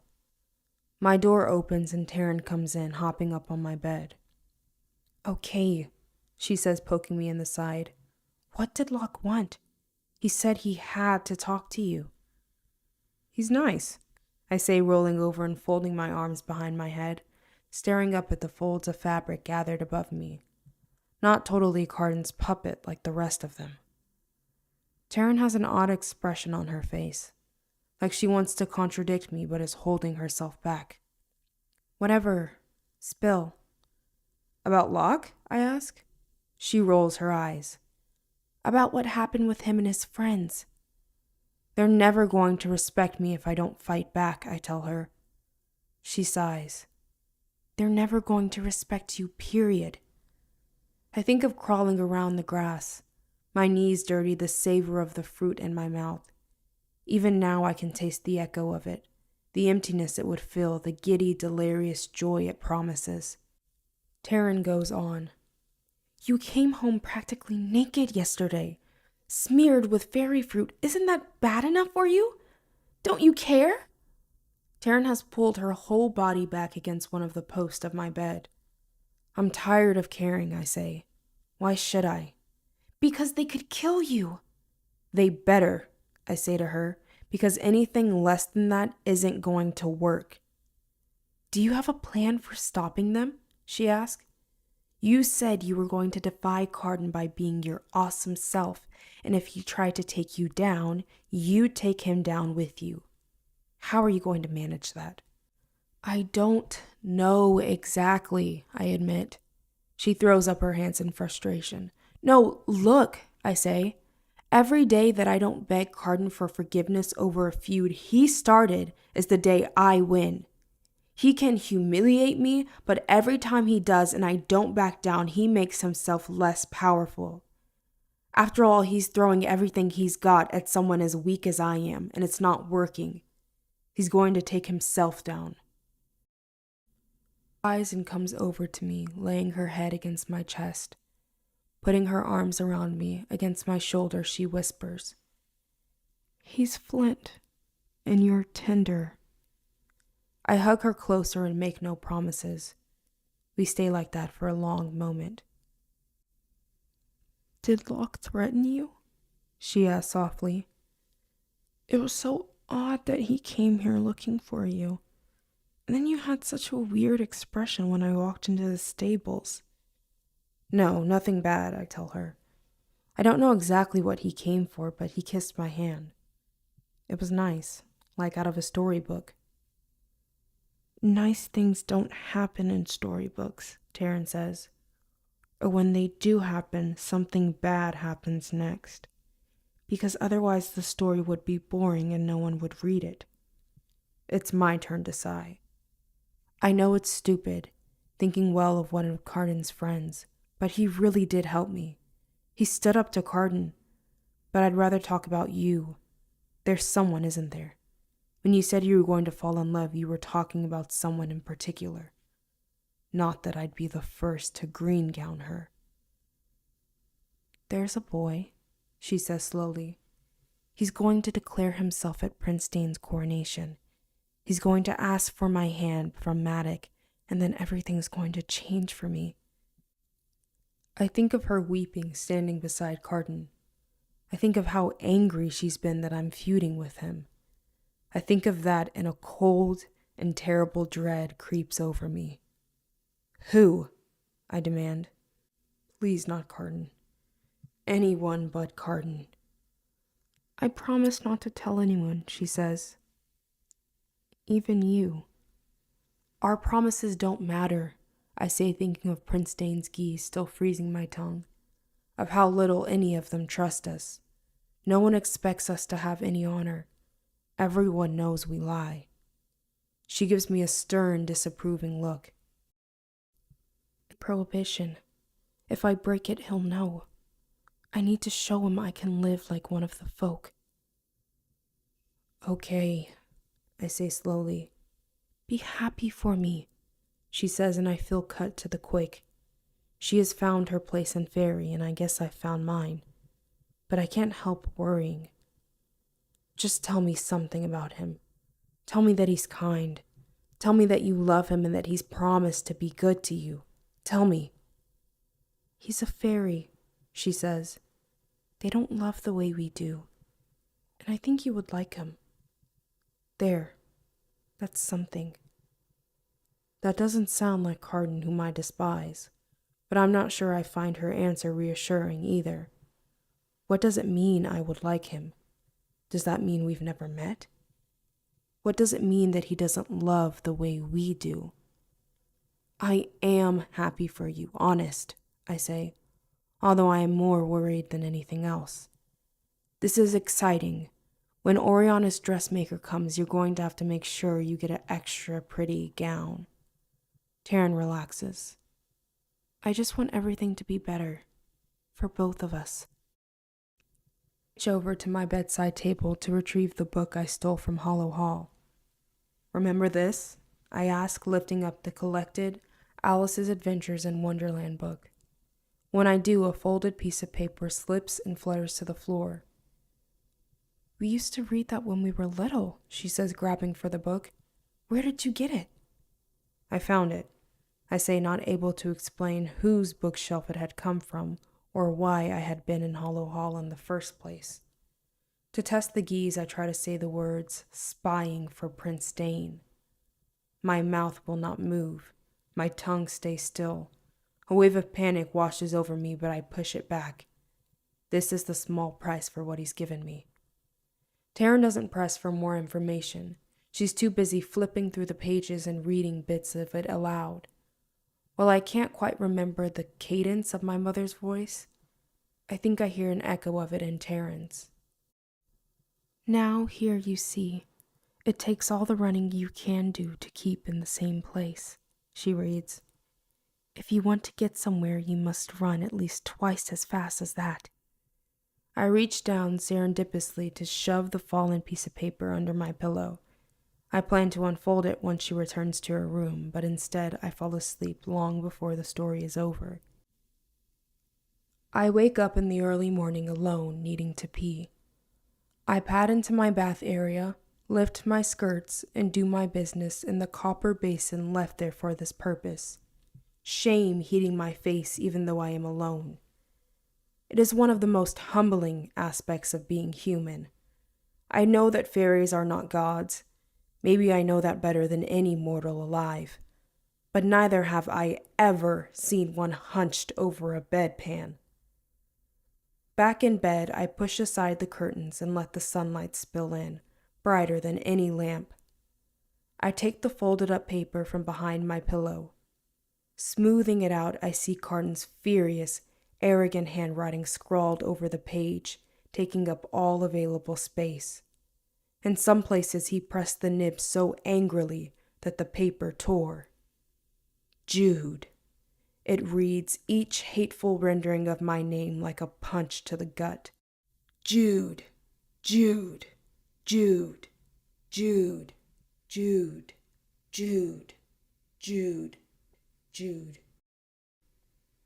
Chapter 15. The dressmaker comes early the next afternoon, a long-fingered fairy called Bramblewet. Her feet are turned backward, giving her an odd gait. Her eyes are like those of a goat, brown with horizontal lines of black just at the center. She's wearing an example of her work, a woven dress with embroidered lines of thorns making a striped pattern down the length of it. She has brought with her bolts of fabric, some of it stiff gold, one that changes color like iridescent beetle wings. Besides that, she tells us, is a spider silk so fine that it could have fit through the eye of a needle 3 times over, and yet strong enough to have to be cut with silver scissors magicked to never lose their edge. The purple fabric shot with gold and silver is so bright that it seems like moonlight itself puddling over the cushions. All the fabrics are draped onto the couch in Oriana's parlor for us to inspect. Even Vivi is drawn to run her fingers over the cloth, an absent smile on her face. There's nothing like this in the mortal world, and she knows it. Oriana's current maid, a hairy, wizened creature named Toadfloss, brings tea and cakes, meat and jam, all piled up on a massive silver tray. I pour myself tea and drink it without cream, hoping it will settle my stomach. The terror of the last few days is at my heels, making me shudder without warning. The memory of the fairy fruit keeps rising unbidden in my tongue, along with the cracked lips of the servants in Balakin's palace and the sound of the leather as it struck Prince Cardin's bare back. And my own name, written over and over and over. I thought I knew how much Cardin hated me, but looking at that paper I realized I had no idea. And he'd hate me even more still if he knew I'd seen him on his knees, beaten by a human servant, a mortal, for an extra bit of humiliation, an extra dose of rage. Jude, Oriana says, and I realize that I've been staring off toward the window in the fading light. Yes, I put on a bright, false smile. Taryn and Vivian begin to laugh. And just who are you thinking about with a dreamy expression like that on your face? Oriana asks, which makes Vivi laugh again. Taryn doesn't, probably because she thinks I'm an idiot. I shake my head, hoping I have not gone red-faced. No, it wasn't anything like that. I was just, I don't know. It doesn't matter. What were we talking about?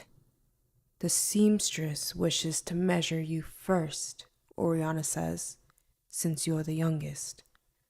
I look over at Bramblewet, who holds a string between her hands. I hop onto the box she has set before her, holding out my arms. I'm a good daughter today. I'm going to get a pretty gown, and I will dance at Prince Dane's coronation until my feet bleed. Don't scowl, the seamstress says. Before I can stammer apologies, she continues, voice pitched low. I was told to sew this dress with pockets that can conceal weapons and poisons and other little necessities. We'll make sure that's done while still showing you to a great advantage. I almost stumble off the box. I'm so surprised. That's wonderful, I whisper back, knowing better than to thank her. Fairies don't believe in dismissing gratitude with a few words. They believe in debts and bargains, and the person I'm meant to be most indebted to is not here. Prince Dane is the one who expects to be repaid. She smiles, pins in her mouth, and I grin back at her. I will repay him, although it seems I will have much to repay him for. I will have to make him proud of me. Everyone else I will have to make very, very sorry. When I look up, Vivi is watching me suspiciously. Taryn is next to be measured. As she gets on the box, I go and drink more tea. Then I eat 3 more sugary cakes and a strip of ham. "Where did you go the other day?" Vivi asked as I gulped down the meat like some kind of raptor bird. I've woken ravenous. I think of how I fled from our conversation on my way to Hollow Hall. I can't exactly deny that, not without explaining more about where I was going than my geese tongue will allow. I shrug, one-shouldered. "Made one of the other gentry kids describe what happened to you at that lecture," Vivi says. "You could have died. The only reason you're alive is that they didn't want their game to be over." "That's the way they are," I remind her. "That's the way things are. Do you want the world to be different than it is? Because this is the world we get, Vivi." "It's not the only world," she says softly. "It's my world," I say, my heart hammering in my chest. I stand before she can tell me otherwise. My hands are shaking, though, and my palms are sweaty when I go to finger the fabrics. Ever since I staggered home through the woods in my underwear, I have been trying to feel nothing about what happened. I'm afraid that if I begin to feel, I won't be able to bear it. I'm afraid that the emotion will be like a wave sucking me under. It's not the first awful thing I have endured and pushed into the back of my brain. That's how I've been coping, and if there's another, better way, I do not know it. I focus my attention on the cloth until I can breathe evenly again, until the panic dissipates. There's a velvet blue-green reminding me of the lake at dusk. I find an amazing, fantastical fabric embroidered with moths and butterflies and ferns and flowers. I lift it up, and underneath is a bolt of a beautiful fog-gray cloth that ripples like smoke. They're so very pretty, the kinds of fabrics that princesses in fairy tales wear. Of course, Taryn is right about stories. Bad things happen to those princesses.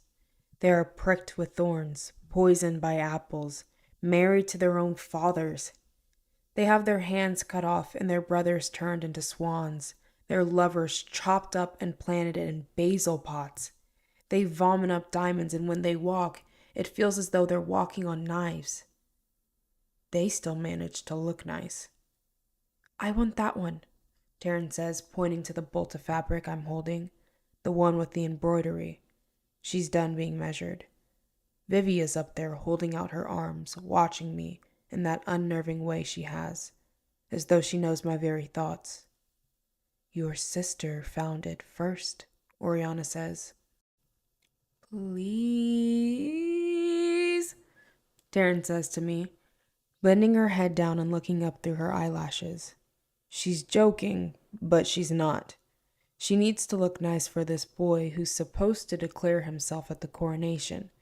She doesn't understand what use my looking nice would be, me with my grudges and feuds.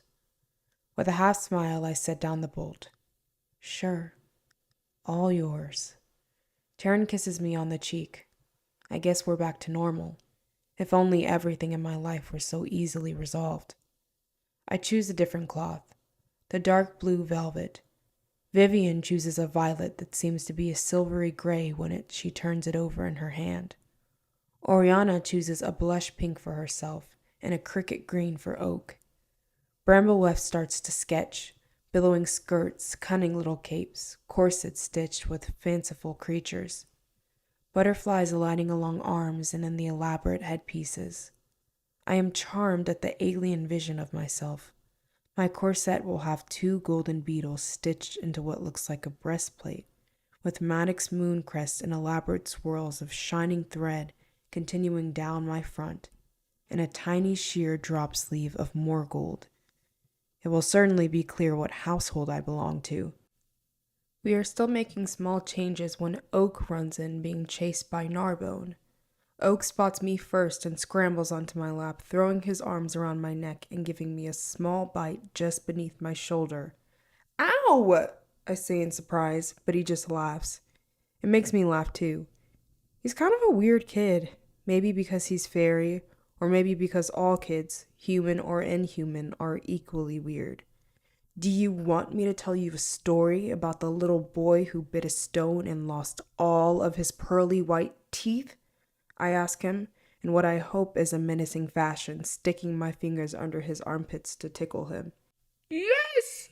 he says immediately between breathless giggles and shrieks. Oriana strides over to us, her face full of trouble. "That is very kind of you, but we ought to begin dressing for dinner." She pulls him off my lap and into her arms.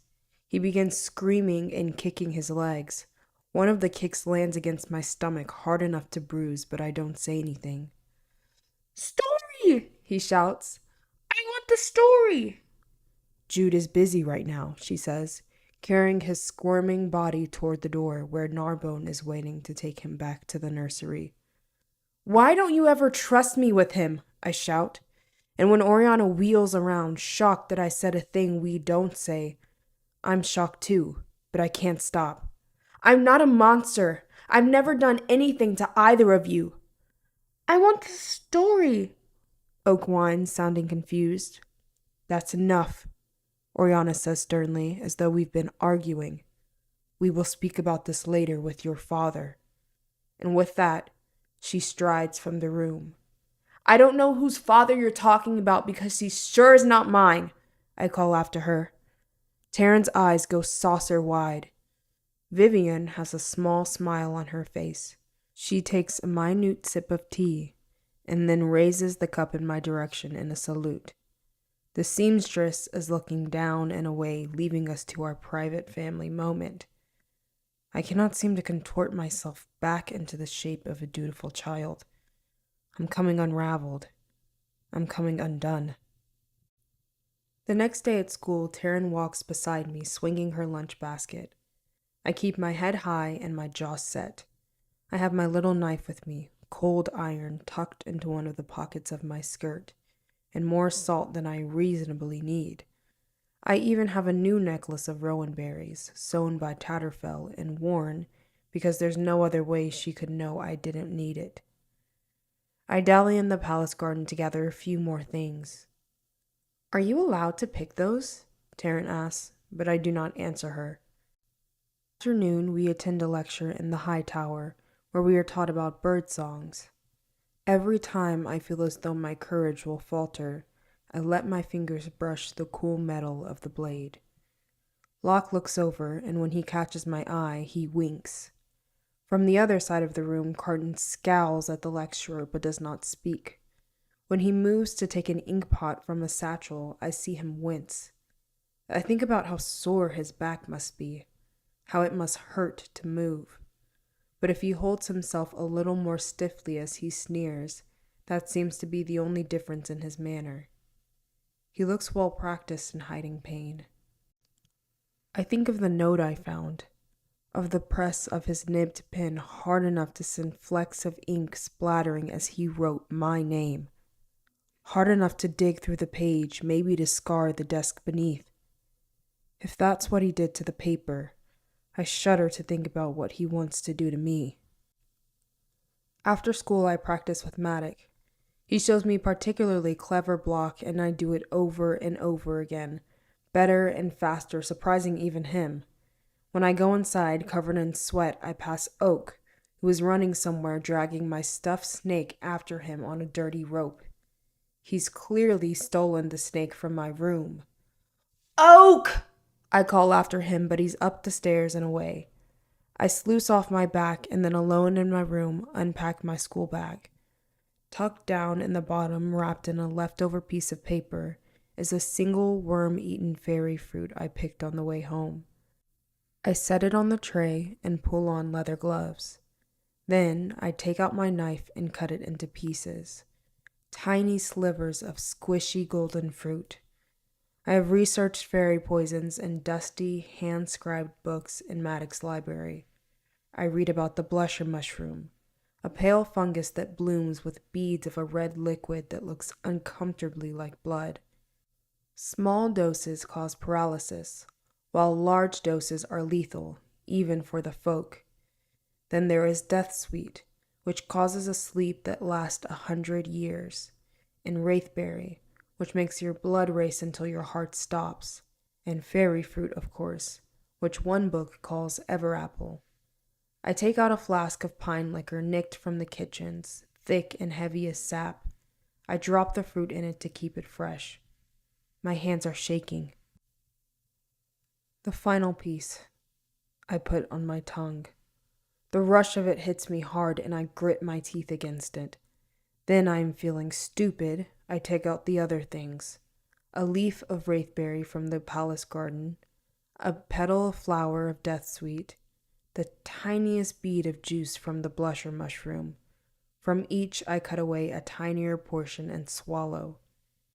Mithridatism it's called. Isn't that a funny name? The process of eating poison to build up immunity. So long as I don't die from it, I'll be harder to kill.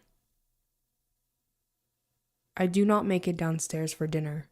I'm too busy retching, too busy shivering and sweating. I fall asleep in the bath area of my room, spread out on the floor. That's where Ghost finds me. I wake to his poking me in the stomach with the foot of his boot. It's only grogginess that keeps me from crying out. "Rise, Jude," the ghost says. "The roach wants me to train you tonight." I push myself up, too exhausted to disobey.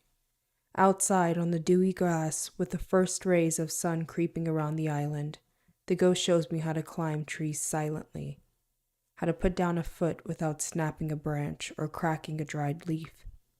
I thought I'd learn how in my lessons at the palace, but he shows me mistakes my teachers didn't bother correcting. I try over and over.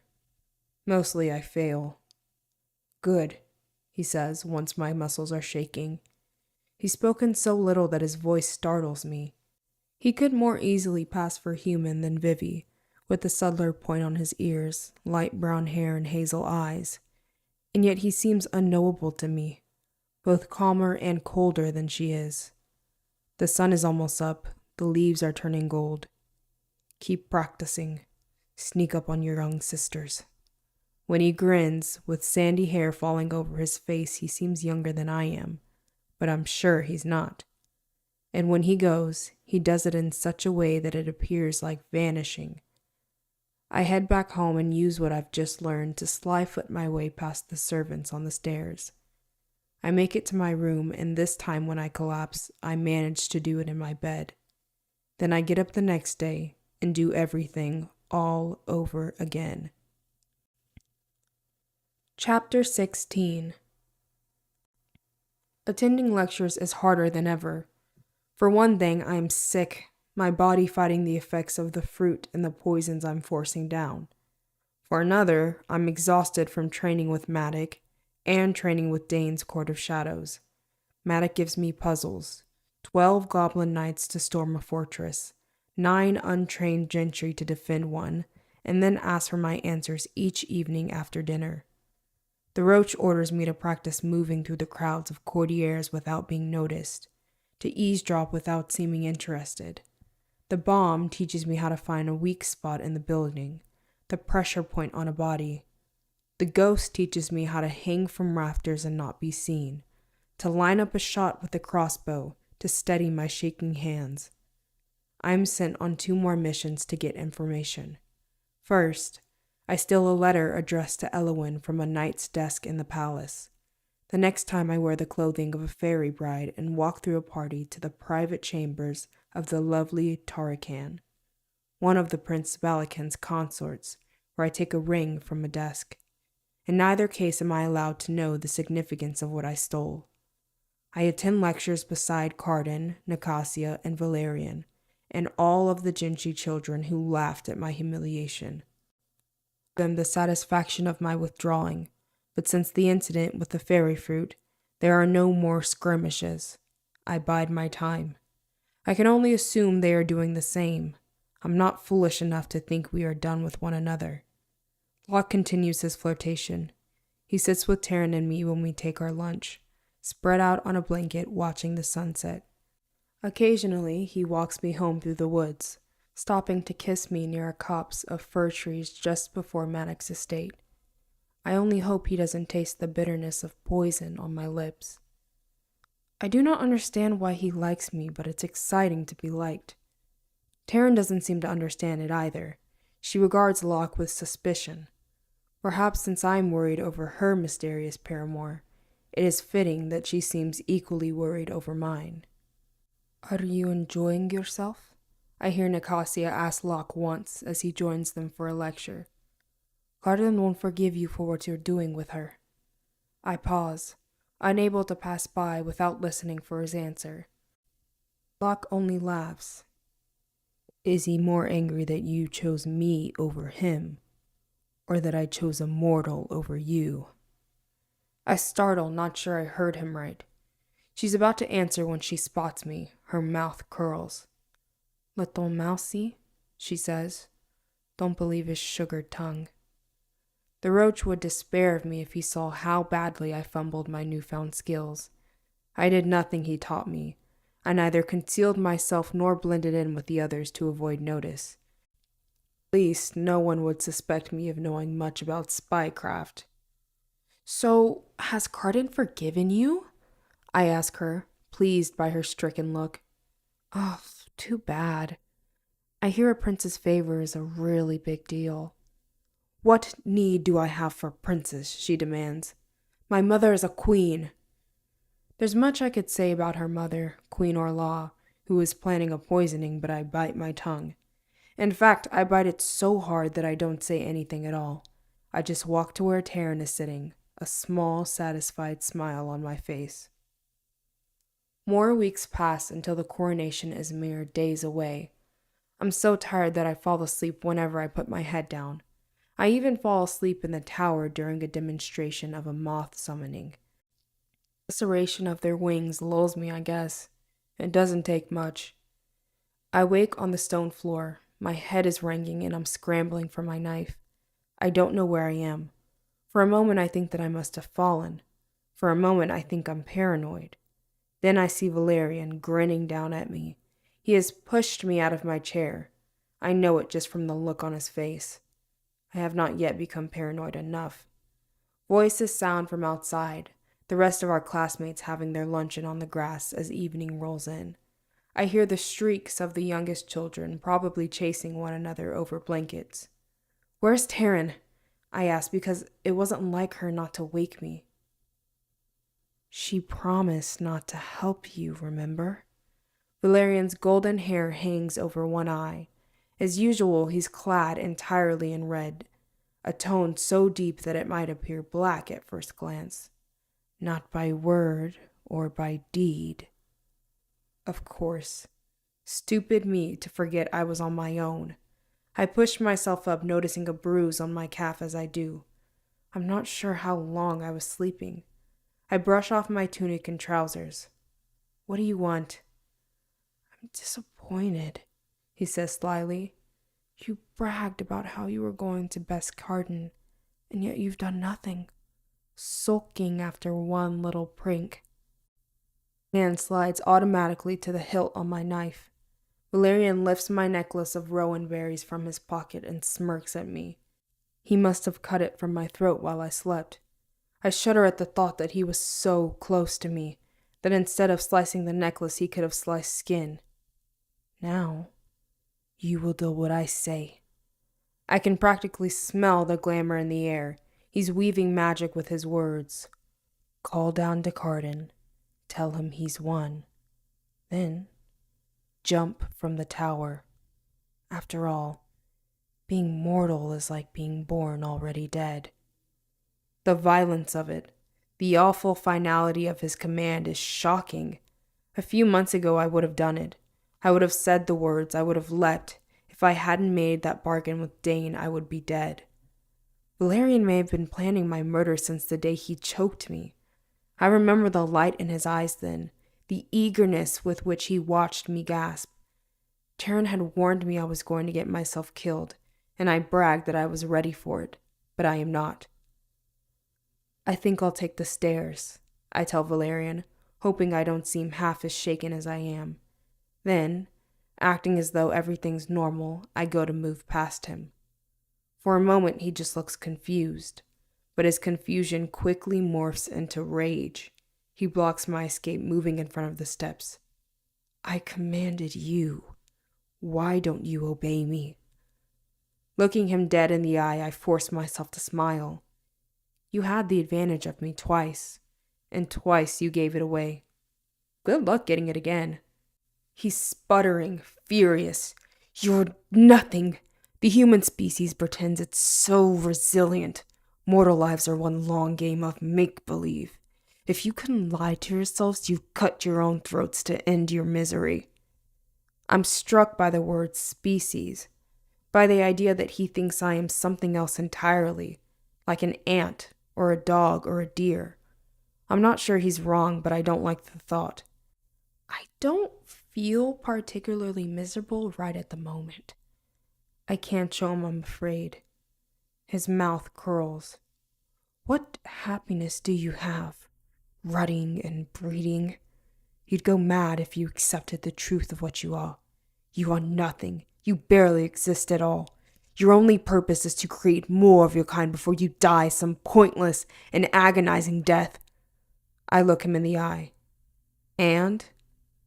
He seems taken aback, although the sneer doesn't leave his face. Yeah, sure. I'm going to die and I'm a big liar. So what?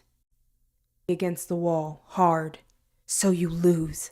Admit that you lost. I try to shrug him off, but he grabs for my throat, fingers pressing hard enough to cut off my airflow. I could kill you right now, he says, and you would be forgotten. It would be as though you were never born. There is no doubt in my mind that he means it. No doubt at all. Gasping, I pull the knife from my little pocket and stab him in the side, right between his ribs. If my knife had been longer, I would have punctured his lung. His eyes go wide with shock. His grip on me loosens. I know what Maddox would say. To push the blade higher. Go for an artery. Go for his heart. But if I manage it, I will have murdered one of the favored sons of Fairy. I cannot even guess my punishment. You're no killer. I balk and pull the knife free, running out of the room. I shove the bloody blade into my pocket. My boots clatter on the stone as I head for the stairs. Looking back, I see him on his knees, pressing a hand to his side to staunch the blood. He lets out a hiss of pain that makes me recall that my knife is cold iron. Cold iron hurts fairies a lot. I could not be gladder of carrying it. I round the corner and nearly run down Taryn. Jude! She exclaims. What's happened? Come on, I tell her, dragging her toward the other students. There's blood on my knuckles, blood on my fingers, but not much. I rub it off on my tunic. What did he do to you? Taryn cries as I hustle her along. I tell myself that I don't mind she left me. It wasn't her job to stick out her neck, especially when she made it abundantly clear that she does not want any part of this fight. Is there a treacherous part of me that's pissed off and sad that she didn't kick me awake and damn the consequences? Sure. But even I didn't guess how far Valerian would go or fast he would get there. We're crossing the lawn when Cardin veers our direction. He's wearing loose clothes and carrying a practice sword. His eyes narrow at the blood and he points the wooden stick at me. You seem to have cut yourself. I wonder if he's surprised that I'm alive. I wonder if he watched the tower the whole time during his luncheon, waiting for the amusing spectacle of me jumping to my death. I take the knife out from under my tunic and show it to him, stained a flinty red. I smile. I could cut you too. Jude, Taryn says. She's clearly shocked by my behavior. She should be. My behavior is shocking. Oh, go already, Carton tells her, waving her off with one hand. Stop boring us both. Taryn takes a step back. I'm surprised too. Is this part of the game? Are your dirty blade and even dirtier habits supposed to mean something? His words are airy, drawling. He's looking at me as though I'm being uncouth by pointing a weapon at him, even though he's the one with the minion who assaulted me. Twice. He's looking at me as though we're going to share some kind of witty repartee, but I'm not sure what to say. Is he really not worried about what I might have done to Valerian? Could he possibly not know that Valerian attacked me? Taryn spots Locke and takes off toward him, hurrying across the field. They converse for a moment, then Taryn departs. Carden notices my noticing. He sniffs as though the very smell of me offends him. Locke starts toward us, all loose limbs and shining eyes. He gives me a wave. For a moment, I feel safe. I'm immensely grateful to Taryn for sending him over. I'm immensely grateful to Locke for coming. You don't think I deserve him, I say to Carden. He smiles slowly, like the moon slipping beneath the waves of a lake. Oh no, I think you're perfect for each other. A few moments later, Locke has an arm thrown around my shoulders. Come on, he says. Let's get out of here. And so without backward glance at any of them, we do. We walk through the crooked forest where all the trees are bowed in the same direction, as though they've been blown by a strong wind since they were saplings. I stop to pick a few blackberries from prickly stems of bushes growing between them. I have to blow tiny sugar ants from each before putting it in my mouth. I offer a berry to Locke, but he demurs. So in short, Valerian tried to kill me, I say, finishing my story. And I stabbed him. His fox eyes are steady on me. You stabbed Valerian? So I might be in some trouble. I take a deep breath. He shakes his head. Valerian won't tell anyone he was bested by a mortal girl. What about Carden? Won't he be disappointed his plan didn't work? I gaze out at the sea, visible between the trunks of the trees. It seems to stretch on to forever. Even knew about it, Locke says, and smiles at my surprise.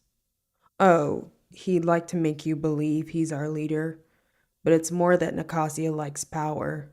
I like dramatics and Valerian likes violence. Carden can provide us with all three, or at least excuses for all three. Dramatics, I echo. I like for things to happen, for stories to unfold, and if I can't find a good enough story, I'll make one. He looks every inch the trickster in that moment. I know you overheard Nicasia talking about what was between us. She had Carden, but only in leaving him for me did she gain power over him. I ponder that for a moment, and while I do, I realize we're not taking our usual path to Maddox grounds. Locke has been leading me another way. Where are we going? My demenze, he says with a grin, happy to be caught out. It's not far. I think you'll like the hedge maze. I've never been to one of their estates save for Hollow Hall. In the human world, we children were always in the neighbors' yards, swinging and swimming and jumping, but the rules here are nothing the same.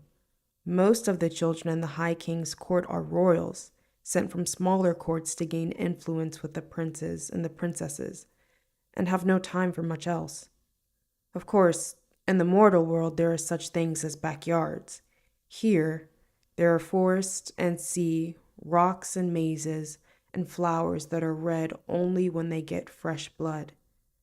I don't much like the idea of getting lost deliberately in a hedge maze, but I smile as though nothing could ever delight me more. I don't want to disappoint him. There will be a gathering later, Locke continues. You should stay. I promise it will be diverting. At that, my stomach clenches. I doubt he's having a party without his friends. That seems foolish, I say to avoid refusing the invitation outright. Your father doesn't like you to stay out late? Locke gives me a pitying look. I know he's just trying to make me feel childish when he knows perfectly well why I shouldn't be there. But even though I'm aware of what he's doing, it works. Locke's estate is more modest than Maddox and less fortified. Tall spires covered in shingles of mossy bark rise between the trees. The spiraling vines of ivy and honeysuckle that twine up the sides turn the whole thing green and leafy. Wow, I say. I have ridden by here and seen those spires in the distance, but I never knew to whose house they belonged. Beautiful. He gives me a quick grin. Let's go inside. Although there is a pair of grand doors in the front, he takes me around to a small door on the side that leads directly to the kitchens. A fresh loaf of bread rests on the counter, along with apples, currants, and soft cheese, but I do not see any servants who might have prepared this. I think, involuntarily, of the girl in Hollow Hall cleaning Carden's fireplace. I wonder where her family thinks she is, and what bargain she made. I wonder how easily I could have been her. Is this your family home?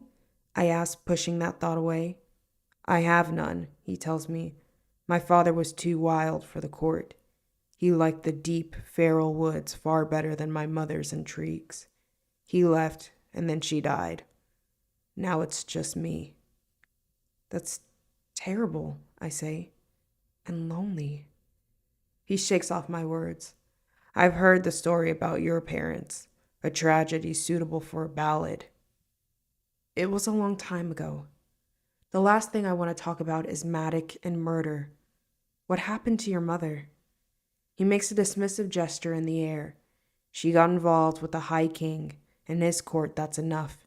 There was a child, his child, I suppose, and someone didn't want it born. Blush your mushroom. Although he began his speech airily, it doesn't end that way.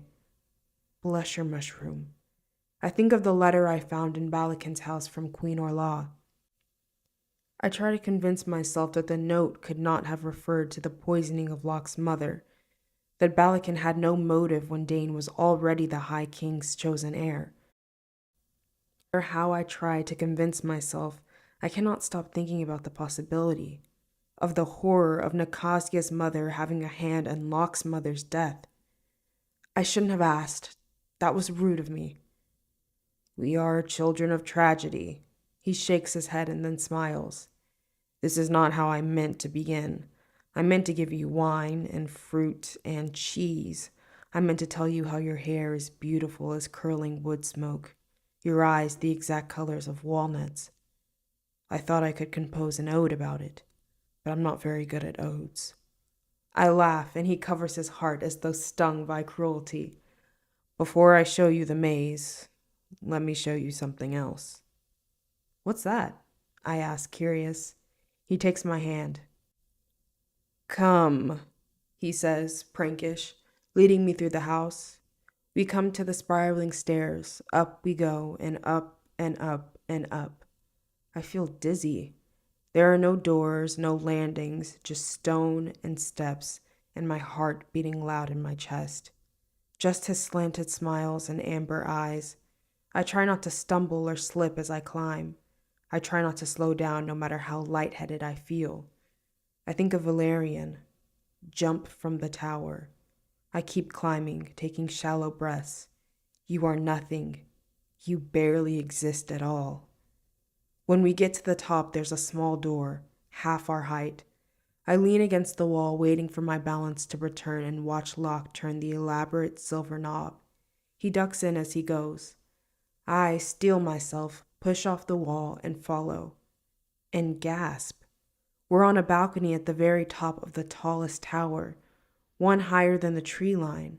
From here, lit by starlight, I can see the maze below and the folly in the center.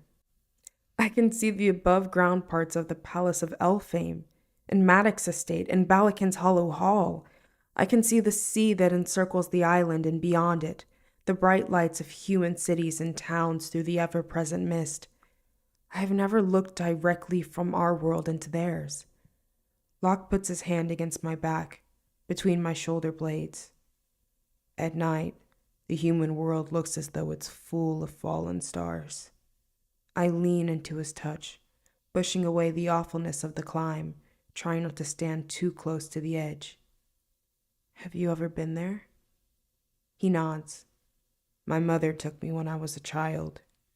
She said our world would grow stagnant without yours. I want to tell him that it's not mine, that I barely understand it, but I get what he's trying to say, and the correction would make it seem as though I didn't. His mother's sentiment is kind, certainly kinder than most views of the mortal world. She must have been kind herself. He turns me toward him and then slowly brings his lips to mine. They're soft and his breath is warm. I feel as distant from my body as the lights of the faraway city. My hand reaches for the railing. I grip it hard as his arm goes around my waist to ground myself in what's happening, to convince myself that I am here and that this moment, high above everything, is real. He draws back. You really are beautiful, he says. I am never so glad to know they cannot lie. This is incredible, I say, looking down. Everything looks so small, like on a strategy board. He laughs as though I cannot possibly be serious. I take it you spend a lot of time in your father's study. Enough, I say. Enough to know what my odds are against Carden, against Valerian and Nicosia, against you. He takes my hand. Carden is a fool. The rest of us don't matter. His smile turns slanted. But maybe this part of your plan. Persuade me to take you to the very heart of my stronghold. Maybe you're about to reveal your evil scheme and bend me to your will. Just so you know, I don't think it will be very hard to bend me to your will. I laugh despite myself. You're nothing like them. Aren't I? He asks. I give him a long look. I don't know. Are you going to order me off this balcony? His eyebrows go up. Of course not. Well then, you're not like them, I say, poking him hard in the center of his chest. My hand flattens, almost unconsciously letting the warmth of him seep through my palm. I hadn't realized how cold I'd become standing in the wind. You're not the way they said you would be, he says, bending toward me. He kisses me again. I don't want to think about the things they must have said, not now.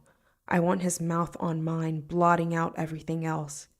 It takes us a long time to wend our way back down the stairs. My hands are in his hair. His mouth is on my neck. My back is against the ancient stone wall.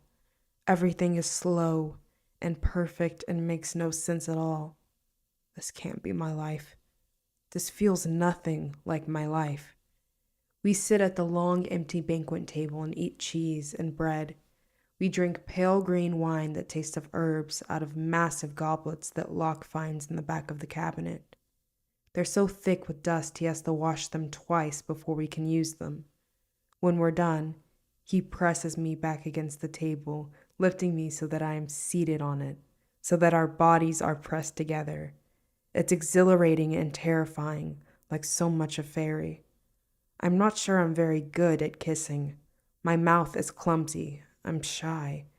I want to pull him closer and push him away at the same time. Fairies do not have a lot of taboos around modesty, but I do. I'm afraid that my mortal body stinks of sweat, of decay, of fear. I'm not sure where to put my hands, how hard to grab, how deep to sink my nails into his shoulders.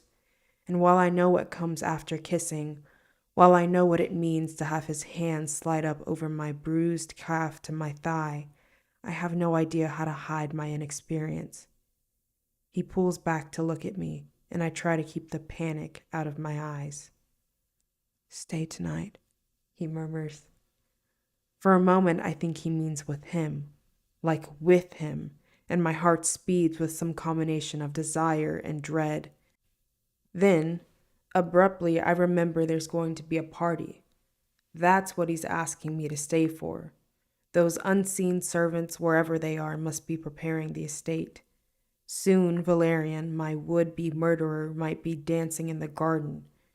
Well, maybe not dancing. He'll probably be leaning against a wall stiffly, with a drink in his hand, bandages around his ribs, and a new plan to murder me in his heart. If not new orders to murder me from Carden. Your friends won't like it, I say, sliding off the table.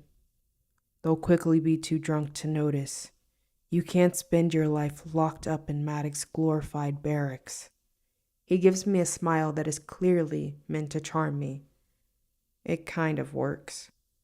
I think about Dane's offer to give me a love mark on my brow and wonder idly if luck might have one, because despite everything, I'm tempted. I don't have the right clothes, I say, gesturing to the tunic I have on, stained with Valerian's blood. Me up and down longer than an inspection of my garments requires. I can find you a gown. I can find you anything you'd like.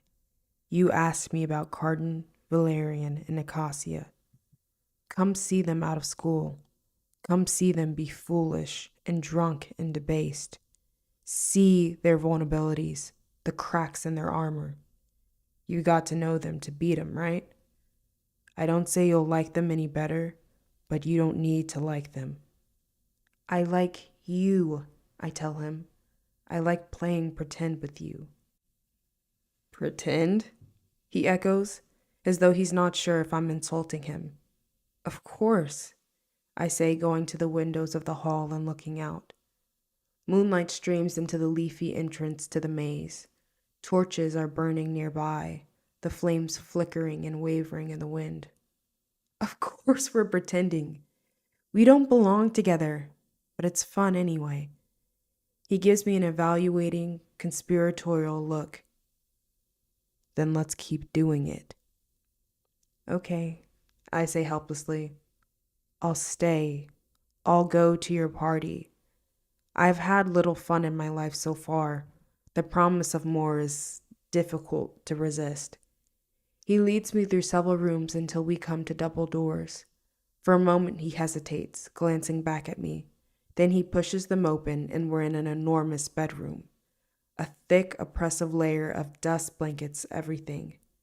There are footprints, 2 sets. He's come in here before, but not many times. The dresses in the closet were my mother's. Borrow whatever you like, he says, taking my hand. Looking around this untouched room at the heart of the house, I understand the grief that made him lock it up for so long. I'm glad to be let in. If I had a room full of my mother's things, I do not know if I would let anyone inside.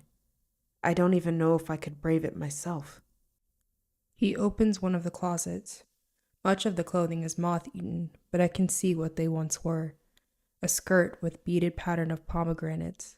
Another that pulls up like a curtain to show a stage with jeweled mechanical puppets underneath. There is even one stitch with a silhouette of dancing fawns as tall as the skirt itself.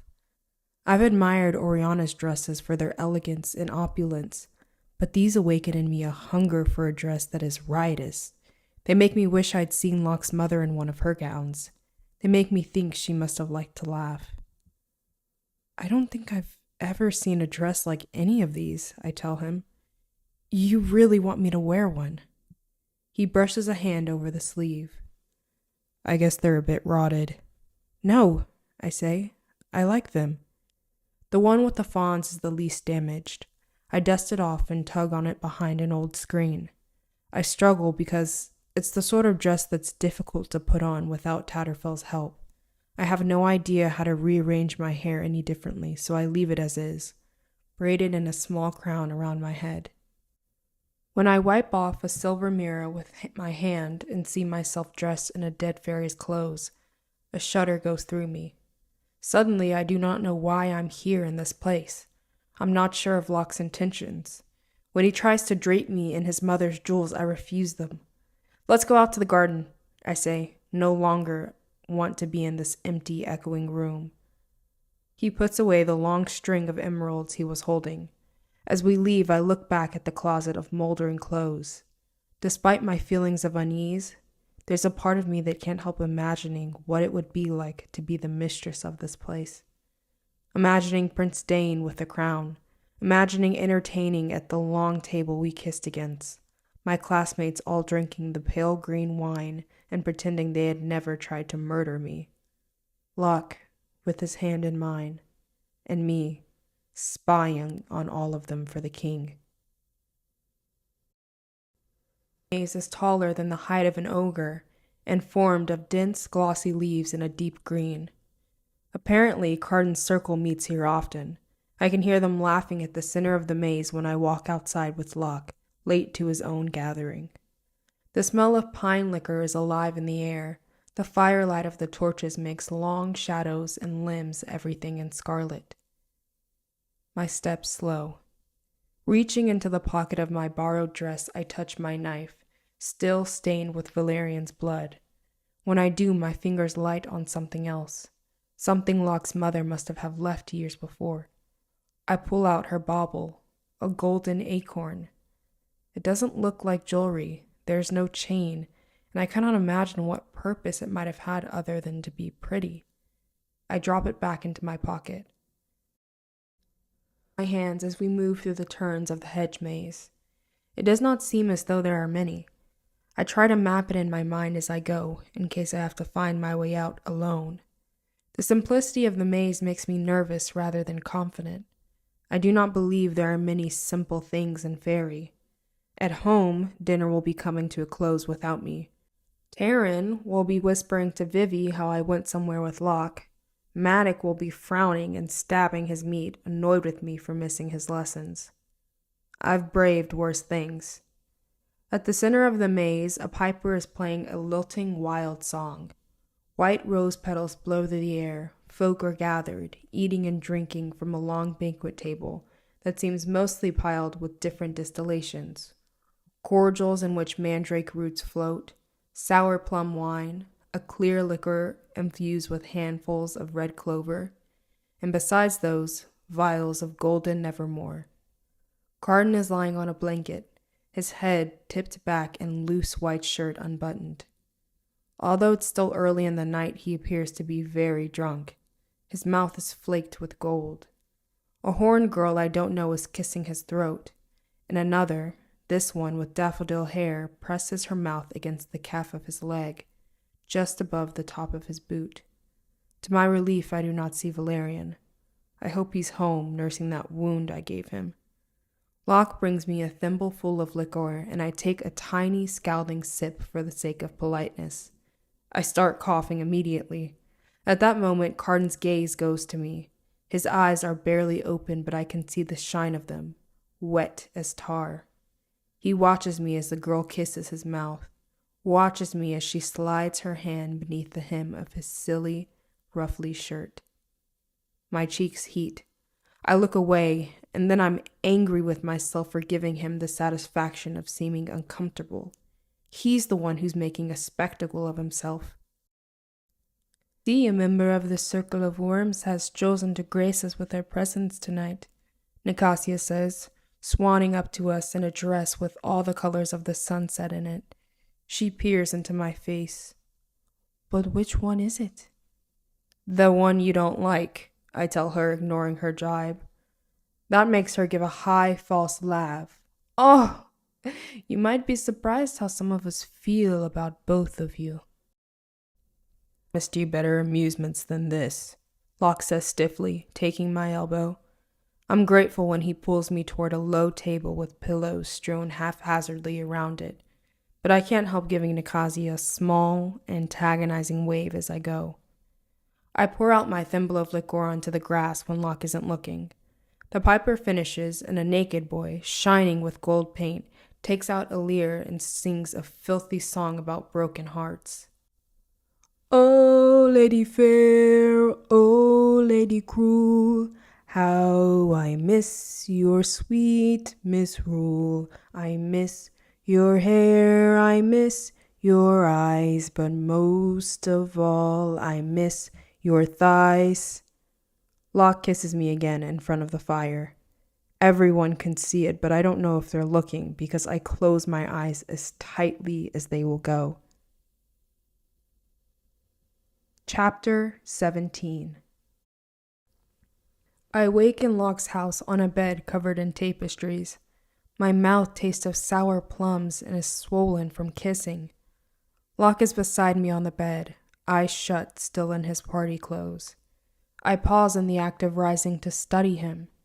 His sharp ears and fox fur hair, the softness of his mouth, his long limbs spread out in his sleep. His head is pillowed on one of the ruffle-covered wrists. The night comes back in a rush of memory. There was dancing and a chase through the maze. I remember falling on my hands in the dirt and laughing, totally unlike myself. Indeed, when I look down at the borrowed ball gown I slept in, there are grass stains on it. Not that I'd be the first to green gown her. Prince Carden watched me all night, a shark restlessly circling, waiting for the right moment to bite. Even now I can conjure the memory of the scorched black of his eyes, and if I laughed louder for the sake of angering him, if I smiled wider and kissed Locke longer, that is a kind of deceit that even the folk cannot condemn. Now, however, the night feels like one long, impossible dream. Locke's bedroom is messy, books and clothes scattered on divans and low couches. I wade through to the door and pad over the empty halls of the house. Finding my way back to the dusty room of his mother's, I take off her gown and tug on yesterday's clothes. I reach to take my knife from her pocket, and when I do, the golden acorn comes out with it. Impulsively, I tuck both the knife and acorn into my tunic. I want some memento of the night, something to recall it should nothing like it ever happen again. Locke told me I could borrow anything in the room, and I'm borrowing this. On my way out, I pass the long dining table. Nicasia is there, sectioning an apple with her little knife. "Your hair looks like a thicket," she says, popping a slice of fruit into her mouth. I glance at the silver plate on the wall, which shows only a distorted and blurred image of myself. Even in that, I can tell she's right. A halo of brown surrounds my head. Reaching up, I begin undoing my braid, combing it out with my fingers. "Locke's asleep," I say, assuming that she's waiting to see him.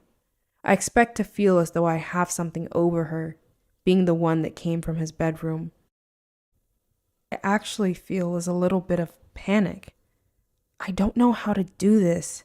I don't know how to wake up in a boy's house and talk to the girl with whom he had had a relationship. That she's also a girl who probably wants me dead. Oddly, the only part of this that feels at all normal. "My mother and his brother thought we were to wed," she says, seeming as though she might be talking to the air and not to me at all. "It was going to be a useful alliance." "With Locke?" I ask, confused. She gives me an annoyed look, my question seeming to bring her briefly out of her story. "Carden and me, he ruins things. That's what he likes, to ruin things." Of course, Carden likes to ruin things. I wonder how that could be something she only just realized. I would have thought that would be something they had in common. I leave her to her apple and her reminisce and head toward the palace. A cool breeze blows through the trees, lifting my loose hair and bringing me the scent of pine. In the sky, I hear the call of gulls. I'm grateful for the lecture today, glad to have an excuse for not going home and hearing whatever Oriana has to say to me. Today, the lecture is in the tower, my least favorite location. I climb the steps and settle myself. I am late, but I find a spot on the bench near the back. Taryn is sitting on the other side. She looks at me once, raising her brows. Carden is beside her, dressed in green velvet, with golden stitching picking out thorns tipped in blue thread. He lounges in his seat, long fingers tapping restlessly against the wood of the bench beside him.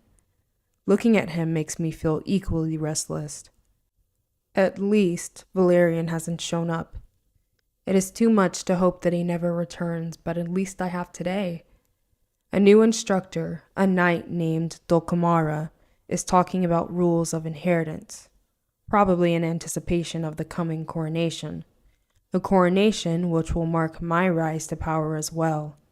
Once Prince Dane is the High King, his spies can haunt the shadows of Elfame with only Dane himself to keep us in check. In some of the lower courts, a king or queen's murderer can take the throne, Dulcamara says. She goes on to tell us that she is part of the court of termites, which has not yet joined Eldred's banner. Although she's not wearing armor, she stands as though she's used to the weight of it. And that is why Queen Ma bargained with the Wild Fae to make the crown King Eldred wears, which can only be passed down to her descendants. It would be tricky to get it by force. She grins wickedly. If Carden were to try and stop her lesson, she looks like she would eat him alive and crack his bones for marrow. The Gentry children look at Dulcamara uncomfortably. Rumor has it that Lord Ryben, her king, is planning to swear to the new High King, bringing with him his large court, one that has held off Maddox's forces for years. Rybin's joining the High Court of Elfheim is widely considered to be a masterstroke of diplomacy, negotiated by Prince Dane against Maddox's wishes. I suppose she's come for the coronation. Larkspur, one of the youngest of us, pipes up. What happens when there are no more children in the Greenbrier line? Dokkamar smiled gentles. Once there are fewer than 2 descendants, one to wear the crown and the other to place it on the ruler's head, the high crown and its power crumble. All of Elfheim will be free from their oaths to it. Then, who knows? Maybe a new ruler will make a new crown. Maybe you'll return to warring with smaller Seelie and Unseelie courts. Maybe you'll join our banners in the southwest. Her smile makes it clear which of those she would prefer. I stick my hand up. Dokkamar nods in my direction. What if someone tries to take the crown? Carden gives me a look. I want to glare, but I can't help thinking of him sprawled out on the ground with those girls. My cheeks heat all over again. I drop my gaze. An interesting question, Dokkamar says.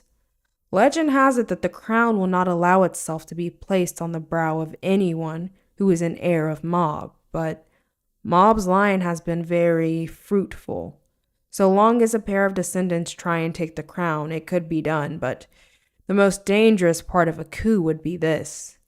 The crown is cursed so that a murder of its wearer causes the death of the person responsible.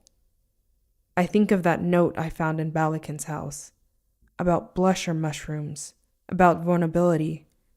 After the lecture, I go down the steps carefully, remembering taking them at a run after stabbing Valerian. My vision blurs and I feel dizzy for a moment, but the moment passes. Taryn, coming behind me, all but pushes me into the woods once we're outside. First of all, she says, tugging me over patches of curling ferns, no one knows you weren't home at all last night except for Tatterfell, and I gave her one of your nicest rings to make sure she wouldn't say anything, but you have to tell me where you were. Locke had a party at his house, I say.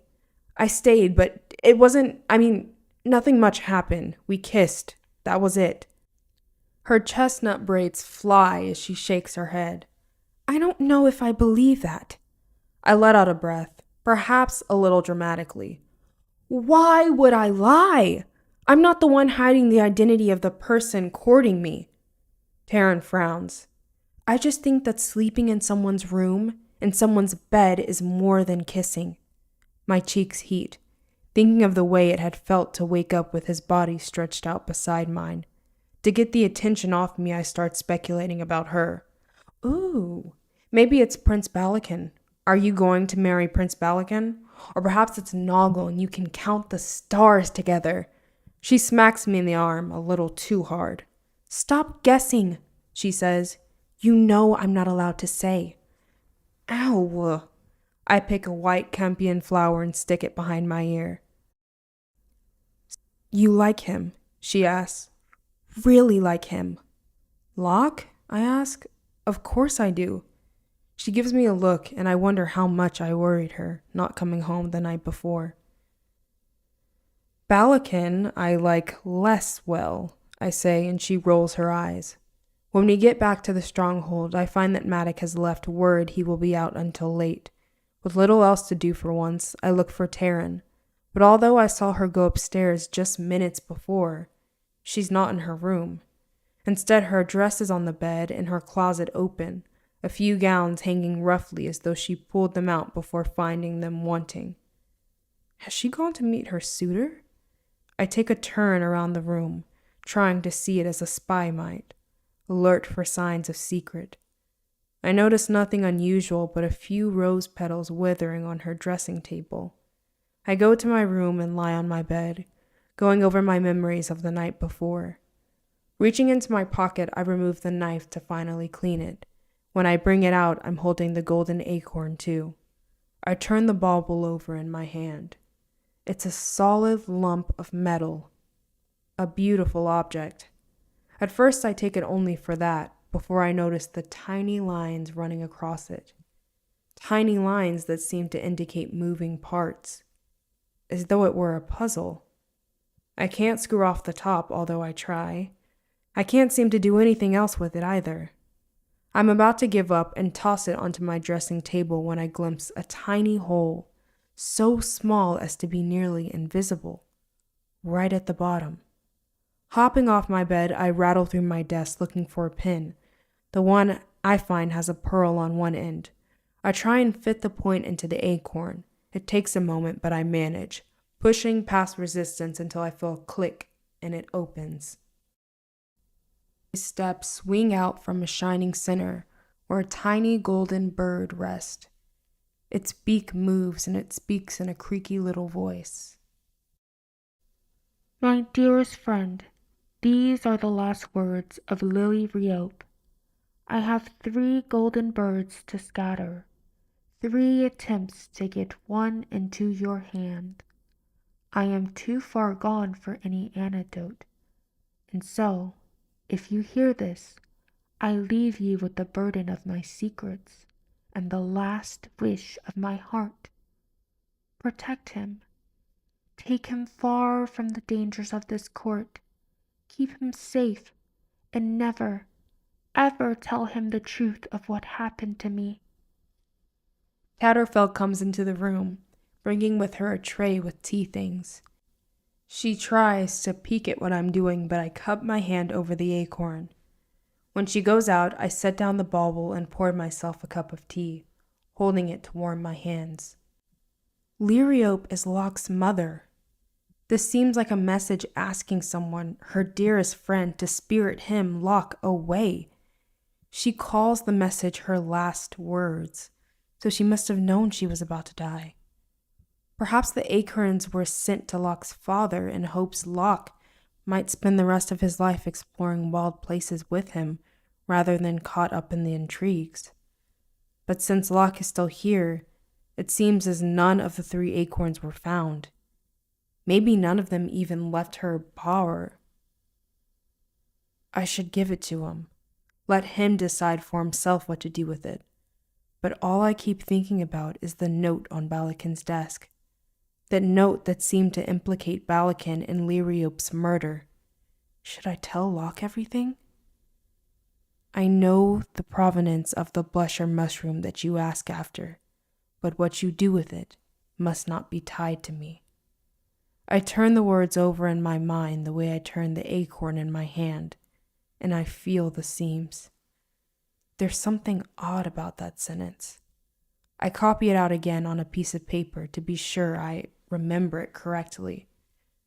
When I first read it, the note seemed to imply that Queen Orla had located a deadly poison for Balakin, but blusher mushrooms, while rare, grow wild even on this island. I picked blusher mushrooms in the milkwood, beside the blackthorn bees who built their hives high in the trees.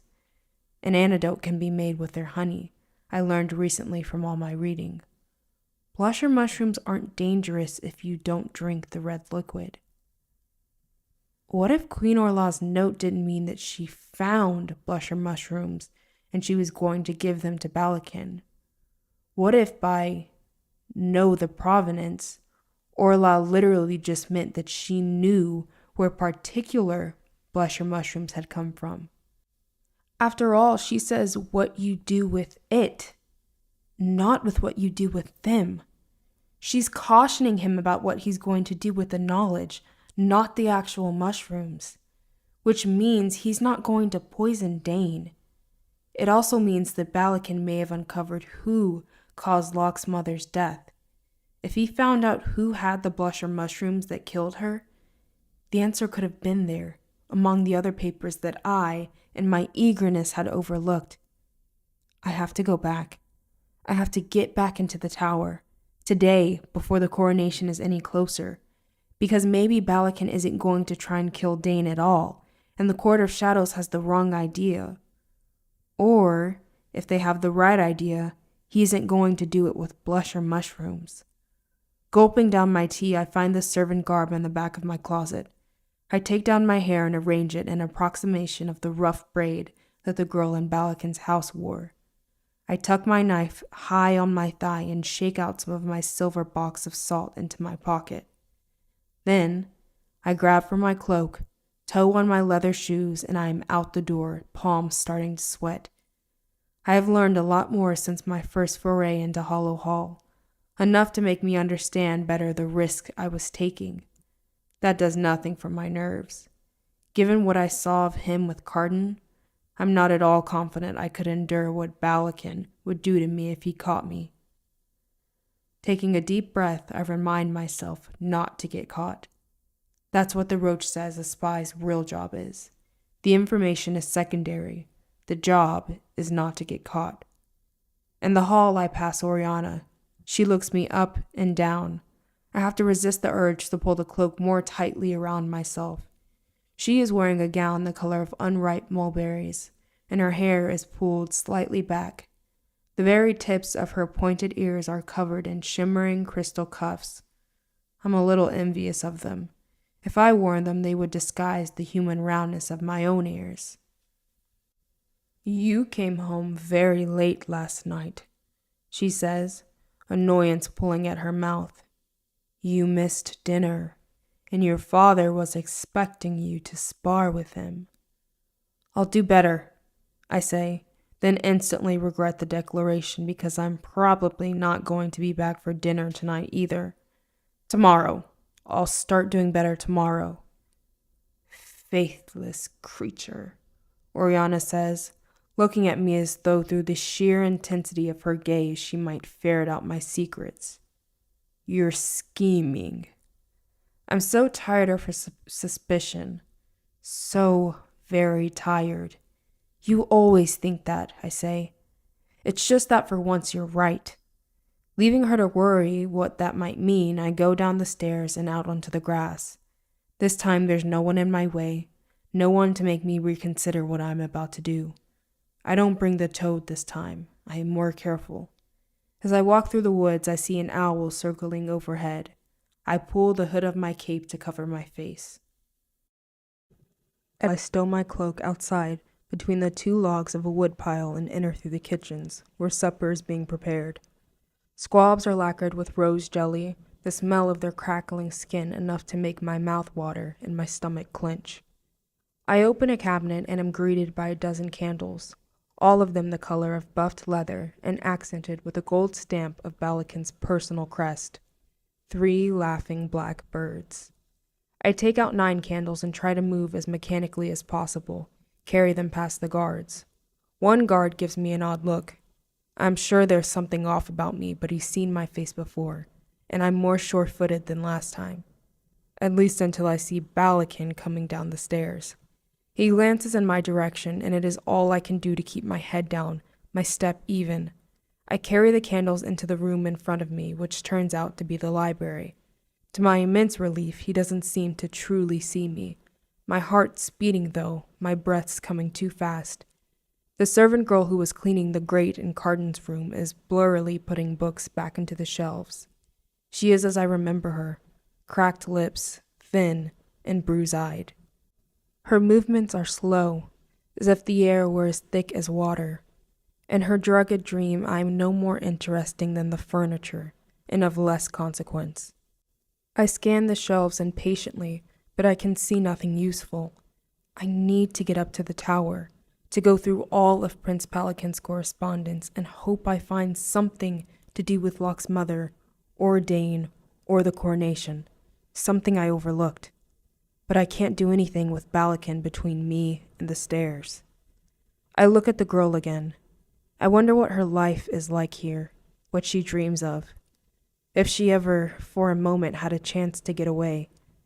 At least, thanks to the geese, if Balakin did catch me, this would not be my fate. I wait, counting to 1,000 while piling my candles on a chair. Then I look out. Thankfully, Balakin is gone. Quickly, I head up the stairs toward the tower. I hold my breath as I pass Carden's door, but luck is with me. It is shut tight. Then, I am up the stairs and into Balakin's study. I note the herbs in the jars around the room, herbs I see with new eyes. A few are poisonous, but most are just narcotic. Nowhere do I see blusher mushrooms. I go to his desk and wipe my hands against the rough cloth of my dress, trying to leave no trace of sweat, trying to memorize the pattern of papers. There are 2 letters from Maddock, but they just seem to be about which knights will be at the coronation and in what pattern around the central days. That seem to be about assignations, about revels and parties and debauches. Nothing about blusher mushrooms, nothing about poisons at all, nothing about Lily Riope or murder. The only thing that seems even a little surprising is a bit of doggerel, a love poem in Prince Dane's hand about a woman who remains unidentified, except by her sunrise hair and starlit eyes. Worse, nothing I can find tells me anything about a plan to move against Prince Dane. If Balakan is going to murder his brother, he's smart enough not to leave evidence lying around. Even the letter about the blusher mushroom is gone. I have risked coming to Hollow Hall for nothing. For a moment, I just stand there, trying to corral my thoughts. I need to leave without drawing attention to myself. A messenger. I will disguise myself as a messenger. Messages run in and out of estates all the time. I take a blank sheet of paper and scrawl Maddock on one side, then seal the other with wax. The sulfur of the match hangs in the air for a moment. As it dissipates, I descend the steps, faked message in hand. When I pass the library, I hesitate. The girl is still inside, mechanically lifting books from pile and placing them on shelves. She will keep doing that until she's told to do something else, until she collapses, until she fades away unremembered, as if she were nothing. Leave her here. I don't have anything to go back to the mortal world, but she might. And yes, it's a betrayal of Prince Dane's faith in me, a betrayal of Fairy itself. I know that, but all the same, I can't leave her. There is a kind of relief in realizing it. I walk into the library, setting down the note on a table. She does not turn, does not react at all. I reach into my pocket and cup a little salt in the center of my palm. I hold it out to her, the way I would if I was coaxing a horse with sugar. Eat this, I tell her in a low voice. She turns toward me, although her gaze doesn't focus. She says, voice rough with disuse. No, Salt, you're not supposed to. I clamp my hand over her mouth, some of the salt tipping out into the ground, the rest pressed against her lips. I am an idiot, an impulsive idiot. Locking my arm around her, I drag her deeper into the library. She's alternating between trying to shout and trying to bite me. She keeps scratching at my arms, her nails digging into my skin. I hold her there against the wall until she sags, until the fight goes out of her. I'm sorry, I whisper as I hold on. I'm winging it. I don't want to hurt you. I want to save you. Please let me do this. Let me save you. She's been still long enough that I take a chance and pull my hand away. She's panting, breaths coming in fast. She doesn't scream, though, which seems like a good sign. We're getting out of here, I tell her. You can trust me. She gives me a look of blank incomprehension.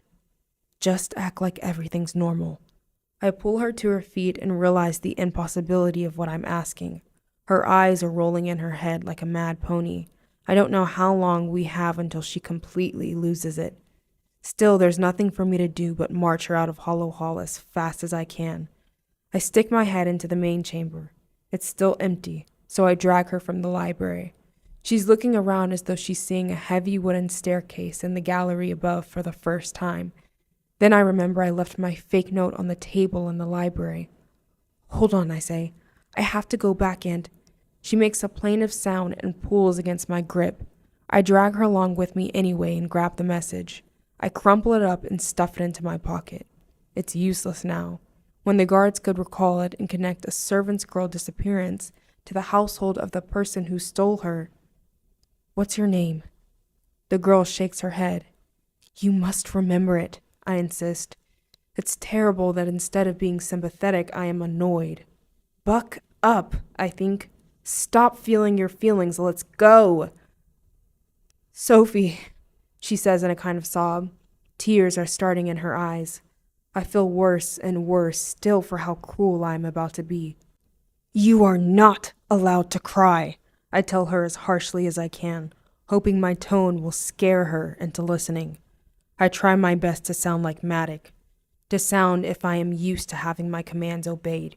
You must not cry. I will slap you if I have to. She cringes but subsides into silence. I wipe her eyes with the back of my hand. Okay? I ask her. When she doesn't answer, I figure there's no more point in conversation. I steer her toward the kitchens. We'll have to pass by guards. There's no other way out. She has pasted on a horrible rictus of a smile, but at least has enough self-possession for that. More worrying is the way she can't stop staring at things. As we walk toward the guards, the intensity of her gaze is impossible to disguise. I improvise, trying to sound as though I am reciting a memorized message without inflection in the words. Prince Carden says we are to attend him. One of the guard turns to the others. Balakin won't like that. I try not to react, but it's hard. I just stand there and wait. If they lunge at us, I'm going to have to kill them. Very well, the first guard says. Go. But inform Carden that his brother demands he bring both of you back this time. I don't like the sound of that. The second guard glances over at Sophie in her wild eyes. What do you see?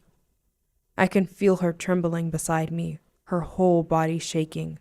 I need to say something fast before she does. Lord Carden told us to be observant, I say, hoping that the plausible confusion of an ambiguous command will help to explain the way she's acting. Then, I walk on with Sophie through the kitchens, past the human servants I am not saving, aware of the futility of my actions. Does helping one person really matter on balance? Once I have power, I will find a way to help them all, I tell myself. And once Dane is in power, I will have power. I make my movements slow. I let myself breathe only when we finally stepped outside. And it turns out even that's too soon. Carden is riding toward us on a tall, dappled gray horse. Behind him is a girl on a palfrey, Nicasia. As soon as he gets inside, the guards will ask him about us. As soon as he gets inside, he will know something is wrong. If he doesn't see me and no sooner than that. What would be the punishment for stealing a prince's servant? I don't know. A curse, perhaps, such as being turned into a raven and forced to fly north and live for 7 times 7 years in an ice palace, or worse, no curse at all, an execution. It takes everything I've got not to break and run. It's not as though I think I could make it into the woods, especially not hauling a girl with me. He would ride us both down. Stop staring, I hiss at Sophie, harsher than I mean to. Look at your feet. Scolding me, she says, but at least she's not crying. I keep my head down, looping her arm through mine, walk toward the woods.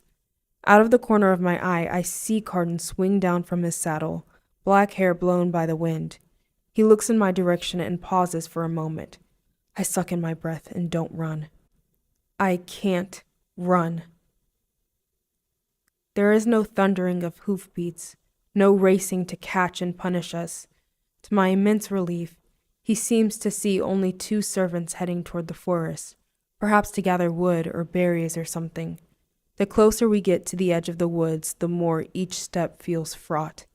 Then Sophie sinks to her knees, turning to look back at Balakin's manor.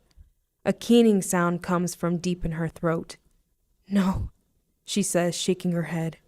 No, this isn't real. This didn't happen. I jerk her up, digging my fingers into her armpit. Move, I say. Move or I will leave you here. Do you understand me? I will leave you and Prince Carden will find you and drag you back inside. Cheating a glance back, I see him. He's off his horse and leading it to the stables. Nicasia still sits atop of hers, her head tipped back, laughing at something he said. He's smiling too, but it's not his usual sneer. He doesn't look like the wicked villain from a story. He looks like an inhuman boy out for a walk with his friend in the moonlight. Sophie staggers onward. We can't get caught now. Not when we're so close. The moment when I cross into the pine needle-strewn woods, I let out an enormous breath. I keep her moving until we reach the stream. I make her walk through it, though the cold water and sucking mud slows us down. Any way of hiding our tracks is worth doing. She sinks down on the bank and gives over to weeping. I watch her, wishing I knew what to do, wishing I was a better, more sympathetic person, instead of being annoyed and worried that any delay is going to get us caught.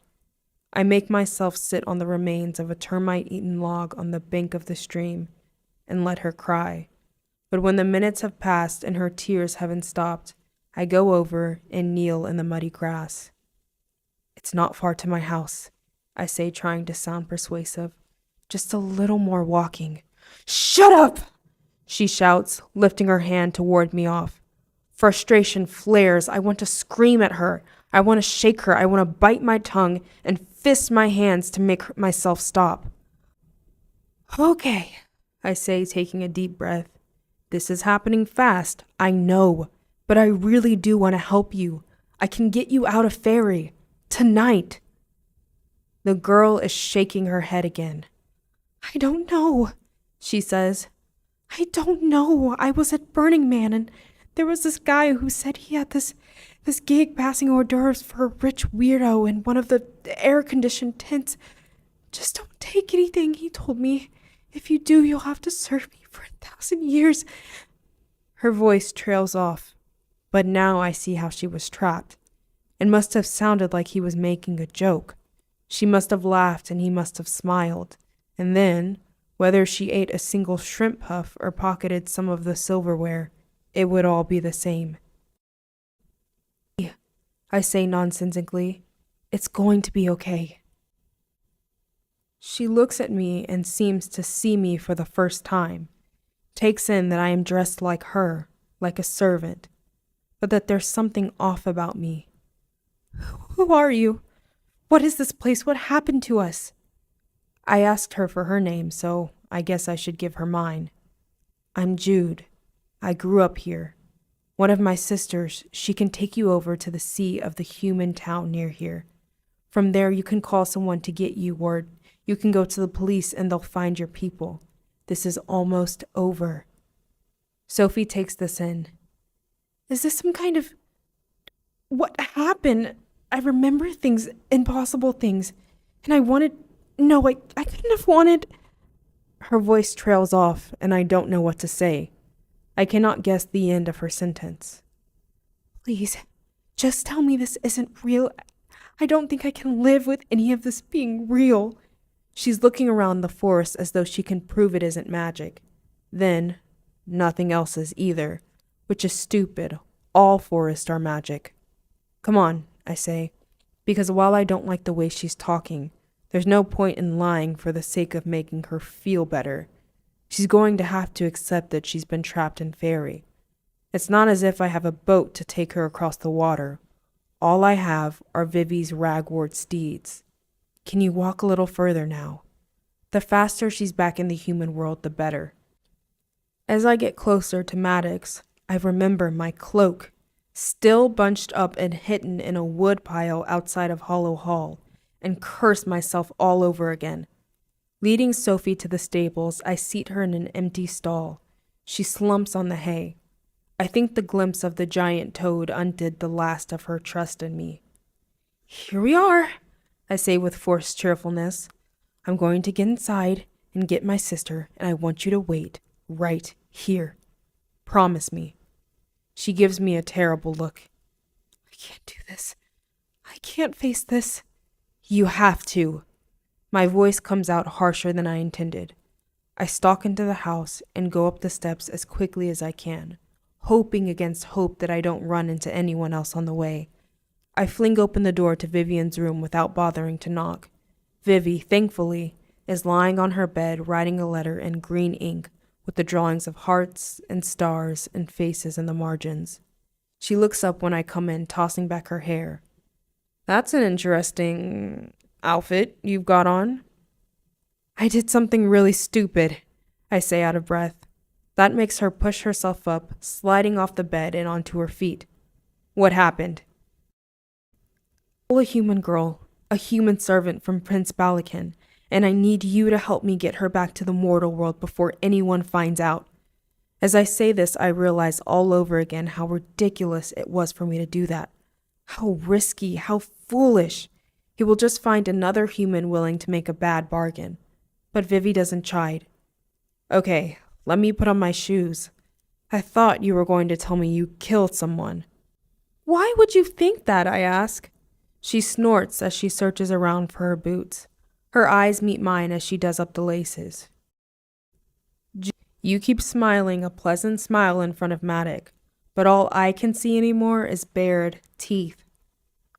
I'm not sure what to say to that. She puts on a long, fur-trimmed green coat with frog clasp. Where is the girl? In the stables, I say. I'll take you. Vivi shakes her head. Absolutely not. You have to get out of those clothes, put on a dress, and go down to dinner and make sure you act like everything's normal. If someone comes to question you, tell them you've been in your room this whole time. No one saw me, I say. Vivi gives me her best fish-eyed look. No one. You're sure?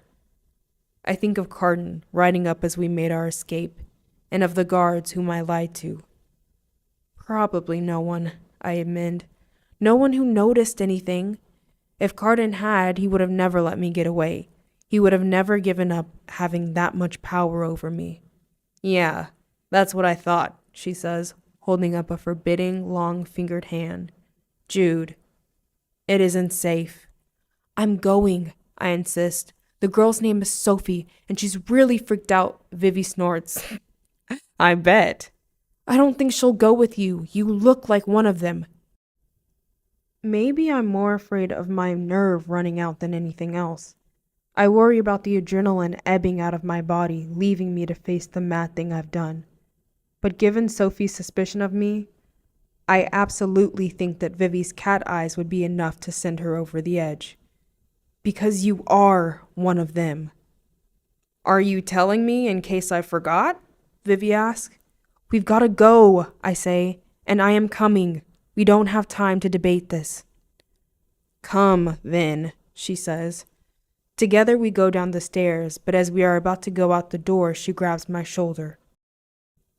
Save our mother, you know. She's already dead. I feel as though she slapped me.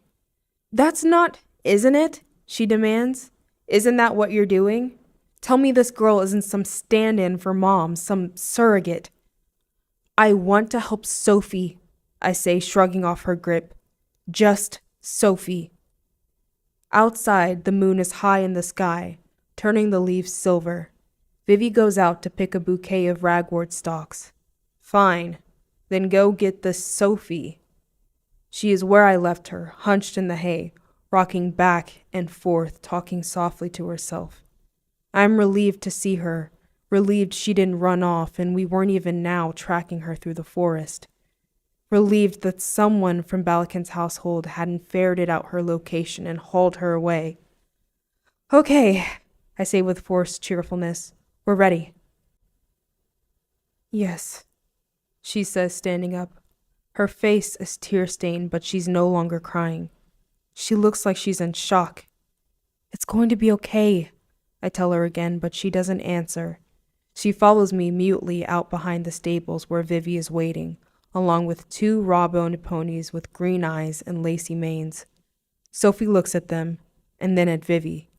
She begins to back away, shaking her head when I come near her. She backs away from me, too. No, she says. Please, no more.